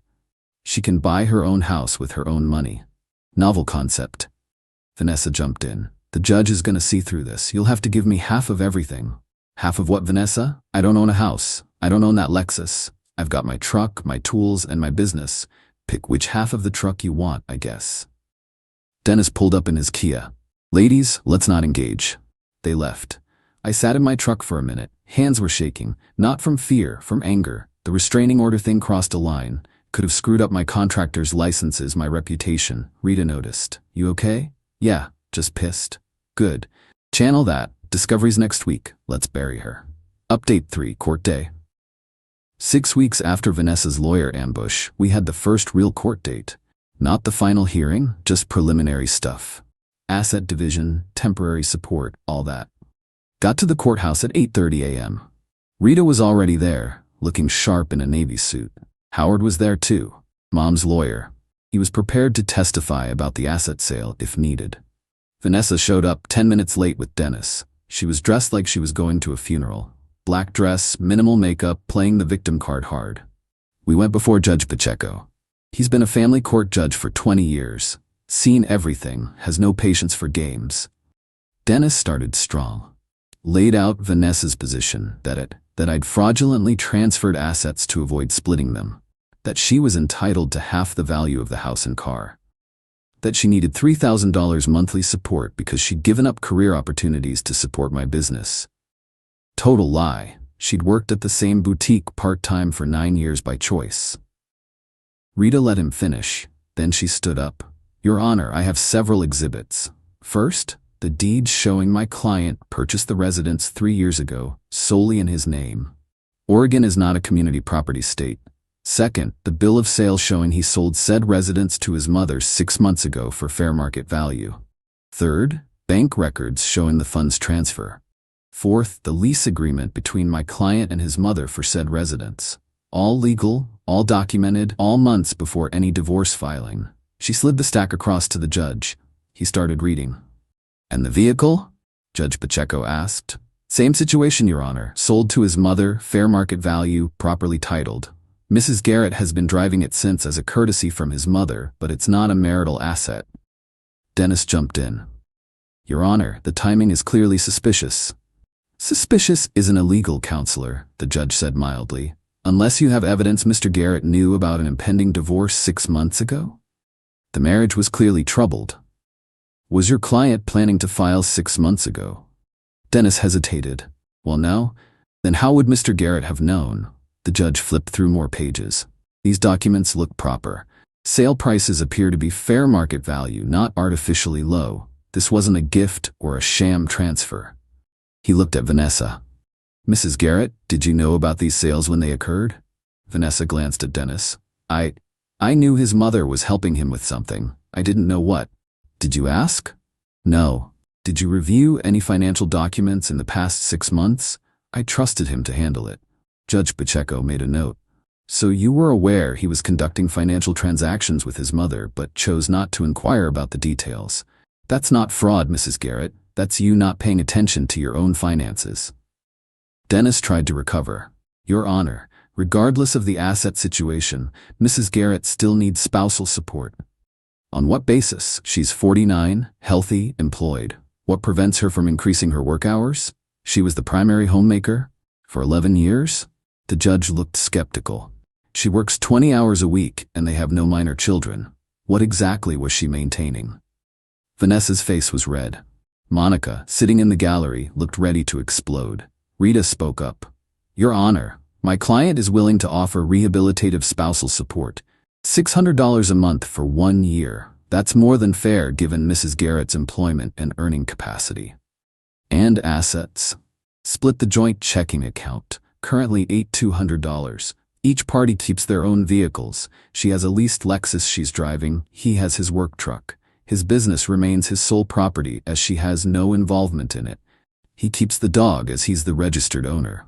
Your Honor, my client should get the house value, Dennis started. Counselor, I've reviewed these documents. The house isn't a marital asset. It belongs to Mr. Garrett's mother. Unless you have evidence this was a fraudulent transfer, and I mean actual evidence, not speculation, I'm not awarding your client something that doesn't belong to her husband. Judge Pacheco looked back at his papers. Then he actually smiled. Just a little. This is actually pretty clever, Mr. Garrett. Unorthodox but legal. You saw trouble coming and protected yourself within the law. Your wife is learning an expensive lesson about paying attention to family finances. He made his ruling. Joint account split 50-50. I keep Brutus. No house, no car awarded to Vanessa since they're not mine. Spousal support set at $600 a month for 12 months. Each party pays their own legal fees. Dennis tried to object. Your Honor, this leaves my client with almost nothing. Your client has a job, a vehicle to drive, and $40 and $100 from the checking account, plus temporary support. She'll be fine. This is what happens when you assume assets will just be there when you need them. Petition granted as modified. Next case.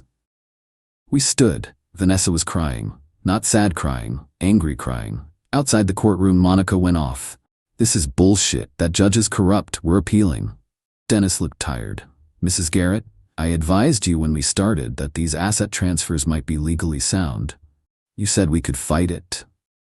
I said we could try. There's a difference. Vanessa turned on me. You planned this. You planned all of this. Yep, you manipulative bastard. Nope, just a guy who saw his wife acting shady and decided to protect himself. Worked out pretty well. Rita guided me away before things escalated.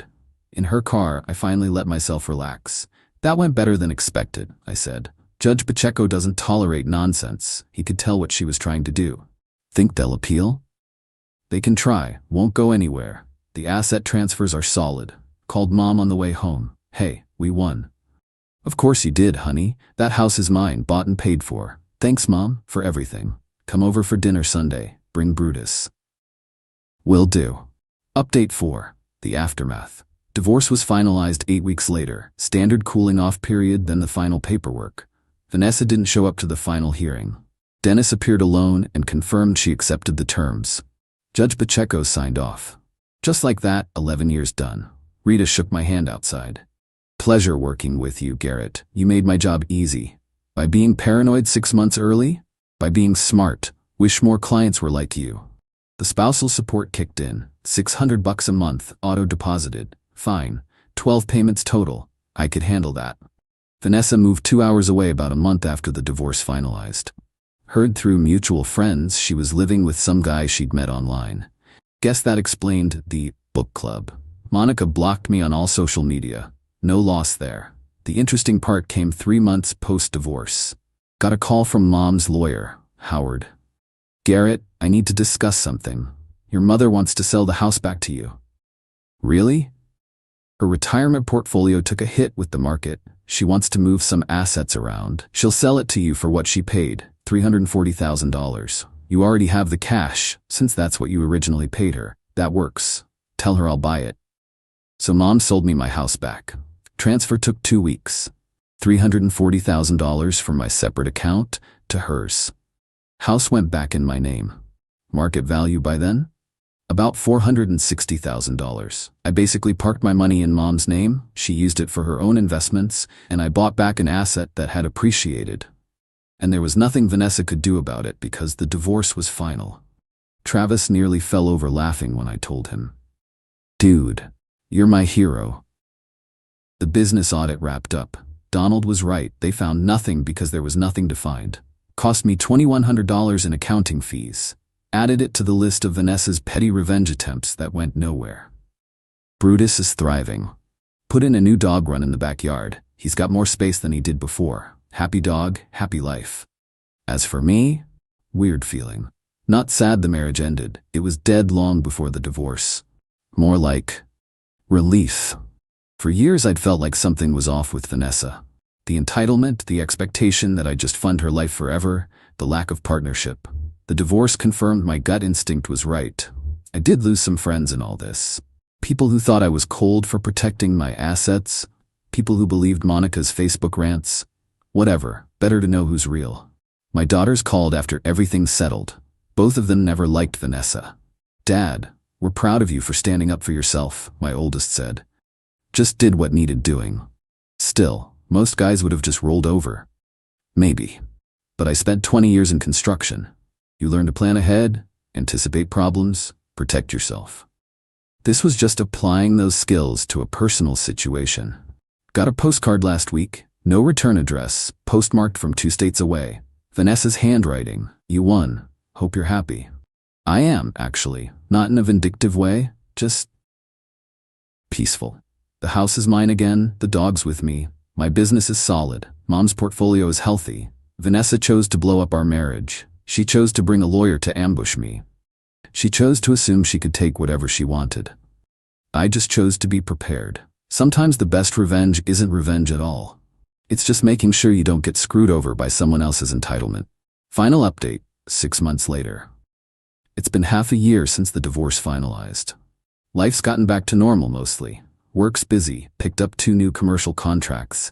Brutus is fat and happy. House is quiet but in a good way. The spousal support ended 2 weeks ago. Final payment processed, done. Vanessa's completely out of my life now. Heard through the grapevine she split with the online boyfriend after 4 months. Apparently, he wasn't as financially generous as she expected. Shocking. She's back working at a different boutique, full-time now, 40 hours a week. Guess she figured out she needed an actual income when there's no husband to subsidize things. The Lexus got repossessed. Mom had let her keep driving it after the divorce out of courtesy, but Vanessa never made a single lease payment after I stopped covering them. Mom gave her 90 days notice. She ignored it.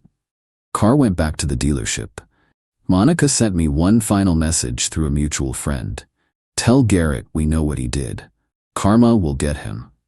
Told the friend to tell Monica that karma already did its thing. Vanessa's living paycheck to paycheck in a studio apartment while I'm still in my house with my dog and my business. Seems fair. Mom's doing great. Her investments are up. She bought herself a new car with some of the profit, a nice Cadillac. She jokes that helping me was the smartest financial move she made all year. You gave me $340,000 to play with for free, she said over Sunday dinner. Made 8% return in 6 months, then sold it back to you for the same price while the house appreciated. We both won. You're a genius, Mom. No, you are.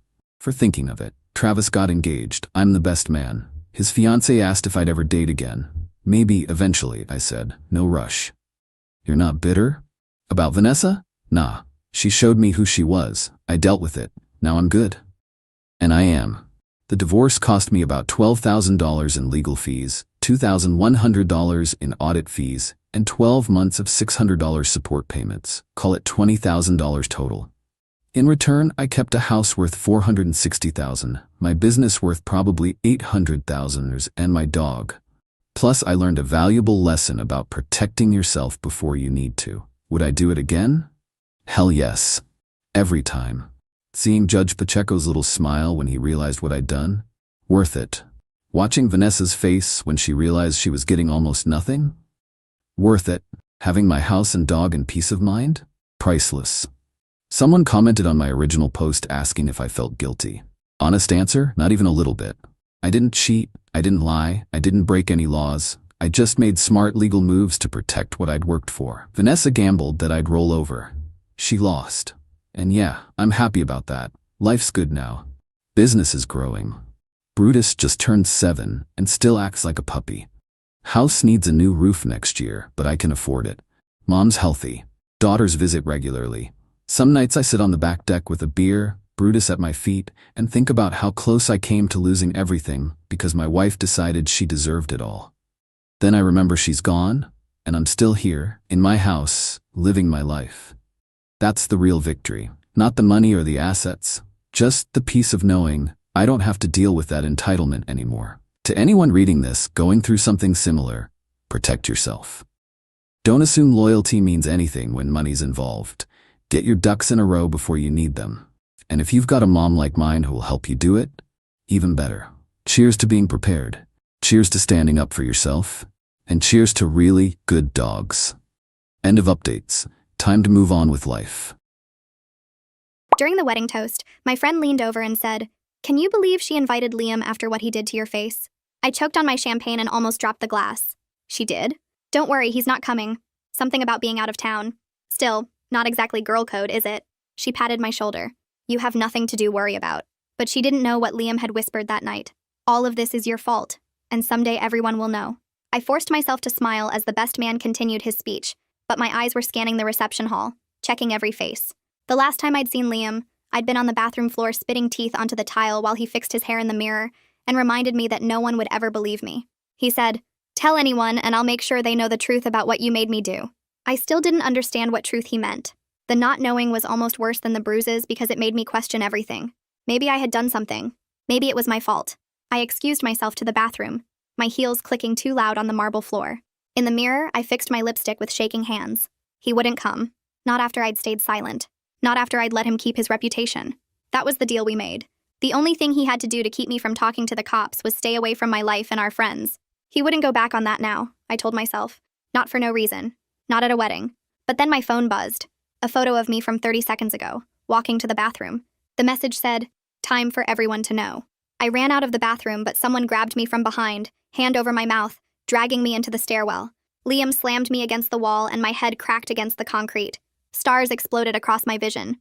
He said, "Long time no see." The stairwell door opened. A drunk groomsman looking for somewhere to smoke.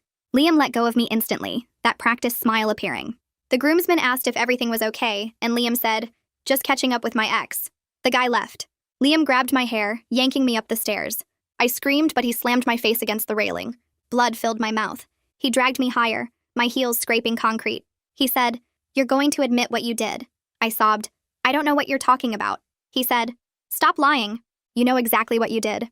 How you humiliated me. How you planned it all." The roof door was propped open with a brick. He'd planned this. He shoved me outside into the cold air. The wedding was 5 stories down, the guests laughing, oblivious. He backed me toward the edge and said, "You're going to jump. Or I go down there and tell everyone what you really are." I said, "I didn't do anything." His face twisted with rage. "You did everything. You calculated every move, every word. You wanted this to happen." He grabbed my shoulders and pushed me backward. The ledge hit my thighs hard and I grabbed his arms to keep from falling. The drop yawned behind me. He said, "They already think you're unstable. They'll believe you jumped out of guilt." I knew there was no point trying to defend myself, to keep insisting that I'd never done anything to justify him putting his hands on me. All I was doing was making him angrier and crazier. He pushed harder, bending me backward over the edge. My feet barely touched the roof now. All he had to do was let go. I saw a brick from the demolished chimney within reach. I let go with one hand, stretching for it. He laughed, thinking I was flailing. My fingers closed around it and I swung at his temple with everything I had. It connected with a wet crack and he stumbled backward, releasing me. I fell forward onto the roof, gasping. He was holding his head, blood running between his fingers. He said, "You crazy bitch," and lunged at me. We crashed onto the concrete, rolling toward the edge. He got on top, hands around my throat, squeezing. Black spots filled my vision. He said, "Should have jumped when you had the chance." My hand found the brick again. I swung it up, catching him in the jaw. He reared back and I pushed him off, scrambling away. But he grabbed my ankle, dragging me back toward the edge. My nails broke as I clawed at the concrete. We were at the ledge now, him pulling me over while I kicked at his face. My dress tore as I slid closer to the drop. He stood over me, foot on my fingers where I gripped a drainage pipe, and said, "Tell me what you did. Admit you made me hurt you." That's when I knew I didn't have a choice. It was either die or tell him what he wanted to hear, even if it would destroy my life. Requested Reds is on Spotify now. Check out link in the description or comments. I opened my mouth and the words came out shaking. "I planned it all. Every single thing. I wanted to hurt you. I made you do it." His face changed, the rage shifting into something worse, something satisfied. He pulled out his phone with one hand while keeping the other on my shoulder, holding me at the edge. He hit record and leaned closer, the phone pointed at my face. "Say it again," he said, and I repeated the lies while the 5-story drop waited behind me. "I planned everything to hurt you." The phone screen glowed between us and I saw my opening. I drove my knee up into his groin as hard as I could and shoved him backward with both hands. He stumbled and dropped the phone, doubling over, and I didn't wait to see more. I ran for the roof door, my heels catching on loose gravel, my torn dress flapping against my legs. Behind me he was shouting, but I didn't look back. I yanked the door open and threw myself into the stairwell. My dress caught on the metal railing and ripped further as I took the stairs 3 at a time. The concrete walls echoed with my footsteps and his voice somewhere above. 3rd floor, I saw a bathroom sign and crashed through the door. I locked myself in the last stall with hands that wouldn't stop shaking. My phone was still in my purse somehow. I pulled it out and my fingers slipped on the screen twice before I got 911 dialed. The operator answered and I tried to whisper, but it came out as crying. "I'm at the Riverside venue, 5th floor. He tried to kill me. I'm in the bathroom." She kept talking, asking questions, telling me to stay on the line. I heard the bathroom door open and my whole body froze. Someone was crying, the operator said, and I realized it was me making those sounds. Then a male voice outside the stall. "Hey, are you okay in there?" I recognized it, the groomsman from the stairwell. "Seth." I managed to say I need help and he was calling for venue staff. 2 women came in, their voices going high and worried when they saw my face. They got the stall door open and helped me out. One of them was talking to the 911 operator, while the other one wrapped her jacket around my shoulders. They moved me to a locked office near the kitchens, and someone brought ice wrapped in a towel. The operator stayed on the phone until we heard sirens. The EMTs came in with their bags and bright flashlights. They had cameras and took pictures before they touched anything. The gash on my head, the bruises already forming on my throat, my split lip, the scrapes covering my arms. They asked if I could move my neck and checked my pupils with a light that hurt. I let them do whatever they needed because all I could think about was staying alive. Just staying alive for the next minute and the next. One of them was talking about possible concussion, and the other was cleaning the blood off my face with something that stung. Venue security came through saying they locked the roof access and were searching for him. Staff members were giving statements to someone, describing how they found me injured and scared. I could hear music from downstairs, the reception still going, everyone dancing and drinking while I sat in this office with blood on my dress. At the hospital, they took me straight to a room. A doctor came in and examined my head, asking me to follow her finger with my eyes and remember 3 words she told me. They cleaned my wounds properly, and a nurse brought me water in a plastic cup. Then a woman appeared in the doorway holding a folder. She introduced herself as Aurora from Victim Services and pulled a chair close to mine. She said I didn't have to make any decisions right now except whether I wanted to talk to police. Her voice was calm and she didn't ask me what happened, just sat there while I tried to stop shaking. Detective Hale arrived maybe 20 minutes later. She had kind eyes and a notebook, and she said we could do a full interview later when I felt calmer. Right now, the priority was medical care and making sure I was safe. She took some basic information, my name and Liam's name and what venue we'd been at. I kept apologizing for not remembering details clearly, and she told me that was completely normal after head trauma. I couldn't stop thinking about what I'd said on that roof, whether he actually got it recorded. The shame of those words, even though I only said them to survive, made me want to throw up. Aurora must have seen something on my face because she leaned forward and said that statements made under threat of death aren't confessions. She said it again slower. Coerced statements don't count. Detective Hale asked if I wanted to call family. I thought about my parents and how I'd have to explain everything, and I just couldn't do it yet. I gave her Lucy's number instead, my friend from college who moved here 2 years ago and never met Liam. Lucy answered on the second ring, and I heard Detective Hale explaining in a careful voice that I was okay, but I'd been hurt, and I was at the hospital. Within an hour, Lucy was there. She came into the room and took one look at my face and didn't ask a single question. She just squeezed my hand and said, "You're staying at my place." Aurora helped us make a safety plan right there in the ER. New phone number first thing tomorrow. Lock down all social media. Someone with me at all times for at least the next few days. Aurora wrote it all down on a card and gave me her direct number. She said to call anytime, even 3 in the morning, if I needed anything or felt unsafe. Detective Hale said she'd be in touch about next steps and evidence collection. They discharged me around midnight with papers about concussion symptoms and wound care. Lucy drove me to her apartment in silence, and I stared out the window at the empty streets. She made up her spare room while I sat on the couch still wearing the torn dress. I couldn't make myself move. Lucy came back from the spare room and sat next to me without saying anything. She pulled a blanket over my shoulders, and I realized I was shaking, even though the apartment was warm. She told me the bed was ready whenever I wanted to sleep, and that she put fresh towels in the bathroom. I nodded but didn't move from the couch. My brain kept replaying the roof, the ledge, his hands pushing me backward. Lucy turned on the TV to some cooking show with the volume low and just sat there with me. Around 1 in the morning, she fell asleep on the other end of the couch, and I stayed awake staring at the screen without seeing anything. My phone buzzed at 2 and I grabbed it fast, heart jumping. Unknown number. I opened the message and a video started playing automatically. It was me on the roof saying I planned everything to hurt him. My voice sounded clear and calm in the recording, nothing like the terror I'd felt. The clip was only 10 seconds long and it showed none of the ledge behind me, none of his hands on my shoulders, nothing that proved I was being bent backward over a 5-story drop when I said those words. It looked like I was standing in some random location making a voluntary confession. I watched it 3 times trying to understand how he'd edited it so perfectly. He must have recorded it on his phone when he leaned in close to hear me better. The angle made it impossible to tell where we were or what was happening. Just me saying exactly what he wanted in a video that could destroy everything. I shook Lucy awake and showed her the screen. She watched the video twice and her face went pale. She asked what I was going to do and I said I didn't know, but we needed to save it as evidence. She grabbed her laptop and helped me screenshot the message, the unknown number, the timestamp showing 2 in the morning. We downloaded the video file and backed it up to 3 different cloud services. Then Lucy pulled up all my social media accounts one by one, and we changed every password, enabled 2-factor authentication, disabled location services, and set everything to private. She made me turn off all location tracking on my phone and showed me how to check which apps had access to my camera and microphone. We went through my entire phone deleting apps I didn't need and restricting permissions on everything else. By 4 in the morning, we had everything locked down as tight as we could make it.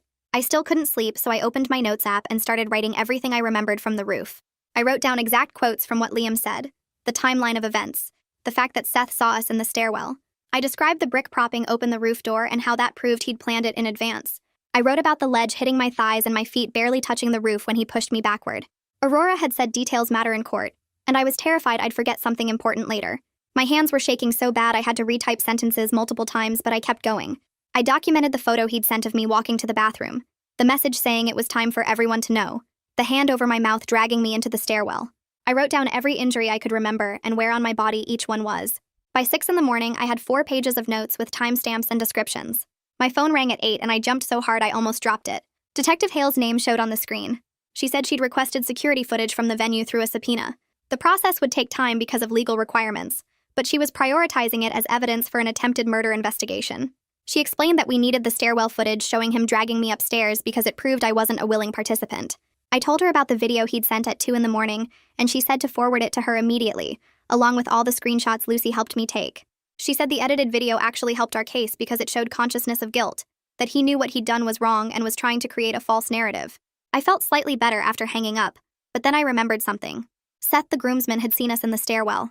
He'd seen my injuries and heard me crying. I grabbed my phone and searched through the wedding hashtag on social media until I found photos he was tagged in. His profile was public, so I could see his full name was Seth Branson. I sent him a direct message explaining who I was and what had happened on the roof. I asked if he'd be willing to give a statement to police about what he witnessed in the stairwell. I tried to keep the message short and factual without sounding desperate, even though I was.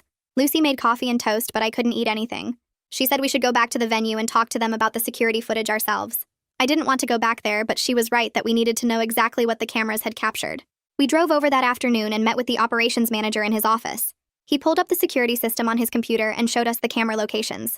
The roof camera had been broken for 3 weeks, but the hallway and stairwell cameras were working. He played the stairwell footage, and I watched Liam grab my hair and yank me up the stairs while I tried to pull away. My heels scraped against the concrete steps, and you could see me screaming even though there was no audio. The footage was clear enough to see blood on my face from where he'd slammed me against the railing. The operations manager looked sick watching it. He said he wanted to help, but company policy required a subpoena before releasing any footage because of liability issues. I wanted to scream at him about bureaucracy and policies while someone was trying to kill me, but Detective Hale had warned me this would happen. I thanked him for showing us what existed and asked him to preserve all the files. Lucy drove me back to her apartment and I called Aurora. She said she'd been thinking about my case and wanted to connect me with a legal aid attorney named Chase Fowler, who handled restraining orders. She gave me his number and said to call him immediately because we needed to start building a protection order case while Detective Hale worked on the criminal investigation. I called Chase and he answered on the second ring. He asked me to summarize what happened and I gave him the basic timeline. He said the venue footage, my medical records, and Seth's statement could be enough for a temporary restraining order even before criminal charges were filed. He explained that restraining orders were civil cases with a lower burden of proof than criminal cases, which meant we could get protection in place faster. He said he'd start drafting the petition and we'd file it within the next few days. That afternoon, I was scrolling through social media when I saw Liam had posted something vague about crazy exes and the truth coming out soon. He didn't mention my name, but 3 mutual friends immediately messaged me asking what was going on. I realized he was already building his counter-narrative, telling people his version before I could tell mine. One friend asked if I was okay and I didn't know how to answer that. Another friend said she'd heard something happened at the wedding and wanted to know my side. The third friend just sent question marks. I didn't respond to any of them because I didn't have the energy to explain, and I knew whatever I said would get back to Liam somehow. That evening, Sophia sent me a text that said I ruined her wedding by starting drama and that I should have stayed away from Liam in the first place. She wrote 3 long paragraphs about how embarrassing it was to have police at her reception and how I made everything about myself. I read it twice and then blocked her number without typing a single word back. I didn't have the energy to defend myself to someone who wasn't on that roof and didn't see what he tried to do to me. Detective Hale called the next morning asking me to come in for evidence collection. At the station, a forensic tech scraped under my fingernails for his DNA and took photos of every bruise on my body. The marks had fully developed by then. Purple and yellow across my throat where his hands had been, dark fingerprints on my arms, scrapes down my legs from the concrete. They showed me photos of the brick they'd collected from the roof, tagged and sealed in an evidence bag with his blood still visible on the corner. Seeing it in that sterile plastic made my stomach turn, but I also felt something like relief because it was proof that couldn't be explained away or dismissed. Chase called that afternoon saying he'd filed the emergency temporary restraining order petition, and we had a hearing scheduled for next week. He walked me through what would happen, how the judge would review the evidence and decide if I needed protection. Aurora met me at a coffee shop later and went over courthouse security procedures, explaining where the metal detectors were and which entrance to use. She told me bailiffs were trained to handle situations if Liam showed up and caused problems, that I wouldn't be alone in that building even though it would feel scary. On Monday, I was trying to focus on work when Chandler called me into his office. He looked uncomfortable and said HR received anonymous emails over the weekend, claiming I was mentally unstable and making false accusations against an innocent man. The emails included details about the wedding, and said the company should know they employed someone who creates drama and lies about good people. I pulled up the police report on my phone and showed him the photos of my injuries, the detective's contact information, the evidence collection paperwork. He studied everything for a long time, and then said he'd keep this confidential while I handled the legal situation, that HR wouldn't take action based on anonymous emails when I had documentation proving what happened. I spent my lunch break searching through mutual friends' social media looking for anyone who might know about Liam's past relationships. I found a photo from 2 years ago tagged with Mariana Conley, her arm around Liam at some party, both of them smiling. I clicked through to her profile and saw she'd moved to a different city shortly after that photo was taken. I sent her a careful message saying I'd dated Liam too, and experienced something similar, asking if she'd be willing to talk about her experience with him. I tried to keep it short and not sound desperate, even though I needed to know if I was the only one or if there was a pattern. Mariana responded that evening. She said she'd talk to me, but only if I promised to keep her name out of anything public, because she'd spent 2 years rebuilding her life and couldn't risk him finding out where she was. We scheduled a phone call for the next day, and I felt this tiny spark of hope for the first time since the roof. Like maybe I wasn't crazy, and maybe someone else understood what he was really capable of behind that charming smile. During our call the next afternoon, Mariana described everything in this flat, careful voice like she'd told the story before to therapists, or maybe just to herself. She said Liam was perfect at first, attentive and romantic, but then he started getting mad about small things like her talking to male coworkers or wearing certain clothes. When she tried to leave, he got violent and then threatened to tell everyone she was unstable and abusive if she said anything. She still had old text messages where he wrote things like, "Everyone will believe me over you and you'll never prove what really happened." Hearing those exact same threats come out of someone else's mouth made me want to cry, because it meant this was who he was, not something I'd caused or deserved. That night, Lucy and I were sitting on her couch watching some cooking show when she got up to take out the trash.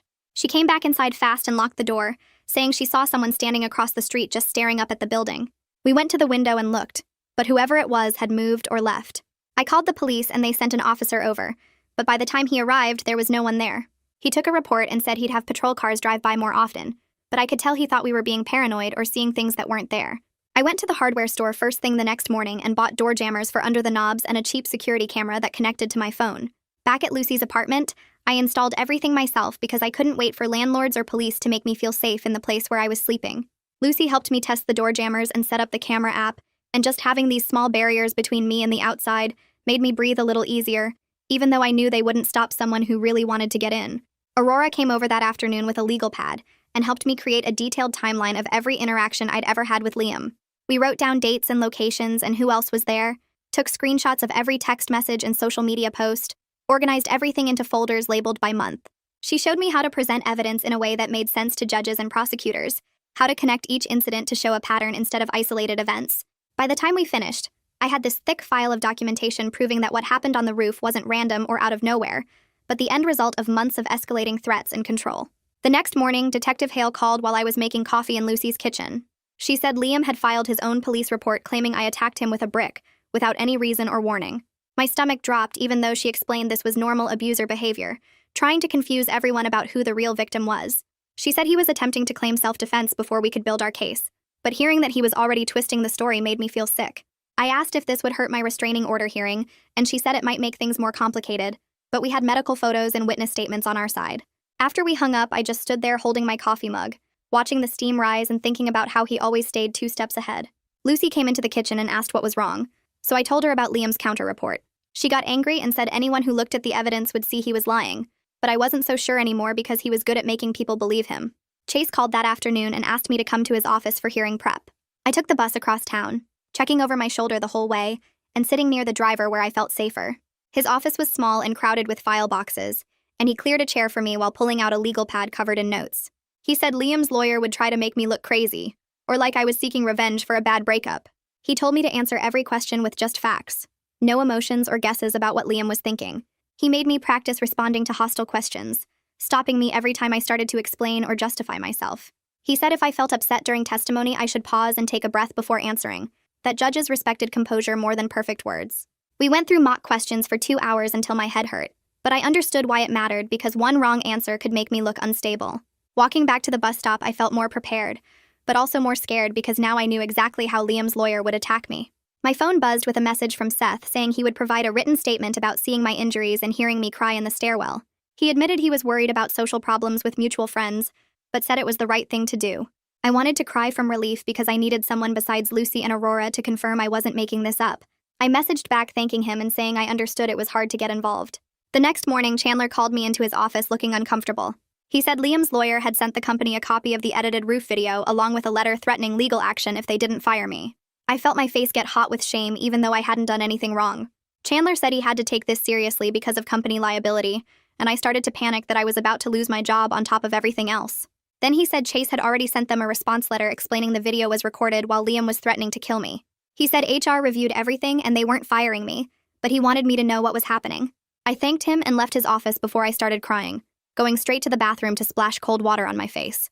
That evening, I sat on Lucy's couch with my laptop, scrolling through every old message I'd ever exchanged with Liam. I was trying to find what triggered this level of rage, what I'd supposedly done to deserve being dragged to a roof. I read through months of texts looking for the fight or the humiliation he kept talking about.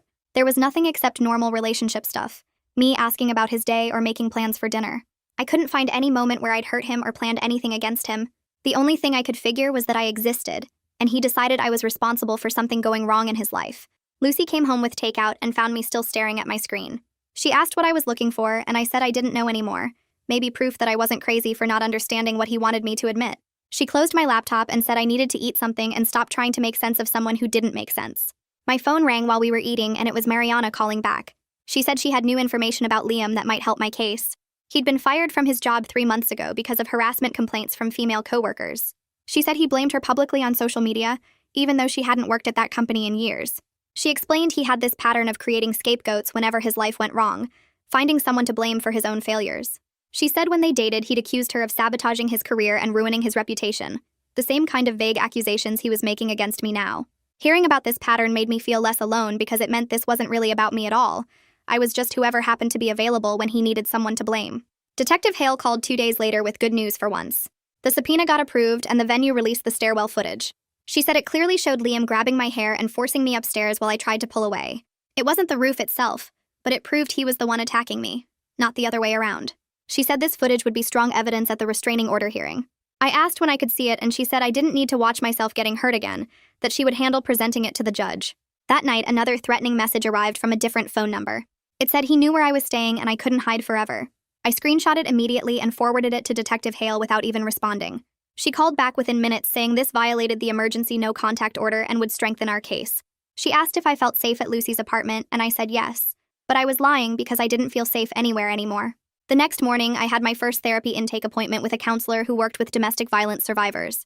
I sat in her office answering questions about what happened, and when she asked me to describe the roof, I heard myself say someone tried to kill me. Saying those words out loud made it feel more real and more scary than it had been living in my head. She asked how I was sleeping, and I said badly. How I was eating, and I said barely.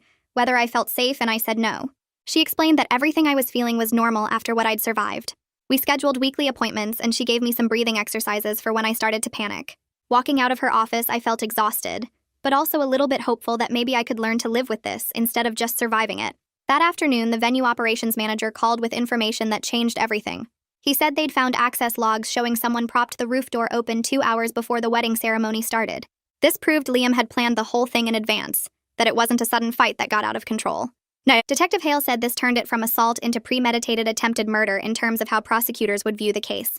I sat on Lucy's couch after that call just staring at the wall, trying to process that he'd spent hours planning how to kill me while I was downstairs at a wedding thinking I was safe. I sat on Lucy's couch after that call just staring at the wall, trying to process that he'd spent hours planning how to kill me while I was downstairs at a wedding thinking I was safe. 2 days later, a thick envelope arrived at Lucy's apartment addressed to me. Chase had warned me this might happen, but seeing it still made my hands shake. The cease and desist letter from Liam's lawyer took up 3 pages of legal language that basically said I needed to stop harassing his client and remove all social media posts about him. I read it twice, confused, because I hadn't posted anything anywhere. I'd locked down every account and hadn't mentioned his name online once. Chase called me back within an hour of me forwarding him photos of the letter. He said this was standard intimidation tactics, trying to make me back down before the hearing. He drafted a response that same afternoon pointing out I was seeking a protective order through proper legal channels, which wasn't harassment, and that I hadn't made any public statements about his client whatsoever. Hearing Chase's calm, factual tone helped, but I still felt sick knowing Liam was trying to paint himself as the victim. The next morning, I woke up to 17 notifications on my phone. Someone I'd considered a close friend, Stella, had posted a long Facebook rant about how I was destroying a good man's life with lies and manipulation. She wrote paragraph after paragraph about Liam's character, how he'd never hurt anyone, how I was clearly unstable and seeking attention. She tagged mutual friends and used phrases like, innocent until proven guilty, and false accusations ruin lives. I read the whole thing sitting in Lucy's kitchen, my coffee getting cold in my hands. The comment section was full of people I knew agreeing with her, sharing the post, adding their own stories about how nice Liam had always been to them. I clicked unfriend and block on Stella's profile, then went through and blocked everyone who'd commented in support. Lucy found me crying at the kitchen table an hour later, and just held me while I sobbed about losing people I thought cared about me. She reminded me that anyone who believed his version without asking mine wasn't worth keeping, but it still hurt like losing family. 3 days later, I was in the grocery store trying to focus on a simple task like buying food. I turned down the cereal aisle and saw someone tall with dark hair wearing a jacket like Liam's. My chest tightened instantly and I couldn't breathe. The person turned slightly and I saw it wasn't him, just some random guy, but my body didn't care. I abandoned my cart right there in the middle of the aisle and stumbled toward the exit, my vision going spotty. I made it to my car and locked the doors, then called Aurora with shaking fingers. She answered on the second ring and talked me through breathing exercises, counting with me until my heart rate slowed. She explained that hypervigilance was completely normal after what I survived, that my brain was trying to protect me by scanning for threats constantly. She said it would get better with time and therapy, but right now I just needed to be patient with myself. I sat in that parking lot for 20 minutes before I felt steady enough to drive back to Lucy's, leaving my groceries behind. Mariana called me that evening with news. She said she'd been thinking about everything we discussed and she wanted to help, but she was too scared to testify in person. She asked if a written statement would be useful, something about his threats toward her that could show a pattern. I told her I'd check with Chase, and when I called him, he said even a brief written statement establishing Liam's history of similar behavior would strengthen our case. Mariana spent the next 2 days writing and revising her statement, making sure every detail was accurate and provable. She described his threats about ruining her reputation, the way he blamed her for things that weren't her fault, the fear she still carried years later. When she sent it to Chase, he called it powerful evidence that this wasn't an isolated incident or a misunderstanding. I thanked her through tears, knowing how much courage it took for her to put this on paper even without testifying face-to-face. The following Tuesday, I had a therapy appointment across town. I parked in the lot behind the building and sat in my car for a few minutes, gathering energy to go inside. That's when I noticed a vehicle 3 rows over with someone sitting in the driver's seat. I looked closer and my blood went cold. Liam was just sitting there watching me, his face blank and calm like this was totally normal. I grabbed my phone and got out, walking quickly toward the building entrance without looking back. Once inside, I found the receptionist and asked her to call the police, explaining there was someone with a restraining order against him in the parking lot.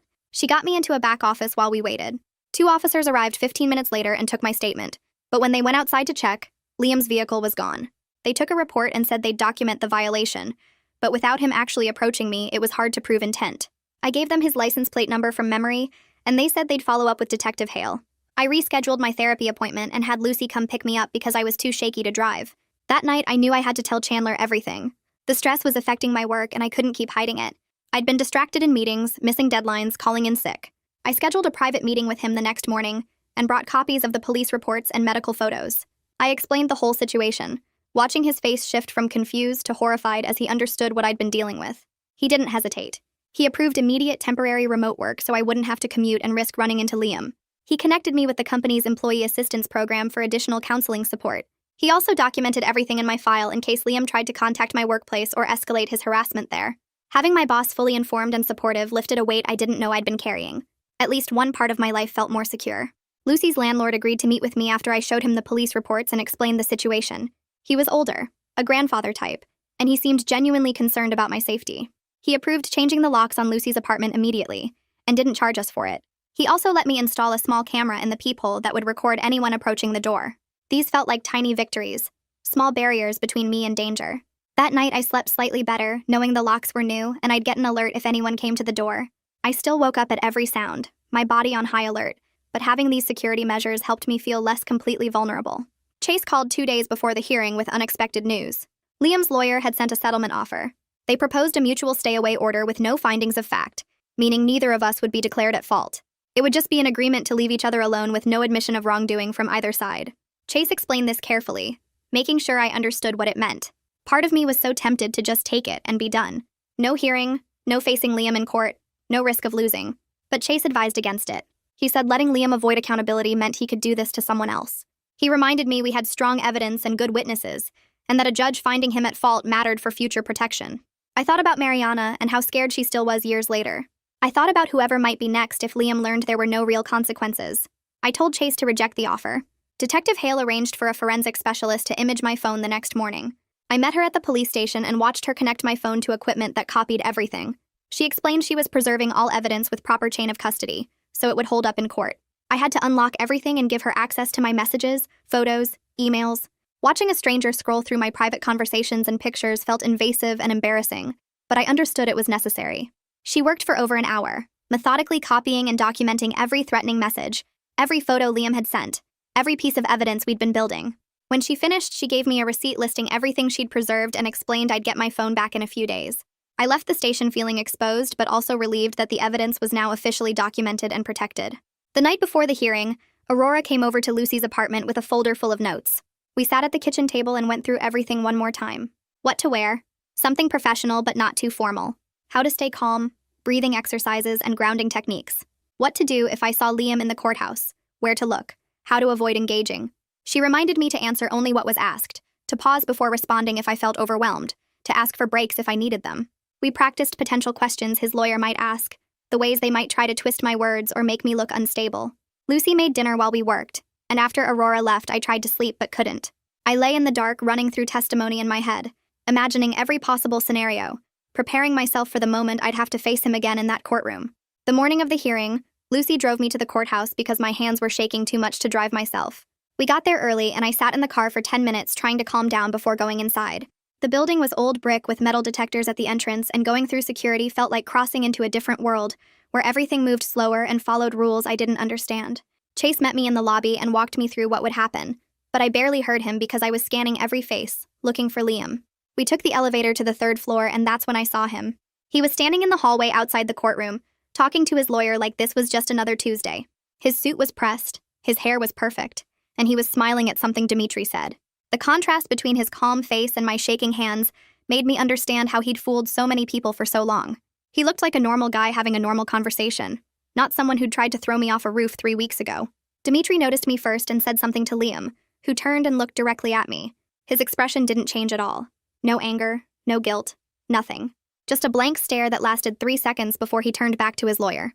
Chase touched my elbow and guided me to a bench on the opposite side of the hallway, positioning himself between me and Liam's line of sight. Aurora showed up a few minutes later with a folder of documents and sat on my other side. The bailiff called us into the courtroom at exactly 9 o'clock. The room was smaller than I expected, with wooden benches and fluorescent lights that made everything look washed out. The judge was already at the bench, a woman in her 50s with reading glasses on a chain. Chase led me to a table on the left side while Liam and Dimitri took the table on the right. I could feel him looking at me, but I kept my eyes forward. The judge asked if we were ready to proceed, and Chase stood up to present our case. He spoke clearly and calmly, explaining that this wasn't about revenge or money, just basic safety and protection from someone who had physically attacked me and threatened my life. He walked through the timeline starting from the bathroom photo and message, the stairwell assault that Seth witnessed, the rooftop attack, and the threatening messages that continued after. He kept it simple and factual, showing the judge medical photos of my injuries, the hospital report, and the police report Detective Hale had filed. Dimitri objected twice, but the judge overruled both times and told Chase to continue. When Chase finished his opening presentation, Dimitri stood up and immediately played the audio file from Liam's phone. My voice came through the courtroom speakers saying I planned everything to hurt him, that it was all my fault, that I made him do it. Hearing those words again in front of strangers made my stomach twist, but Chase had prepared me for this. The judge asked me to take the stand and explain the context of that recording. I walked to the witness box on shaking legs and put my hand on the Bible while the bailiff swore me in. Chase asked me to describe exactly where I was standing when those words were recorded. I explained I was bent backward over a 5-story ledge with Liam's hands on my shoulders, my feet barely touching the roof, looking down at the drop that would kill me if he let go. Chase asked what Liam had said before I spoke those words. I told the judge he said I had to admit what I did, or he'd push me over the edge. Chase asked if I believed he would actually push me. I said yes, because he'd already spent 10 minutes beating me and dragging me up there, and his hands were the only thing keeping me from falling. Dimitri cross-examined me, asking why I didn't scream for help or try to get away sooner. I explained I did scream in the stairwell, but Liam slammed my face into the railing and the music from the reception 5 floors down was too loud for anyone to hear. He asked why I hit Liam with a brick if I was really the victim. I said because he was choking me and I was about to pass out and the brick was the only thing within reach. The judge told Dimitri to move on. Chase entered the stairwell security footage into evidence next. The judge watched it on a screen at her bench, and I could see her expression change as the video showed Liam grabbing my hair with both hands and yanking me toward the stairs while I tried to pull away. You could see my mouth open like I was yelling, see my hands trying to pry his fingers loose, see him slam me against the wall before dragging me higher.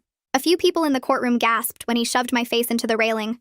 The timestamp showed the whole thing took 90 seconds from him grabbing me to us disappearing up the stairs. Dimitri argued the footage didn't show what happened before that moment, or what I might have said to provoke him. The judge said the footage showed a clear physical assault regardless of what preceded it, and she was admitting it as evidence. Chase then entered Seth's written statement into the record.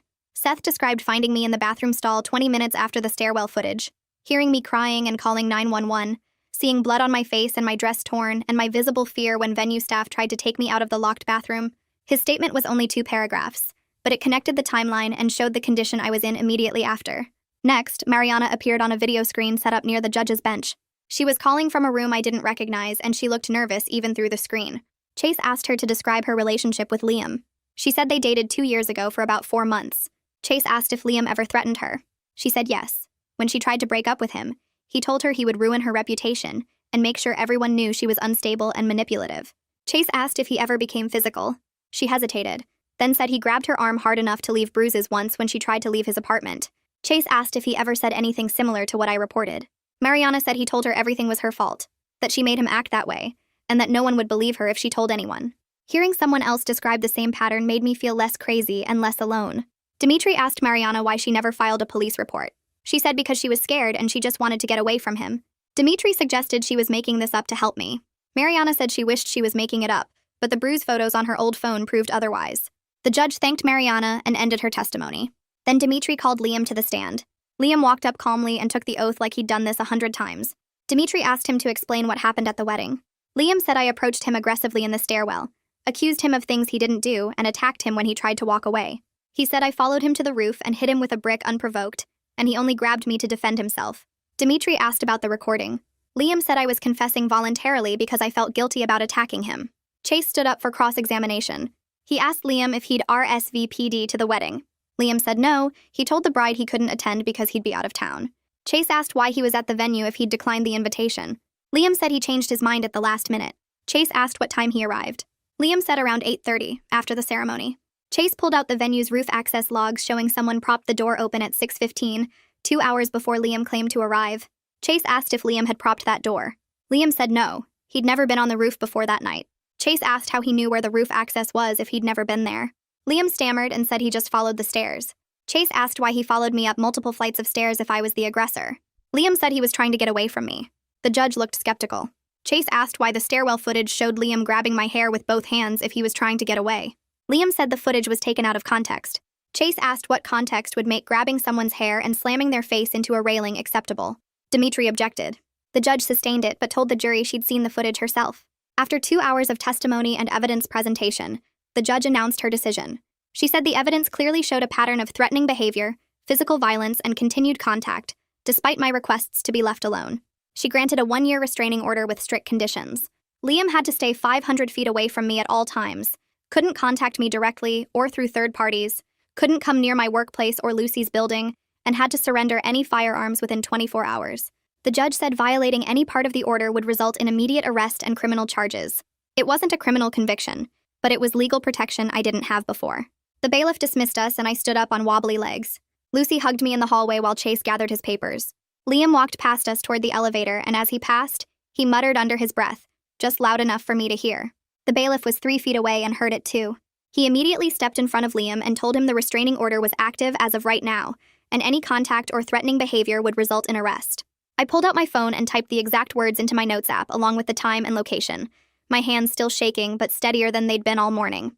The next day, Detective Hale called while I was at Lucy's apartment trying to process everything. She said the DA's office was reviewing all the evidence for potential criminal charges, including assault, attempted murder, and stalking. She warned me the timeline was uncertain, probably several weeks at minimum, and there was a chance they'd offer Liam a plea deal to avoid trial. But at least they were taking it seriously, treating it as a real crime instead of a personal dispute. She said the restraining order and the courthouse incident both strengthened the case because they showed a pattern of behavior and disregard for court orders. I thanked her and hung up, feeling exhausted but also something else I hadn't felt in weeks. Not safe exactly, but protected. Like there were finally barriers between me and him, even if those barriers were just pieces of paper and legal consequences. Sophia's text came through 2 days after the hearing while I was grocery shopping with Lucy. The message said she didn't know the full story and maybe she should have asked more questions, but she also thought I could have handled things differently instead of making a scene at her wedding. I stared at my phone in the cereal aisle and felt something shift inside me. I didn't owe her an explanation about surviving attempted murder. I didn't need to justify using a brick to defend myself to someone who wasn't there on that roof. I put my phone back in my pocket without responding and grabbed a box of granola, focusing on what I could control instead of people who refused to understand. Lucy saw my face and squeezed my shoulder, not asking what happened, just being there. That afternoon, I went to the phone store and changed my number, sitting in the plastic chair while the employee transferred everything over. I made a list of essential contacts to update: My parents, Lucy, Detective Hale, Chase, Aurora, my boss Chandler. Everyone else could find me through social media if they really needed to reach me. I changed my email address too, setting up a new account and forwarding only work-related messages from the old one. The relief hit me immediately, like someone had lifted a weight off my chest. I wasn't checking my phone every 5 minutes anymore, bracing for threats or accusations. The constant buzzing anxiety in my stomach started to ease. I could put my phone down and not think about it for hours. Lucy helped me start looking at apartments the next weekend, scrolling through listings for buildings with actual security features. We visited 6 places over 2 days, checking for cameras in the lobby, testing how secure the main entrance locks were, counting exits and fire escapes. The 3rd building we saw had a locked lobby with a buzzer system, cameras covering every entrance, and a security company that monitored the building overnight. The 1-bedroom apartment on the 4th floor had windows facing the street so I could see anyone approaching, and the door had a heavy deadbolt plus a chain lock. I signed the lease that afternoon, feeling something close to hope for the first time in weeks. Having my own space again, somewhere Liam had never been and couldn't find easily, made me feel like I was taking my life back piece by piece. In therapy that week, I finally started talking about the guilt I'd been carrying around like a backpack full of rocks. My therapist asked what I thought I'd done to deserve being thrown off a roof, and I couldn't come up with an answer that made sense. She helped me see that nothing I could have done would justify attempted murder, that even if I had actually humiliated him somehow, his response was criminal violence. The words made sense logically, but believing them emotionally took longer. We worked on it slowly over multiple sessions, breaking down each piece of self-blame until I could see how twisted the logic was. Aurora met me at the police station to help register the restraining order with the local precincts, making sure every officer in the area had Liam's photo and knew to call if he showed up near me. We went to my workplace next, meeting with building security to add him to their watch list and giving them copies of the court order. Aurora helped me create a network of people who knew the situation and could respond quickly if needed. Having this system in place made me feel less alone in staying safe, like I wasn't just relying on my own vigilance anymore. Other people were watching too, ready to help if something went wrong. I spent a Saturday afternoon organizing all my case documents into labeled folders, creating a system that made sense. Medical records in one folder, police reports in another, court documents in a third. I made copies of everything and stored them in different locations in case something happened to the originals. Then I sat down and wrote thank you notes to Seth for his statement, to Mariana for her testimony, to Lucy for letting me stay with her, to Aurora for guiding me through the legal system, to Chase for representing me in court. Taking time to acknowledge the people who helped me survive this felt important, like I was building something positive instead of just defending against threats. 6 weeks after the rooftop, Detective Hale called to say the DA had filed criminal charges against Liam for violating the restraining order. The charges were based on his threatening messages after the hearing and the comment he made in the courthouse hallway that the bailiff witnessed. It wasn't attempted murder charges yet, but it was actual criminal consequences for his actions instead of just a civil order. The DA was still building the assault case, gathering evidence and interviewing witnesses, but at least this showed they were taking it seriously. Each small step forward felt like progress, even when the bigger justice moved slowly. Mariana and I met for coffee at a quiet place outside both our neighborhoods, comparing safety strategies and swapping tips about staying alert without becoming paranoid.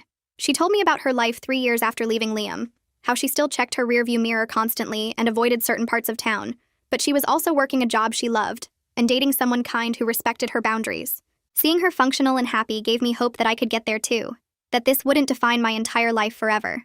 We agreed to check in monthly, creating our own support system for people who understood what it meant to survive him. I moved into my new apartment the following week, Lucy helping me carry boxes up 4 flights of stairs because the elevator was broken. We installed extra locks and set up the security camera I'd bought, testing it from different angles until we were satisfied it covered the whole entrance. On a quiet Tuesday evening 2 weeks later, I was sitting on my couch eating leftover pasta and watching a cooking show when I realized something had changed. I'd slept through the whole night before without waking up at every small sound. I'd gone to the grocery store that afternoon without spending the entire time scanning faces for Liam. I was still alert and careful, still checking my locks twice before bed and keeping my phone charged and nearby. But I was also eating dinner and watching TV and making plans for the weekend. I was living my life instead of just surviving minute to minute, building something new instead of just defending what remained. Man, that was a journey from absolute terror to actually being able to eat dinner and watch TV again. Glad she made it through. Thanks for watching this intense one with me. Subscribe if you're into survival stories that don't sugarcoat how hard recovery is. I'll catch you in the next one. Take care out there.